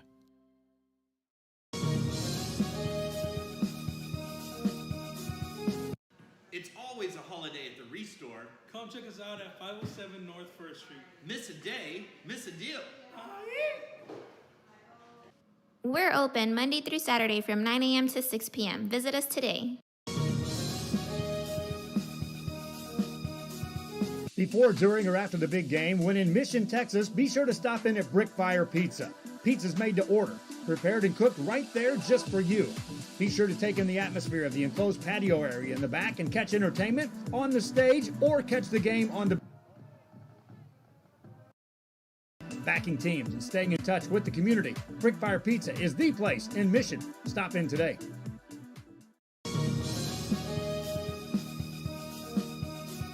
Needing a treat before or after the big game? Then, when in Harlingen, stop in at the Scoop Ice Cream Parlor and Deli and treat yourself to some amazing things. Ice creams, shakes, sundaes, banana splits, and that's just a sample. If you can dream it, they can make it at the Scoop in Harlingen. From the deli comes a variety of sandwiches that is sure to bring you back for more. Hamburgers and hot dogs served every day. Open Tuesday through Saturday, 11 to 7, Sundays from 12 to 6. On F Street in Harlingen, it's the Scoop Ice Cream Parlor and Deli. Before, during, or after the big game, when in Mission, Texas, be sure to stop in at Brickfire Pizza. Pizza's made to order, prepared and cooked right there just for you. Be sure to take in the atmosphere of the enclosed patio area in the back and catch entertainment on the stage or catch the game on the big screen TVs. Backing teams and staying in touch with the community, Brickfire Pizza is the place in Mission. Stop in today. Back here on RioSportsLive.com as the bands perform. 20 minutes on the clock before we resume play to start the second half. Let's take a look at some of the big plays in the first half. A lot of big plays from Mission veterans. Run down some stats. Here's some of the plays in that first half. Gilpin on a first down. Drops back to throw. Looking. Heaves it deep downfield. Got a man wide open inside the 20. See you later. Leo Cantu. Touchdown, Mission veterans. And that's 46 yards to the house. Man at the 30-yard line. That's enough for a first down. Underneath pass to Mike Gonzake, who was not the primary receiver on that route, but good check down by Landry Gilpin, and the chains will move for Mission veterans. 4 of 7 for 83 yards. Drops back to throw, looking. Now he's going to look to run. Right-hand side, got past a man, got a first down, and out of bounds at the 40, or inside the 40, down to the 36-yard line for Landry Gilpin. Mission veterans now on a 2nd and 10. Landry Gilpin drops back to throw. Here comes pressure, gets rid of it. Garcia with a catch in the flats. Makes a man miss, cross the 30, slips a tackle, gets inside the 20, down to the 18-yard line. 1st and 10, first reception for Garcia. And how about the moves in this first quarter of play? Gilpin rolls out right-hand side, looking, fires it over the middle, caught, touchdown. Mike Gonzake. And Gilpin's now hit for 2 touchdowns in the first quarter. In the game, 6 of 11, 107 yards and 2 touchdowns. That's his first quarter stat line. Wants to throw here, looking over the middle of the field, and it's a great catch. Leo Cantu reels it in, inside the 35. Looking for some more. Low snap, drops back, thought about running, now he just directs some traffic, fires in the end zone, got a man, and it's caught, touchdown! Another touchdown for Mission veterans. Gilpin goes to Cantu for a second time. Your pick. Either way, they have to get inside the 10-yard line to get a first down. Pereira drops back, has some time, looking, scans the field, hit as he throws, and incomplete. Big time hit delivered that time by Jesse Gonzalez. Second down coming up for Mission veterans. Gilpin looks to throw again. Looking deep downfield this time over the middle. Caught in stride. 30, 25, and then falling at the 21-yard line. Gonzake had 6 in his hands. Ends up gaining a big bunch. Right side, looking, firing, middle of the field. Wide open Gonzake inside the 5. Stiff arms a man. Football comes loose in the end zone. Recovered by the Patriots of Mission veterans. Touchdown. Leo Cantu, the man on the spot. After Gonzake made the catch, 6 more on the board. Right, directing traffic, heaves the ball deep downfield over the top, got a man, and it's going to be incomplete. Back there was Gonzake, and back there covering, last man standing, Lauro Mendoza. Traffic, running right side. Plenty of blocking. He's now going to run upfield. Here comes Landry Gilpin on the run. 25, 20, 15, 10, 5. Landry Gilpin to the house. Touchdown, Mission veterans.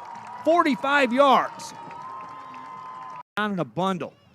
Call it every bit of 17 yards to go. Barrera pressured.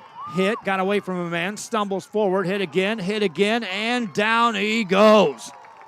Defense swarming all over Barrera. He got away from the first man, but not in the next 3. That would be a start. Flip it back, and here comes Darius Guest. Delivers a pass deep downfield. Had a man. It's going to be caught inside the 30. That's a first down. Big play that time for San Antonio veterans. A penalty on second down. Richardson rolls right. Now he throws it. That's going to be picked off. Mission veterans, Patriots defense makes a play. On the return, looking for some blocks. Down he goes. That's a turnover. Mission vets. The defense stands again and makes a play. Gilpin on a first down. Drops back to throw. Looking.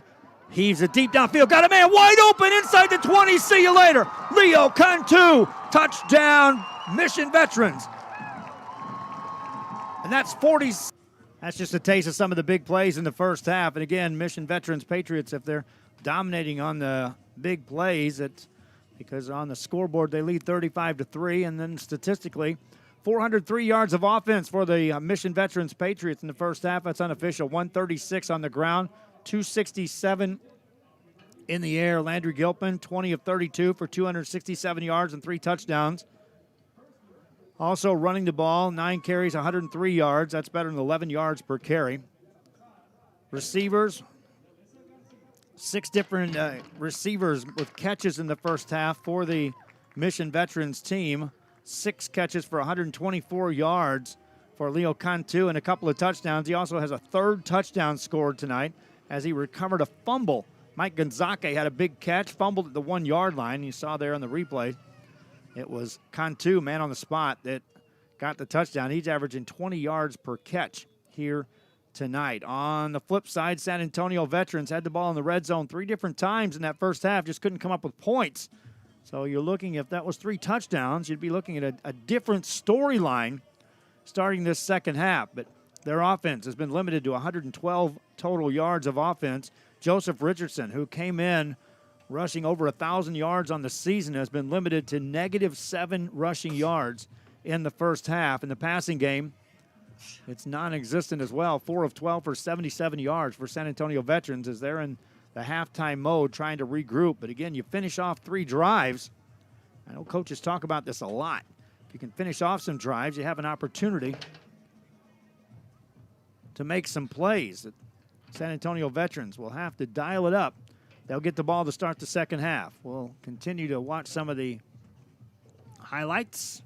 Get you set for the second half. It's coming up soon. Gilpin on a first down. Drops back to throw, looking. Before he's a deep the big game, when in Mission, Texas, be sure to stop in at Brickfire Pizza. Pizza's made to order, prepared and cooked right there just for you. Be sure to take in the atmosphere of the enclosed patio area in the back and catch entertainment on the stage or catch the game on the big screen TVs. Backing teams and staying in touch with the community, Brickfire Pizza is the place in Mission. Stop in today.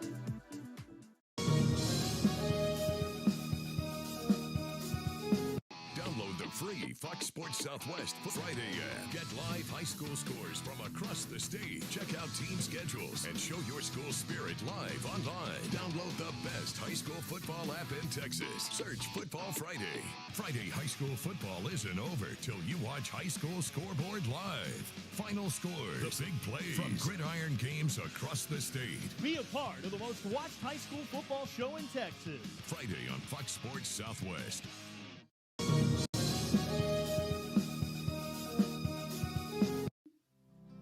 Our professional advisors at Employee Retirement Service have been providing financial and retirement planning for many years for employees of different employment.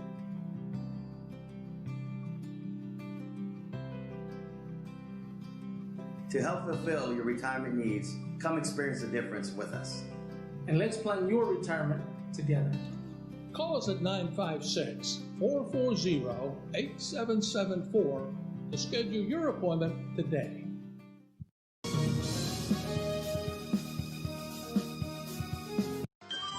Forever Memories, Antiques, and Collectibles is your source for vintage, antique collectibles, vinyl records, and more. Located at 206 East Jackson in historic downtown Harlingen, it's Forever Memories, Antiques, and Collectibles.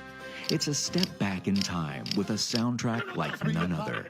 Open Monday through Saturday, filled with memories and more. Forever Memories is for you.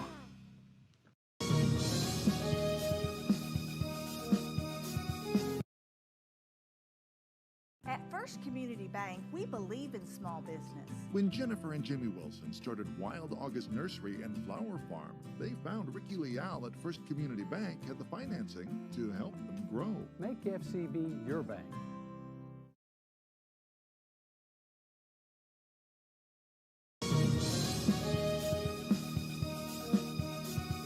If you just graduated high school, are looking to change careers, or to upgrade your job skills, Texas Southmost College is the place to start. With over 50 certificates and associate degrees to choose from, TSC has the career for you. At TSC, you get a quality education that's close to home.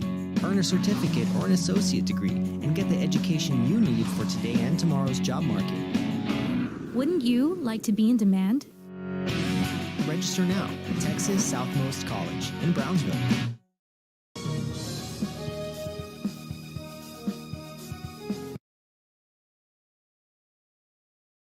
At First Community Bank, we believe in small business. Quito and Letty Signs, owners of the Farm and Ranch Store in San Isidro, find banking with Flora Fagan and First Community Bank in McAllen a perfect fit. Make FCB your bank.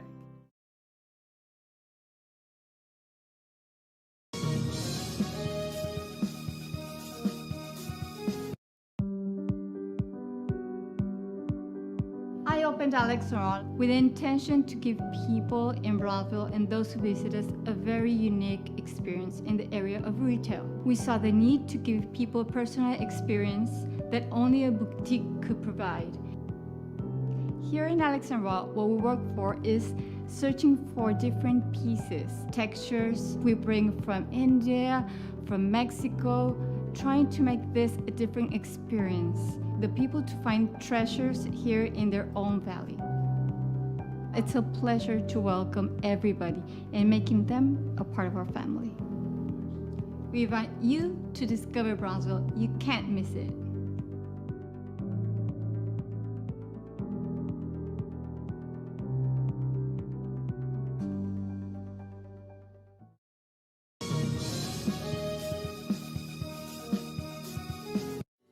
This close. We're this close. We are this close. Of wanting to making history.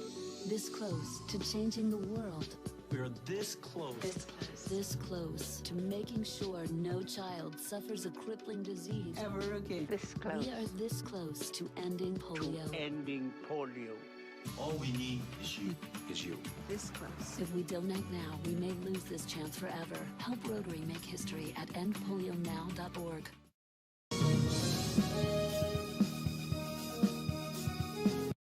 Football teams in Texas collide inside AT&T Stadium, all battling to be crowned champions. Get your tickets now for the UIL State Championships. Be a part of this Texas tradition. Log on to SeatGeek.com. Download the free Fox Sports Southwest Football Friday app. Get live high school scores from across the state. Check out team schedules and show your school spirit live online. Download the best high school football app in Texas. Search Football Friday.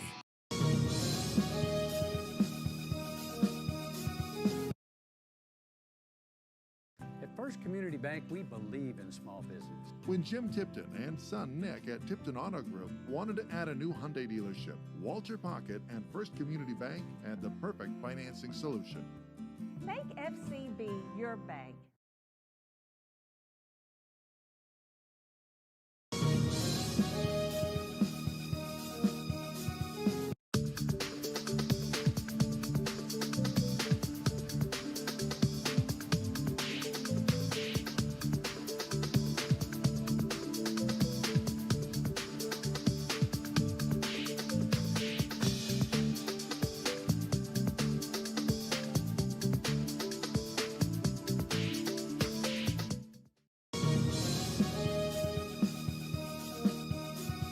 Illusions Boutique in Far specializes in quinceañeras, tiaras, jewelry, and accessories to accentuate beautiful dresses just for your daughter.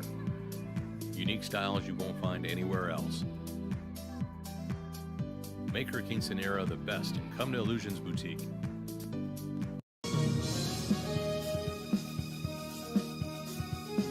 Texas high school football doesn't get any bigger than this. Fox Sports Southwest is your home for the UIL Football State Championships at AT&T Stadium. The battle for bragging rights starts December 19th on Fox Sports Southwest and the Fox Sports app. Download the free Fox Sports Southwest Football Friday app. Get live high school scores from across the state. Check out team schedules and show your school spirit live online. Download the best high school football app in Texas. Search Football Friday.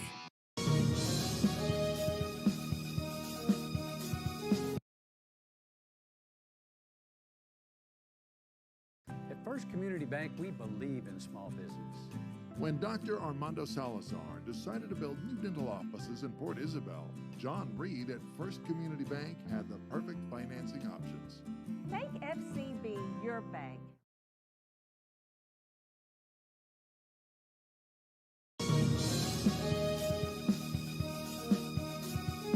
A Piece of Cake by Ibadas in Harlingen is a sweet stop for cakes, cookies, and pastries. The best in town for specialty cakes made to order. Sweetbread, cookies, pies, or how about cupcakes? At A Piece of Cake by Ibadas, try a Texas-style cinnamon roll, or how about some tamales? Wedding cakes, graduations, you dream it and they can make it. The best in town is A Piece of Cake by Ibadas in Harlingen.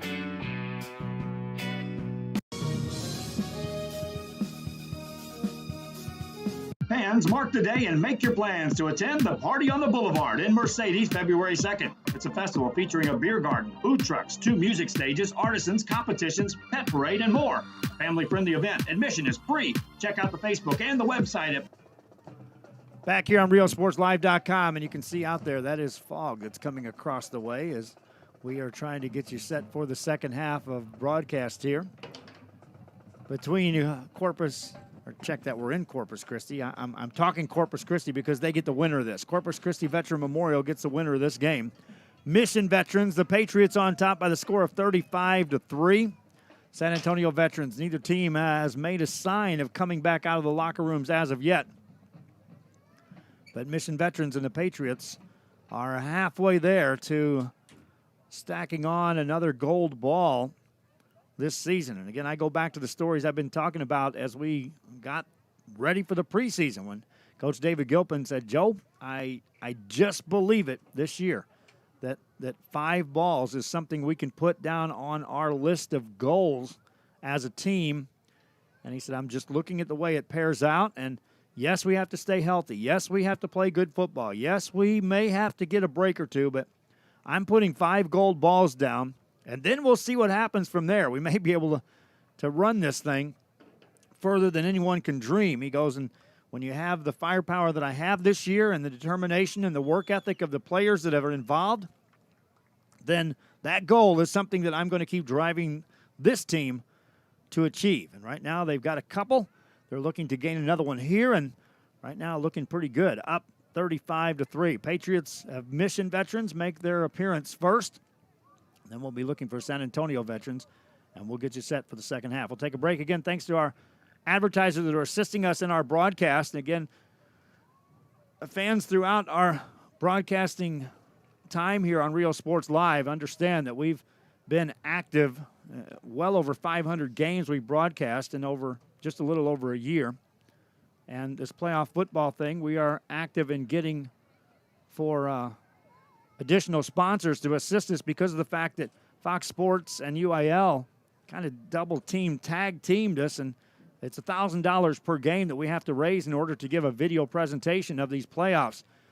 And our regular season advertisers, which help kind of drive the ship. We went the first 4 to 5 months with little to no advertising. BCIC was our first advertiser that jumped in and assisted us.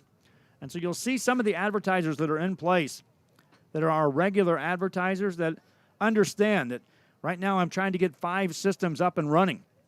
And if 5 systems were truly in play, we would be able to cover thousands of games this year, not just 400 or 500. We'd be able to get near the 2,000 range if I had all 5 of them fully functional. And we're not that far away. And so as I'm playing these playoff advertisements, you'll see that the places like Brickfire Pizza that stepped up, the First Community Bank sponsored not just 1 game, they've sponsored now 7 games in the last 2 weeks, my friends, just to help us get on board. So if you see a lot of the First Community Bank advertisements and wonder, hey, what's going on there? They got a lot of ads. They must have done something. They did. They helped us get 7 games broadcast in playoff football, which means they assisted us in raising, and that's the first number, $1,000 a game. And then the second number is you try to get the announcers, travel cost, and everything else into play just to get these games covered. So our appreciation to all the advertisers that are assisting us thus far, and we will be active in trying to get more on board that are of a regular basis so that when we get to the playoffs, we can attack that from a different perspective. and just limit the number of commercials. You do two things when you're an advertising business, and that is if you have a product that feeds off of advertising, you either have a bunch of inventory and you put it out there at a cost that is affordable to the little guys, such as the case for my wife and I's store, Forever Memories, and we did cater it to keep it down at those costs, or there are options that you can go down a road of you limit your inventory but raise your prices, and then you have nothing but what I call the big boys that are out there on your advertising range. But again, I made a promise to some of the smaller businesses, neighbors of ours in the Harlingen area, that we would try to keep this thing affordable for the smaller guys, and then we would just man it with more systems and get more coverage of more athletes. And so that's what you're seeing. So as you watch these commercials, be sure you take a note. If you're anywhere nearby any of these businesses, stop by, and if you're watching these games, if nothing else, tell them thanks. Saturday, February 2nd, along the boulevard at the Rio Grande Valley Livestock Showgrounds in Mercedes, Texas. Be there. It won't be a party without you.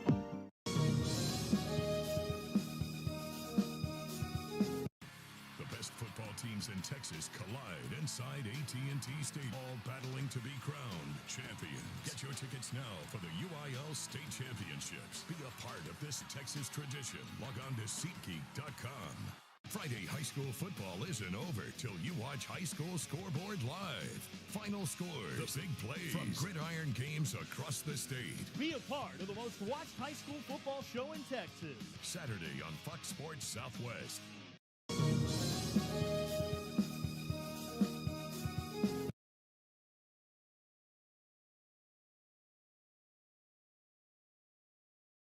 At First Community Bank, we believe in small business.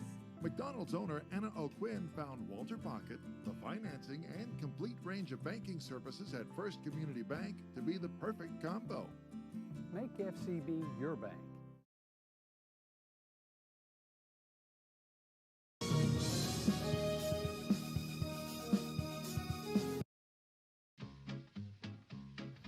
I want them all. I want them all, the shrimp. Mijo, I just bought a whole bunch of shrimp. I gotta call Jesse.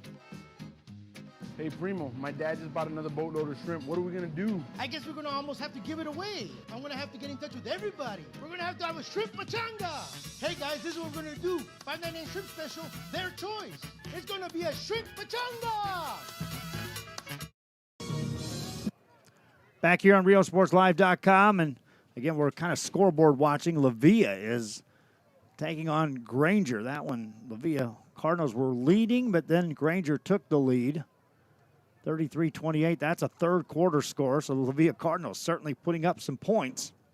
Our thanks again to RGV Sports, allowing us to kind of peek over here at some of these scores.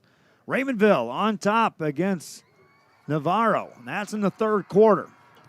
24-14. If Raymondville can maintain a 10-point lead heading into that fourth quarter, advantage will swing big time for the Raymondville Bearcats, because, again, you've got a predominantly running football team that's a good one, but you've got them in a position where they're going to have to do some things out of character, and they can't rely just strictly on busting some big plays off the running game. Mission Veterans Patriots made their way back on the field first. My wife's trying to get the window all cleaned up and everything set here.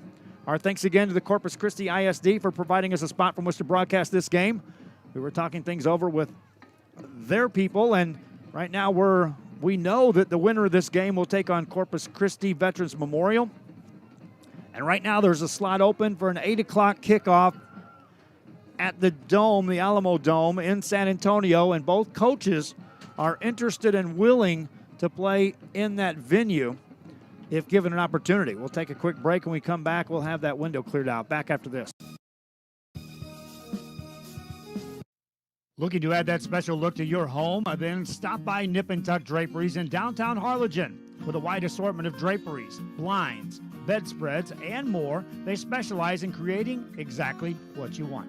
Quilting done right in the shop, in the workroom. Open Monday through Friday, or call today for free estimates at 956-428-4331. Visit us on Facebook or stop by 214 East Jackson. It's Nip and Tuck Draperies as you shop downtown Harlingen.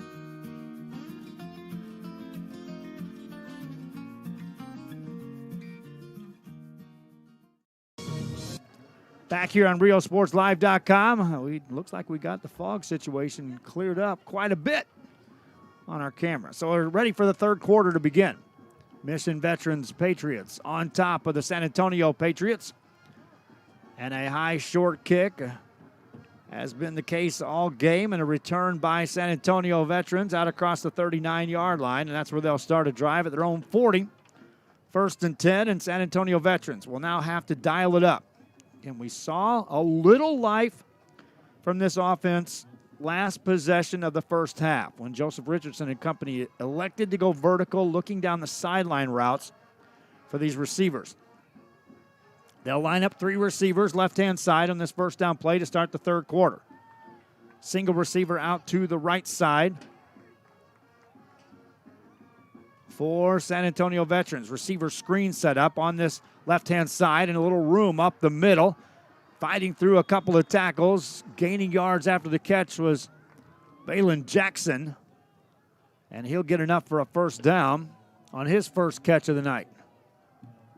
Joseph Richardson in at quarterback. They platooned him in the first half.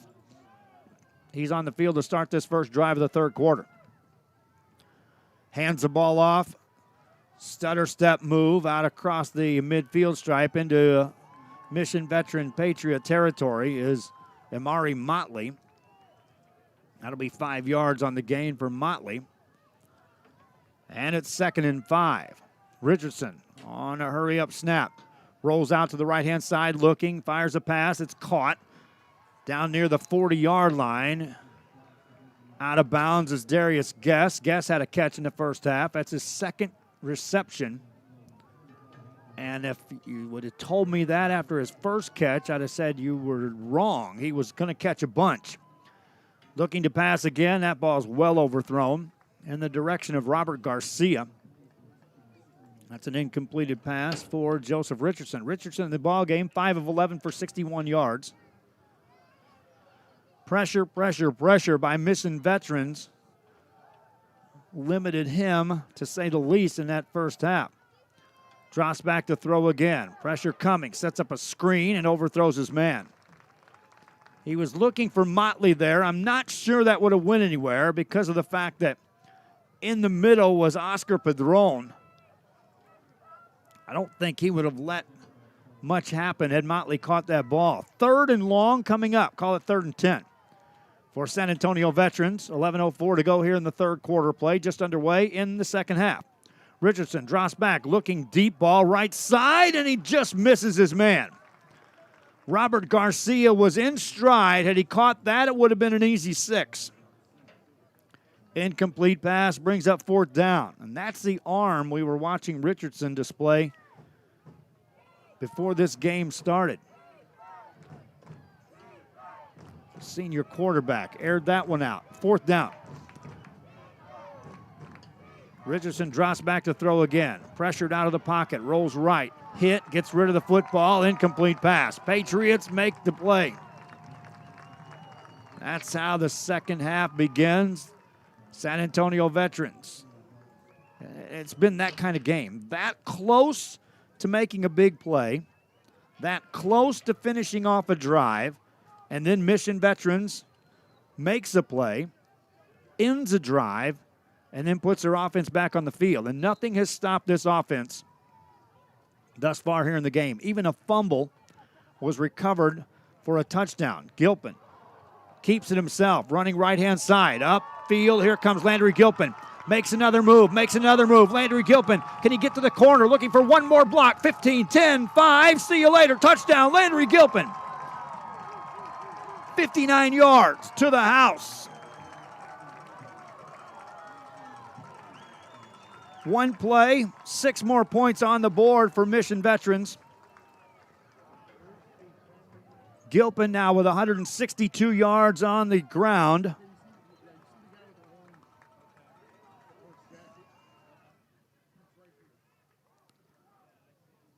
And Mission Veterans for the extra point. That's a low snap. It's kicked back in the end zone. This is going to be returnable. Here comes San Antonio Veterans. That's going to go out across the 5. Nothing doing. Extra point, no good. A rare miscue in this ball game by San Antonio Veterans. Extra point, no good. 10:37 to go, third quarter. Patriots from Mission Veterans on top. Back after this.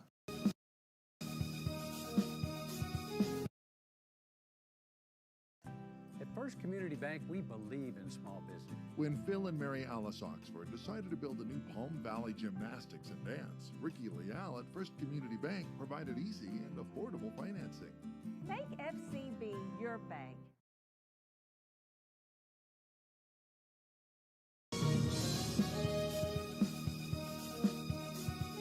Head to downtown Harlingen for great food, shopping, fitness, and fun. Welcome to Coletti's. Take a break for a quick lunch with handmade burgers, pastas, salads, sandwiches, and pizza. After a long day, have dinner with us where we have over 20 new menu items. Join us for Margarita Fridays and live music Fridays and Saturdays on the patio. Make any day memorable at Coletti's. Visit colettis.net. Downtown Harlingen. It's where you belong.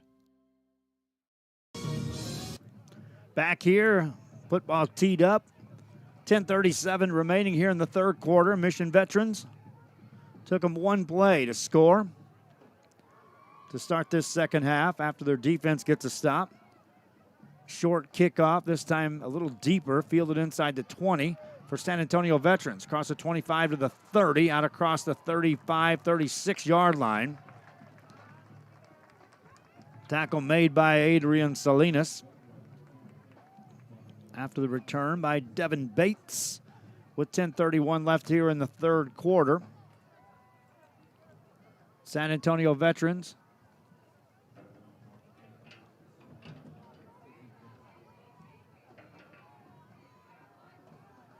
will bring it up to the line of scrimmage. Joseph Richardson drops back to throw, rolls out right side, incomplete pass, looking for Darius Guess. Richardson now has missed on his last 4. Each time the incomplete pass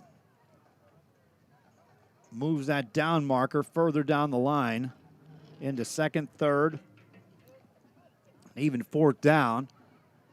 Advantage even more so on the Mission Veterans side of things. Richardson takes a handoff, hands it off.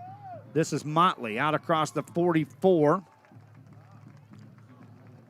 Good gain on the play for Amari Motley. Spot him just shy of the 45. Third down, 3 yards to go for San Antonio Veterans. Thanks again to the Brickfire Pizza folks for helping us get this game underway. Richardson will run the ball. Takes it outside. Caught from behind, then drilled. Fell forward, got close to first down yardage. It is. Richardson took the big hit, but he stayed on his feet long enough. Gets the first down. Richardson now in the game. 5 carries, still negative yards in the rushing department.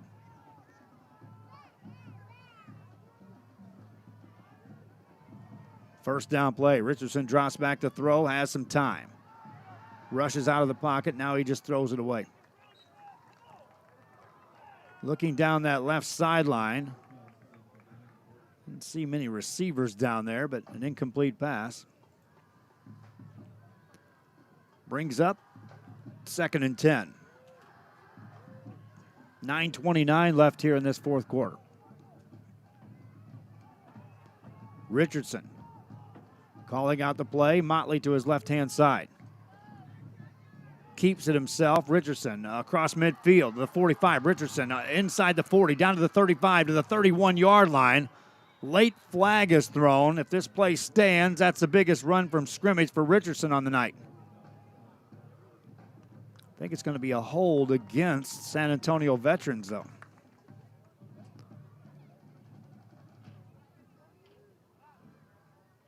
A receiver and one of the secondary guys for Mission Veterans got tangled up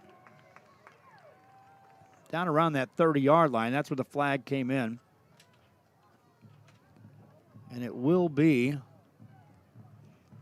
a hold called from that spot. So Richardson's gain will stand, and then a 10-yard penalty. Still first down for San Antonio Veterans Memorial.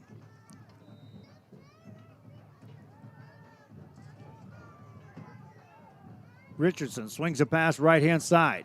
Caught, now down the right side with momentum across the 30 down to the 26-yard line. Robert Garcia on the catch. Back-to-back plays go for positive yardage here for San Antonio Veterans. Richardson now 6 of 16 for 75 yards in the air. Hands the ball off to Motley. Hit, and Motley stays on his feet for a moment, and then the play's blown dead. 4 guys were there to meet Motley. Amara Motley given credit for a 1-yard gain. 9 carries, 14 yards on the night for Motley. Offense, it's 192 yards of offense for San Antonio Veterans here in this game.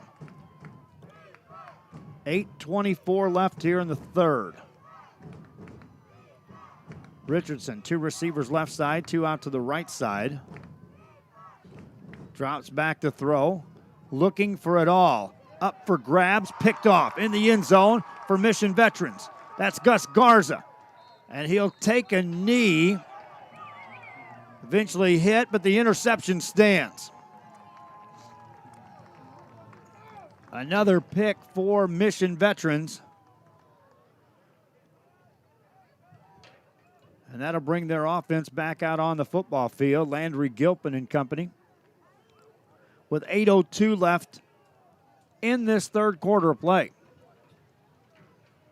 You ask the question, what's the Mission Vets Patriot team offense done here in the second half? They've run 1 play from scrimmage. That was a 59-yard touchdown run. Gilpin this time hands it off, and here comes David Cantu. Hit as he got to the 24. Football came out of there, but that's after the play, says the official. And now one of the Mission Vets players will be looked at. They're looking at Daniel Cantu. They can ill afford to lose any players moving forward. It doesn't get easier after this round. Back after this. It's always a holiday at the Restore. Come check us out at 507 North 1st Street. Miss a day, miss a deal. We're open Monday through Saturday from 9 a.m. to 6 p.m. Visit us today. Before, during, or after the big game, when in Mission, Texas, be sure to stop in at Brickfire Pizza. Pizza's made to order, prepared and cooked right there just for you. Be sure to take in the atmosphere of the enclosed patio area in the back and catch entertainment on the stage or catch the game on the big screen TVs. Backing teams and staying in touch with the community, Brickfire Pizza is the place in Mission. Stop in today. After the play, here's Landry Gilpin after a timeout. He gets hit as he's going out of bounds, delivering a pass that's incomplete. Now, there's a penalty flag thrown back behind this play.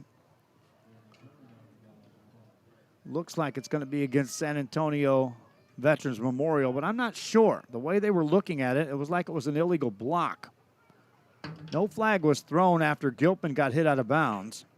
I think they were more concentrated on the block, and that's what they're going to call. Illegal block in the back against Mission Veterans. Sets him back. Mikey Garcia was the injured player on that last timeout. That was Daniel Cantu. Garcia's in the game, my friends. Don't get too scared. But Cantu going down is a factor you need to look at for this football team moving forward. 7:21 to go here in the third. Gilpin drops back to throw. Has a ton of time over the middle. It's incomplete. Nearly picked off. Ryu Williams was right there. Had a chance for that pick. That's the 33rd pass attempt for Landry Gilpin here in this ball game. 20 of 33, 267 yards, 3 touchdowns. Oh, by the way, he's run for 2 scores. 7:13 to go. Gilpin rolling out. Left-hand side looking. Now it gives up some ground. Penalty flag comes in on the play as Gilpin's off to the races again. Makes a man miss, makes another man miss. Gets to the left side, slides down. That's short of first down yardage, but again, I think this is coming back. That penalty flag lays back at the 14-yard line. Gilpin making all kinds of moves out there. Clock stops with 7 minutes to go. It is a hold against Mission Veterans. 41-3 game, and now some penalties starting to rack up for Mission Veterans on this drive. They've got to get out to the 30-yard line for a first down.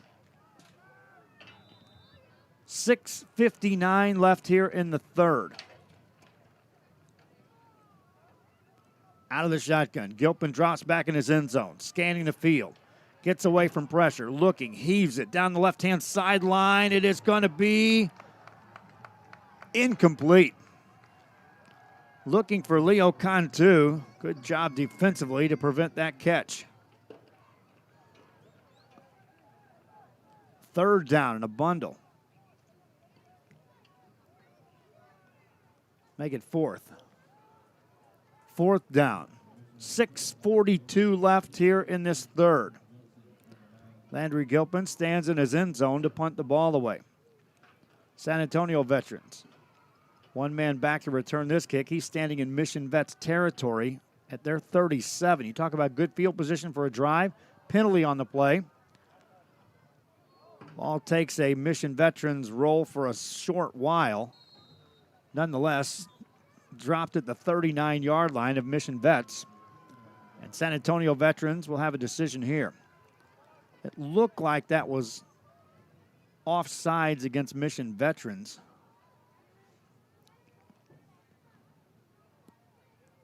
Although they allowed the play to go.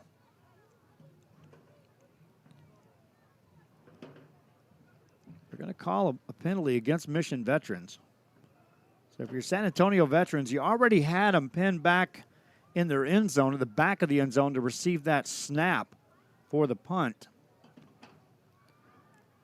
You're going to get the ball at the Mission Veterans 39, or you can make them punt it again from inside their end zone. With 6:33 left here in the third quarter. Scoreboard at this point in time makes this call a little easier to make. In this case, San Antonio Veterans will just send the offense onto the field. Now take over possession at the, I'll call it the 40-yard line of Mission Veterans. Winner of this takes on Corpus Christi Veterans. We already know that. They won earlier today. And all indications are it will be at 8 o'clock on Saturday. First down play for San Antonio. Richardson stays in the game, swings a pass right-hand side. Caught by Guess. Guess is going to be hit, gets away from a defender. The next two running him out of bounds for no gain on the play. Third catch of the night for Guess.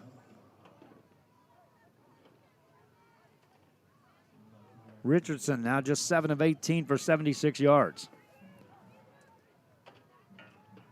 On second down, lines him up. Here comes a blitz right side. They run through that. That's Motley. Motley stretches forward down to the 35-yard line. Third down coming up. Motley now with 10 carries for 19 yards.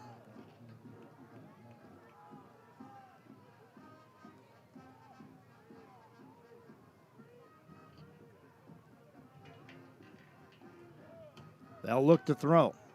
Richardson pressured, drops back. Pressured more, gets away from another man, fires a pass. Open man inside the 25, down to the 20, to the 15-yard line. Nice catch, and then Jason Lalo gets something after the yards. After the catch, Lalo made a couple of nifty moves. His second catch of the night. Richardson has him in the red zone again. Hands the ball off. Motley upended, got down near the 11. You look at this again from the perspective of a defensive coordinator, and you start counting. This is the 4th time our defense has allowed a team in the red zone. Thus far, just 3 points, and that came, oh, by the way, in the first drive of the game. Richardson trying to cap this one off. Swings it past to Motley out on the left side. Motley tries to get to the corner. Uses some speed, bumped out of bounds. Good containment, and then Artie Flores came over to finish off the run. So he hits Motley. For Motley, that's his first catch of the night. Short gain. 3rd down. Football at the 10-yard line of Mission Vets. 4:34 left here in this game.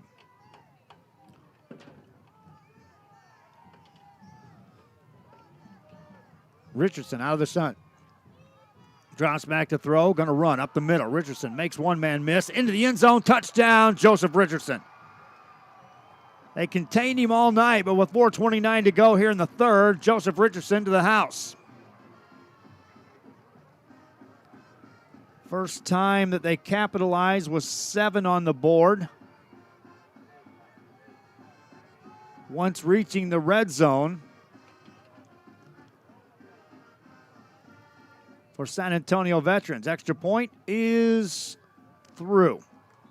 No good.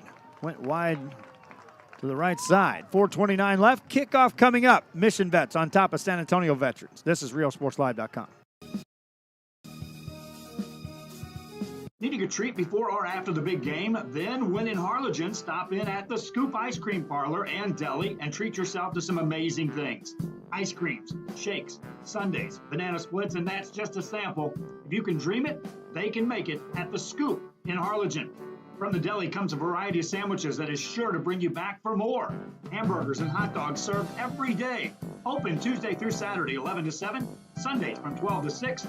On F Street in Harlingen, it's the Scoop Ice Cream Parlor and Deli. Back here, we get set for the kickoff in Corpus Christi at Cabinets Field on a Friday night. Our second game of 2 coming your way.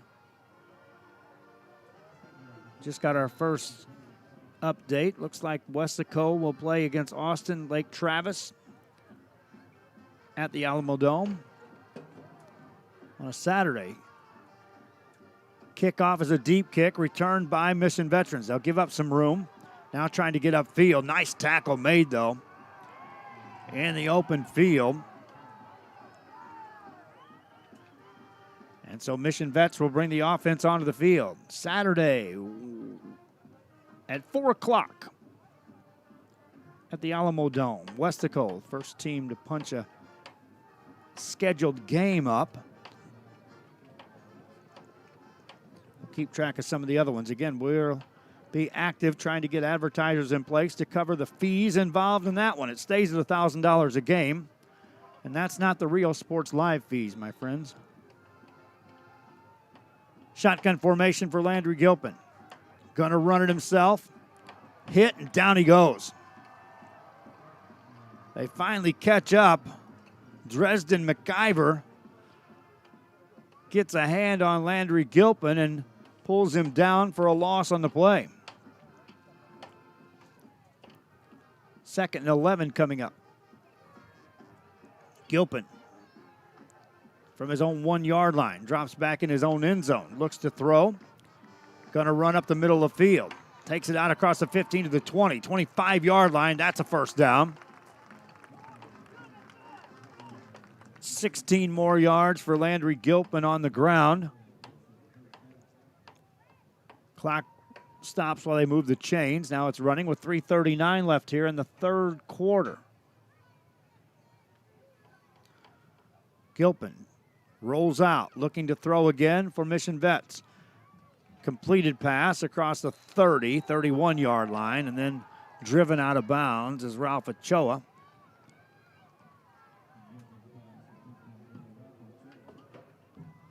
Gilpin now 21 of 35 for 273 yards.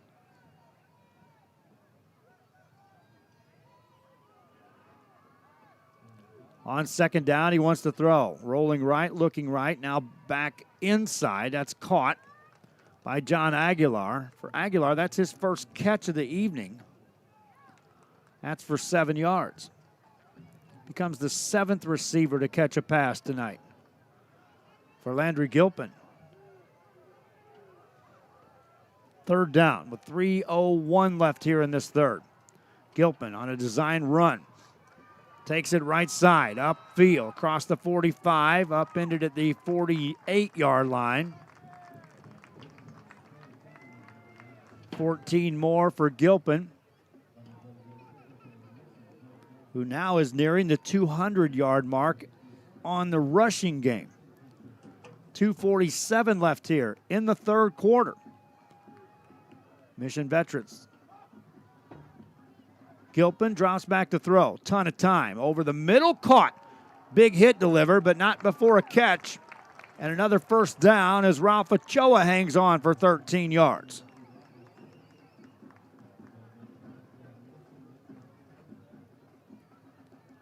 Gilpin now with 293 passing yards. He's about to go over 500 all-purpose yards. First down play here. Drops back to throw. Deep drop. Has a receiver. That's caught.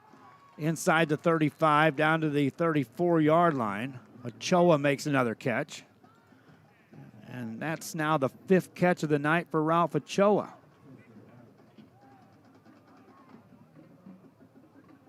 Clock running with 1:52 left here in the third quarter. Gilpin going with this short game again. This usually sets up something deep. Rolls out right side, looking. Now it has a man again. Big hit delivered, incomplete pass. In the direction of John Aguilar, nothing doing as he was separated from the ball.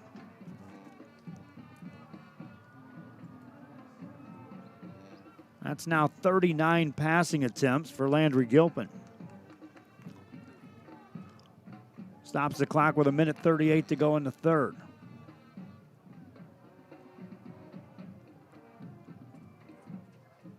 Looking to throw is Gilpin. On the run now. Looking for a block, gives up some ground, spins away from 2 more tacklers, and then finally is brought down.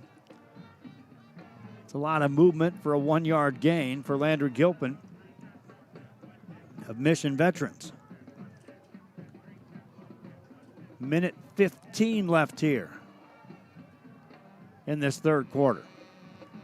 Gilpin gets a play from the sideline for Mission Veterans. This is the longest sustained drive as far as taking time off the clock for Mission Veterans in this ball game. They've had some long drives. They've had some quick drives.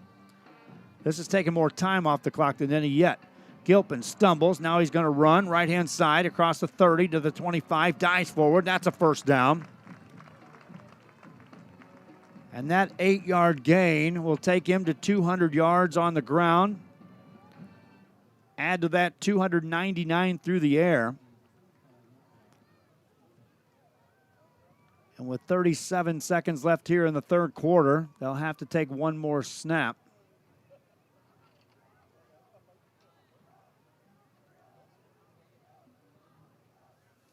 From the 25-yard line. Gilpin sets him down on first down. Looks to throw again. Has time out in the flats. It's going to be caught by Salinas. Salinas is ridden out of bounds at the 15. That's close to first down yardage again. Salinas, his third catch of the night. That is enough for a first down.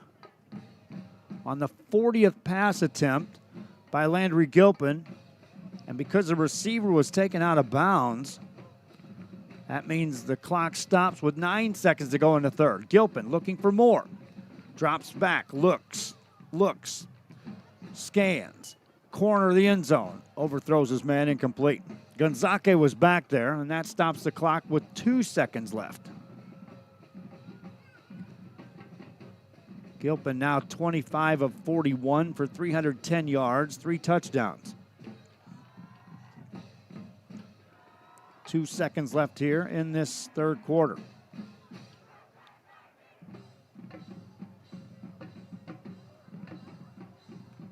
Gilpin drops back to throw. Final play of the third quarter. Looking, buzzer sounds, end zone time, and that's going to be caught. Touchdown. Leo Cantu, his third touchdown receiving in the game. Fourth touchdown of the game in all. Fourth touchdown pass for Gilpin. Patriots close out the third with a score.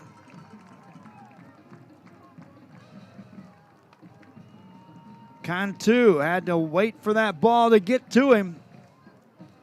And Leo Cantu having a huge night, as is Landry Gilpin.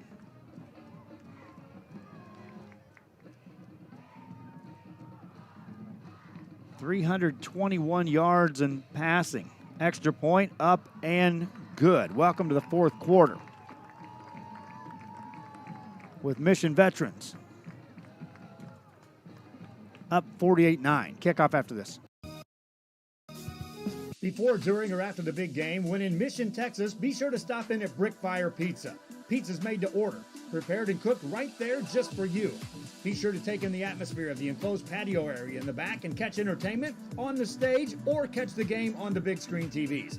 Backing teams and staying in touch with the community, Brickfire Pizza is the place in Mission. Stop in today.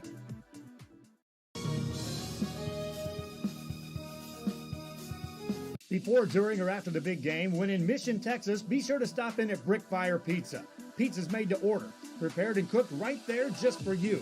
Be sure to take in the atmosphere of the enclosed patio area in the back and catch entertainment on the stage or catch the game on the big screen TVs. Backing teams and staying in touch with the community, Brickfire Pizza is the place in Mission. Stop in today.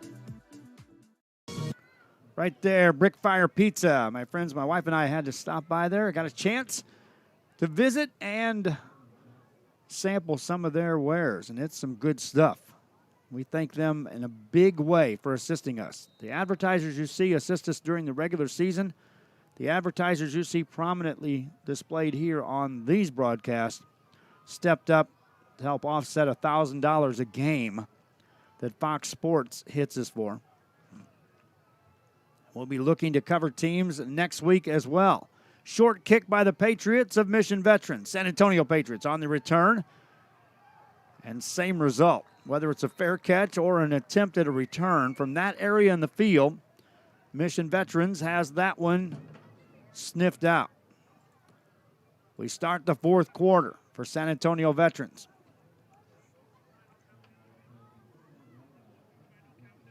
Check on that Raymondville score, see if there's an update on that. They were winning earlier.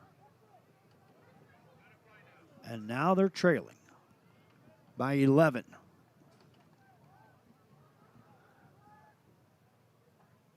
Those great teams figure it out sometimes. So they had to keep that double-digit lead into the fourth quarter. Running play here for Motley. Motley out across the 35 to the 40. Motley on his horse across midfield stripe. His best carry of the night. Moves the chains for San Antonio Veterans.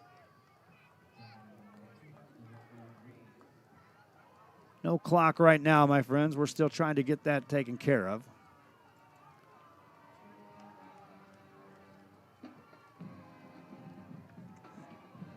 First down play for San Antonio Veterans. Running play for Richardson to the right side. Richardson on his horse, got to the corner, turns it downfield. Runs out of bounds at the 35. That's 15 quick yards for Joseph Richardson.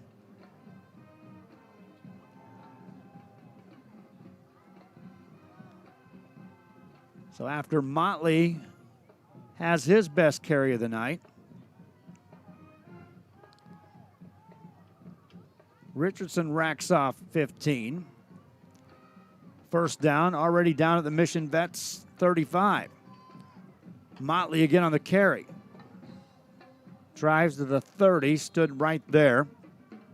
Play blown dead. That's a 5-yard gain.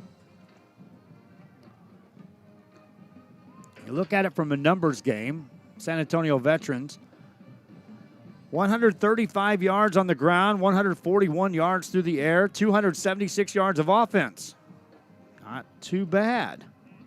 And then you look at the other side, 237 yards on the ground 321 yards on the air, 5:58 in the game, and a bulging lead for Mission Veterans.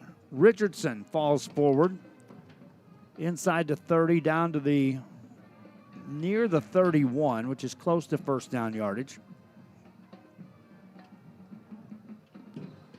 10:25 left in this ball game.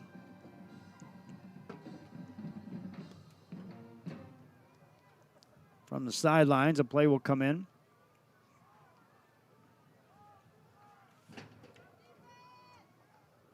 Richardson hands the ball off. Motley again, running across the right side, inside the 15, down to the 10. Motley out of bounds. First and goal coming up for San Antonio Veterans.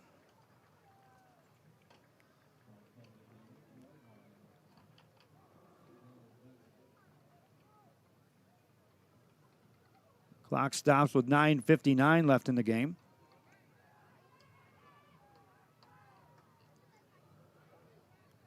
Mission Veterans gave up 3 points early on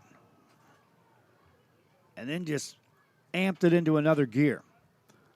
Richardson up the middle, makes a man miss, end zone. Touchdown, Joseph Richardson. His second score of the night comes with 9:55 to go in the ball game.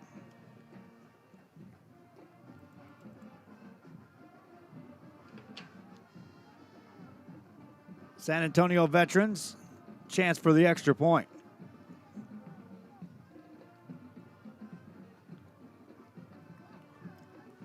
(48-15) your score. Extra point up and good. Mission Vets will get the football. San Antonio Vets kicks off after this. Fox Sports Southwest Football Friday ad. Get live high school scores from across the state. Check out team schedules and show your school spirit live online. Download the best high school football app in Texas. Search Football Friday. Friday high school football isn't over till you watch High School Scoreboard live. Final scores, the big plays from gridiron games across the state. Be a part of the most watched high school football show in Texas. Friday on Fox Sports Southwest.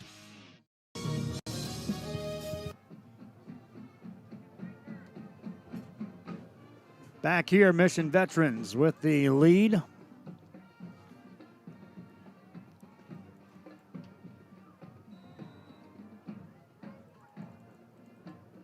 Put that score up wrong right there. How about that? 48-16. Mission Veterans will return this kick out across the 20, and then they'll blow the play dead and throw a penalty flag. So if they indicated they were making a fair catch and then advance the football, that'll be a penalty against Mission Veterans.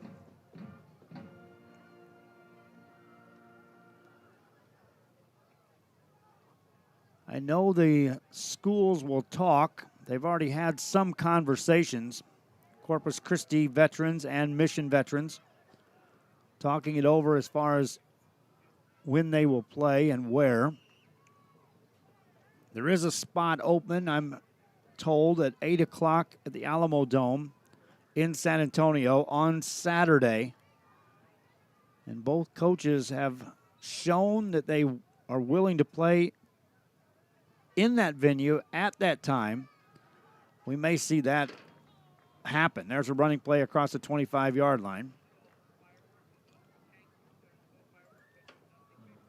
Jose Salinas on the carry. His first run of the night.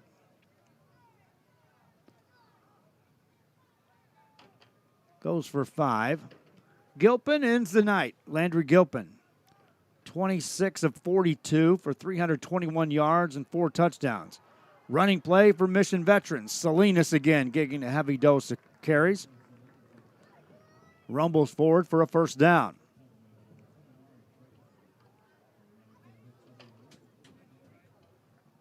9:10 left in the fourth quarter.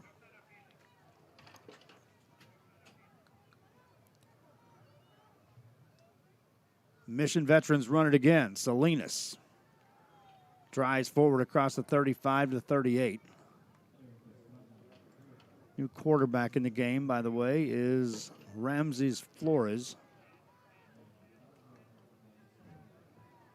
for Mission Veterans.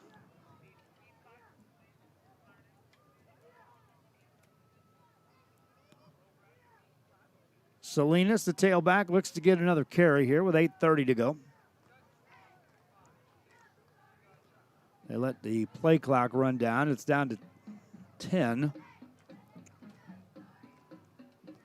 They'll let it run even further down to 5 before the snap, which is at 2. They'll hand it off. Salinas in the backfield hit, drives forward.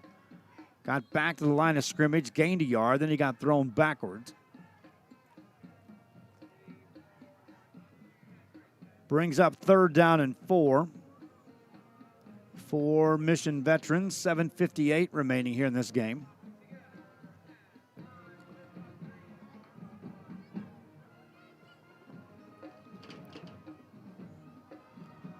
Flores out of a shotgun formation. Salinas exits the game. New tailback in the ball game now as the Mission Veterans Patriots let the clock run down. Play clock down to 8. Game clock at 7:30. And counting. Handoff right side. And that goes for a little yardage on a carry. And it brings up 4th down. Mission Veterans will bring the punting team onto the field. 7:06 to go.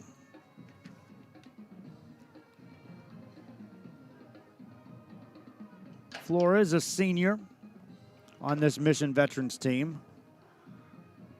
I was curious to see, is there a glimpse of the future for this Patriot team when they got to this point? But was Ramsey's a senior? That means we still don't see any youth coming up. No peaks by David Gilpin and company, as to who may be coming up through the ranks through this program.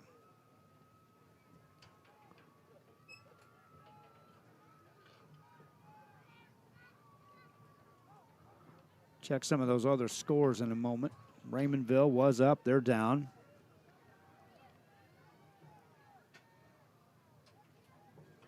See what happened with LaFeria.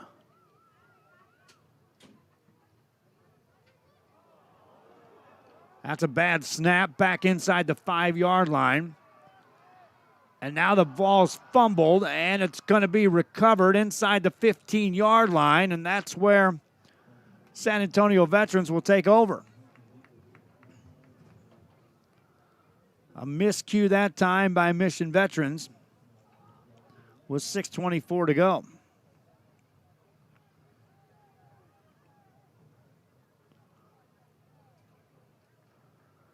Ball spotted down at the 12 of Mission Veterans. Joseph Richardson and company back on the field for San Antonio Veterans. Short field to work with here. Richardson takes a snap, hands it off to Motley, hit, and down he goes quickly. Motley gained a couple of yards.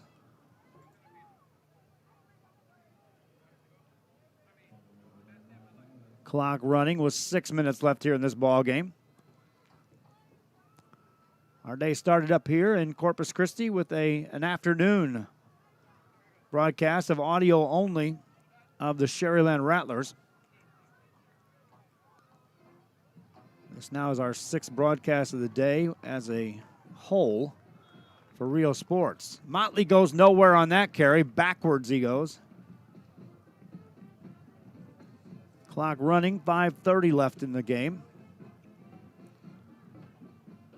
Mission Veterans, 579 yards of offense. San Antonio Veterans, 300 yards. 3rd down, 15 yards to go. For San Antonio Veterans, they can get a 1st down without getting in the end zone. Richardson in a shotgun. Drops back, looks to throw. Rushed out of the pocket, looking. Gets rid of the ball in the corner of the end zone. It's caught and incomplete. Receiver went out of bounds on the back of the end zone. It'll bring up 4th down for San Antonio Veterans. 5:03 left here in the game after the incompleted pass.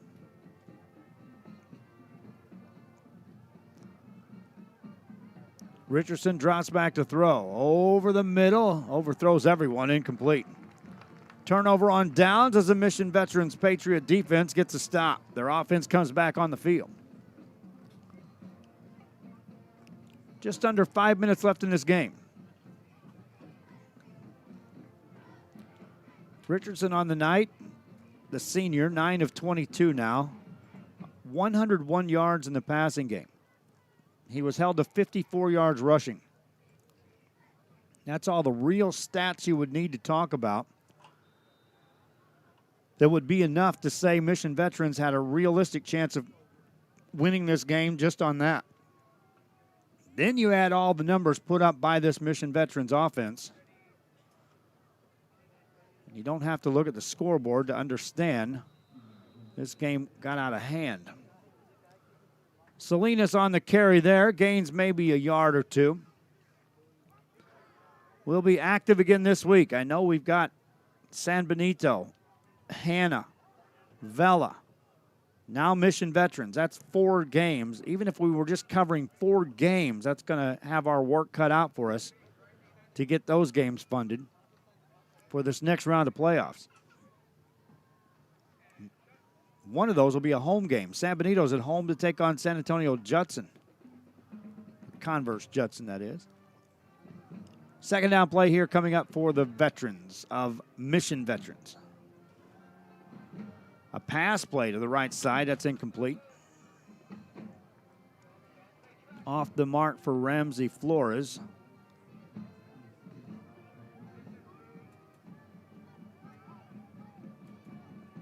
Stops the clock with 4:04 left here in this game. 3rd down for Mission Veterans. Broadcasting tomorrow, we got basketball coverage coming your way on Rio Sports Live. La Feria Lions at San Perlita, and we're trying to get that girls game in Harlingen. Deep pass by Ramsey Flores down the right side. That's tipped and incomplete, nearly picked off.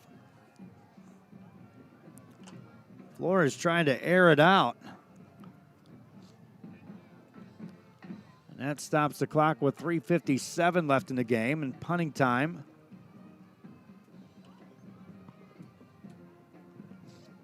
For Mission Veterans.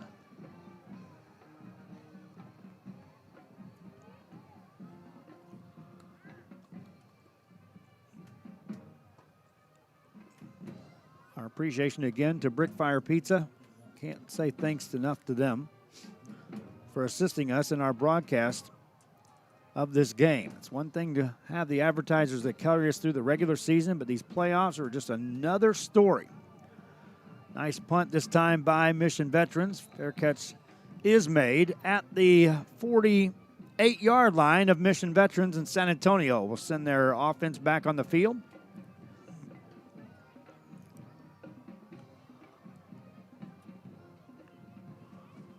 With 3:51 left here in the game. Jacob Howell now on the camera.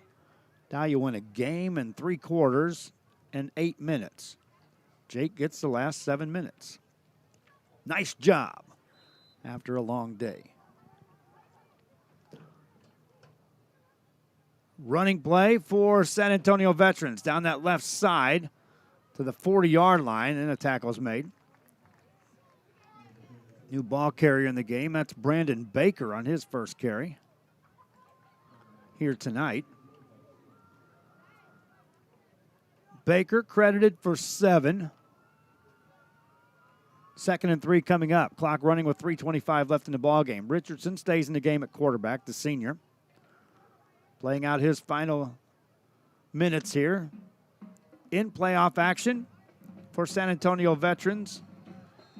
That running play is stacked up right at the 40-yard line of Mission Vets. Another carry by Brandon Baker. Third down coming up.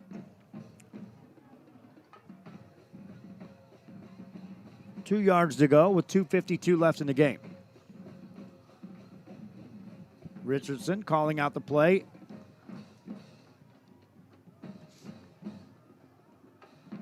Waits for a long count for the snap. Takes it. Keeps it himself. Running left-hand side. He's got a first down. Steps out of bounds at the 35-yard line. That'll move the chains yet again.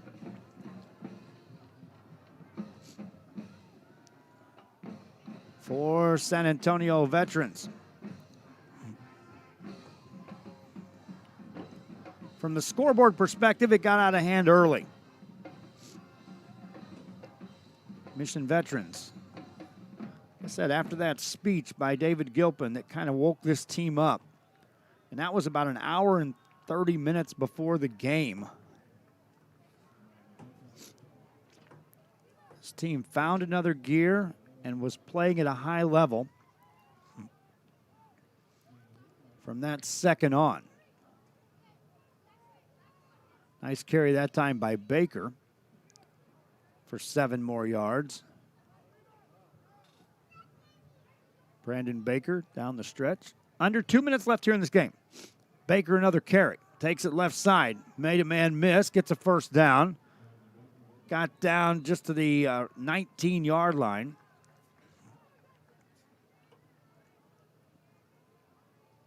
That'll be a first down. And another trip in the red zone for the San Antonio Veterans Patriots. Early in this game, they had opportunities. If they wanted to get into one of those high-scoring, back-and-forth kind of games, they couldn't finish off drives in the red zone. Richardson now gets free in the secondary. Richardson to the right side. Richardson will walk in for his 3rd score of the game. Joseph Richardson on a touchdown run.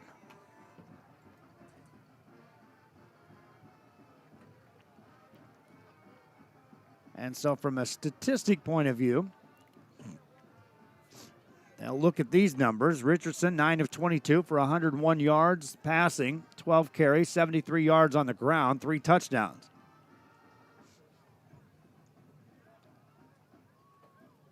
Extra point is good. One more kickoff coming up after this. Our professional advisors at Employee Retirement Service have been providing financial and retirement planning for many years for employees of different employment.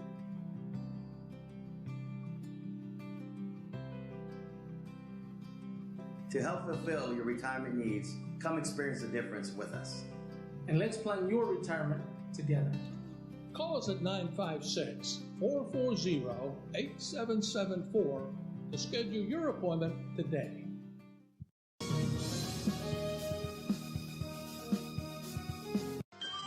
Forever Memories, Antiques and Collectibles is your source for vintage, antique collectibles, vinyl records, and more. Located at 206 East Jackson in historic downtown Harlingen, it's Forever Memories, Antiques and Collectibles. It's a step back in time with a soundtrack like none other. Open Monday through Saturday, filled with memories and more. Forever Memories is for you. Quick kickoff by San Antonio Veterans, returned by Mission Vets. Return man kind of leaning forward as he made the catch, just went sliding about 5 yards. Marked down at the 20. With 1:16 left here in this ball game, Mission Veterans will walk their offense onto the field.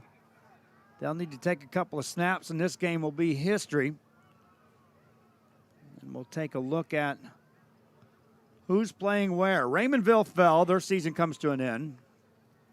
Rio Hondo got knocked off. The other 2 small schools involved in games tonight are still right there in the mix, with La Feria on top in their game. And now they're trailing. Or La Villa, that is. La Feria, those up. La Feria is up 15. La Villa is down 4. Those games are still going on. If those teams make it, they'll be in the mix of teams we'll be trying to fund to broadcast a third-round playoff game. Already, we'll be juggling with San Benito. We'll be juggling with Hannah,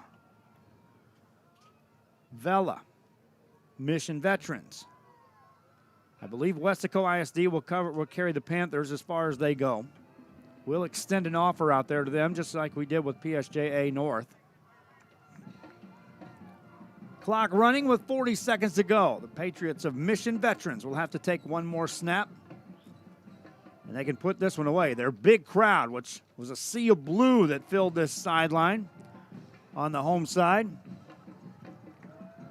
will have a happy drive home to cap off, well, at least the Friday portion of the Thanksgiving weekend. Patriots of Mission Veterans win this one by the final score of 48-23. They move on into the third round. Add another gold ball to the mix. That'll do it for our broadcast. I'm going to go ahead and break it down. We're going to have to get out of here pretty quick. We've been here all day long, and I'll already be making some calls to see if we can get the next round of the playoffs funded. Our thanks again to Brickfire Pizza, to First Community Bank, to Cardenas Motors, to Elif Motors, to State Farm Insurance out of Raymondville, and all the other advertisers that you see, to our regular advertisers that have been with us throughout, and to many other advertisers that are willing to step up and help us get to the next level. Until tomorrow afternoon when it's basketball, I'm Joe Bowling, signing off from football. 48-23 your final here. So long.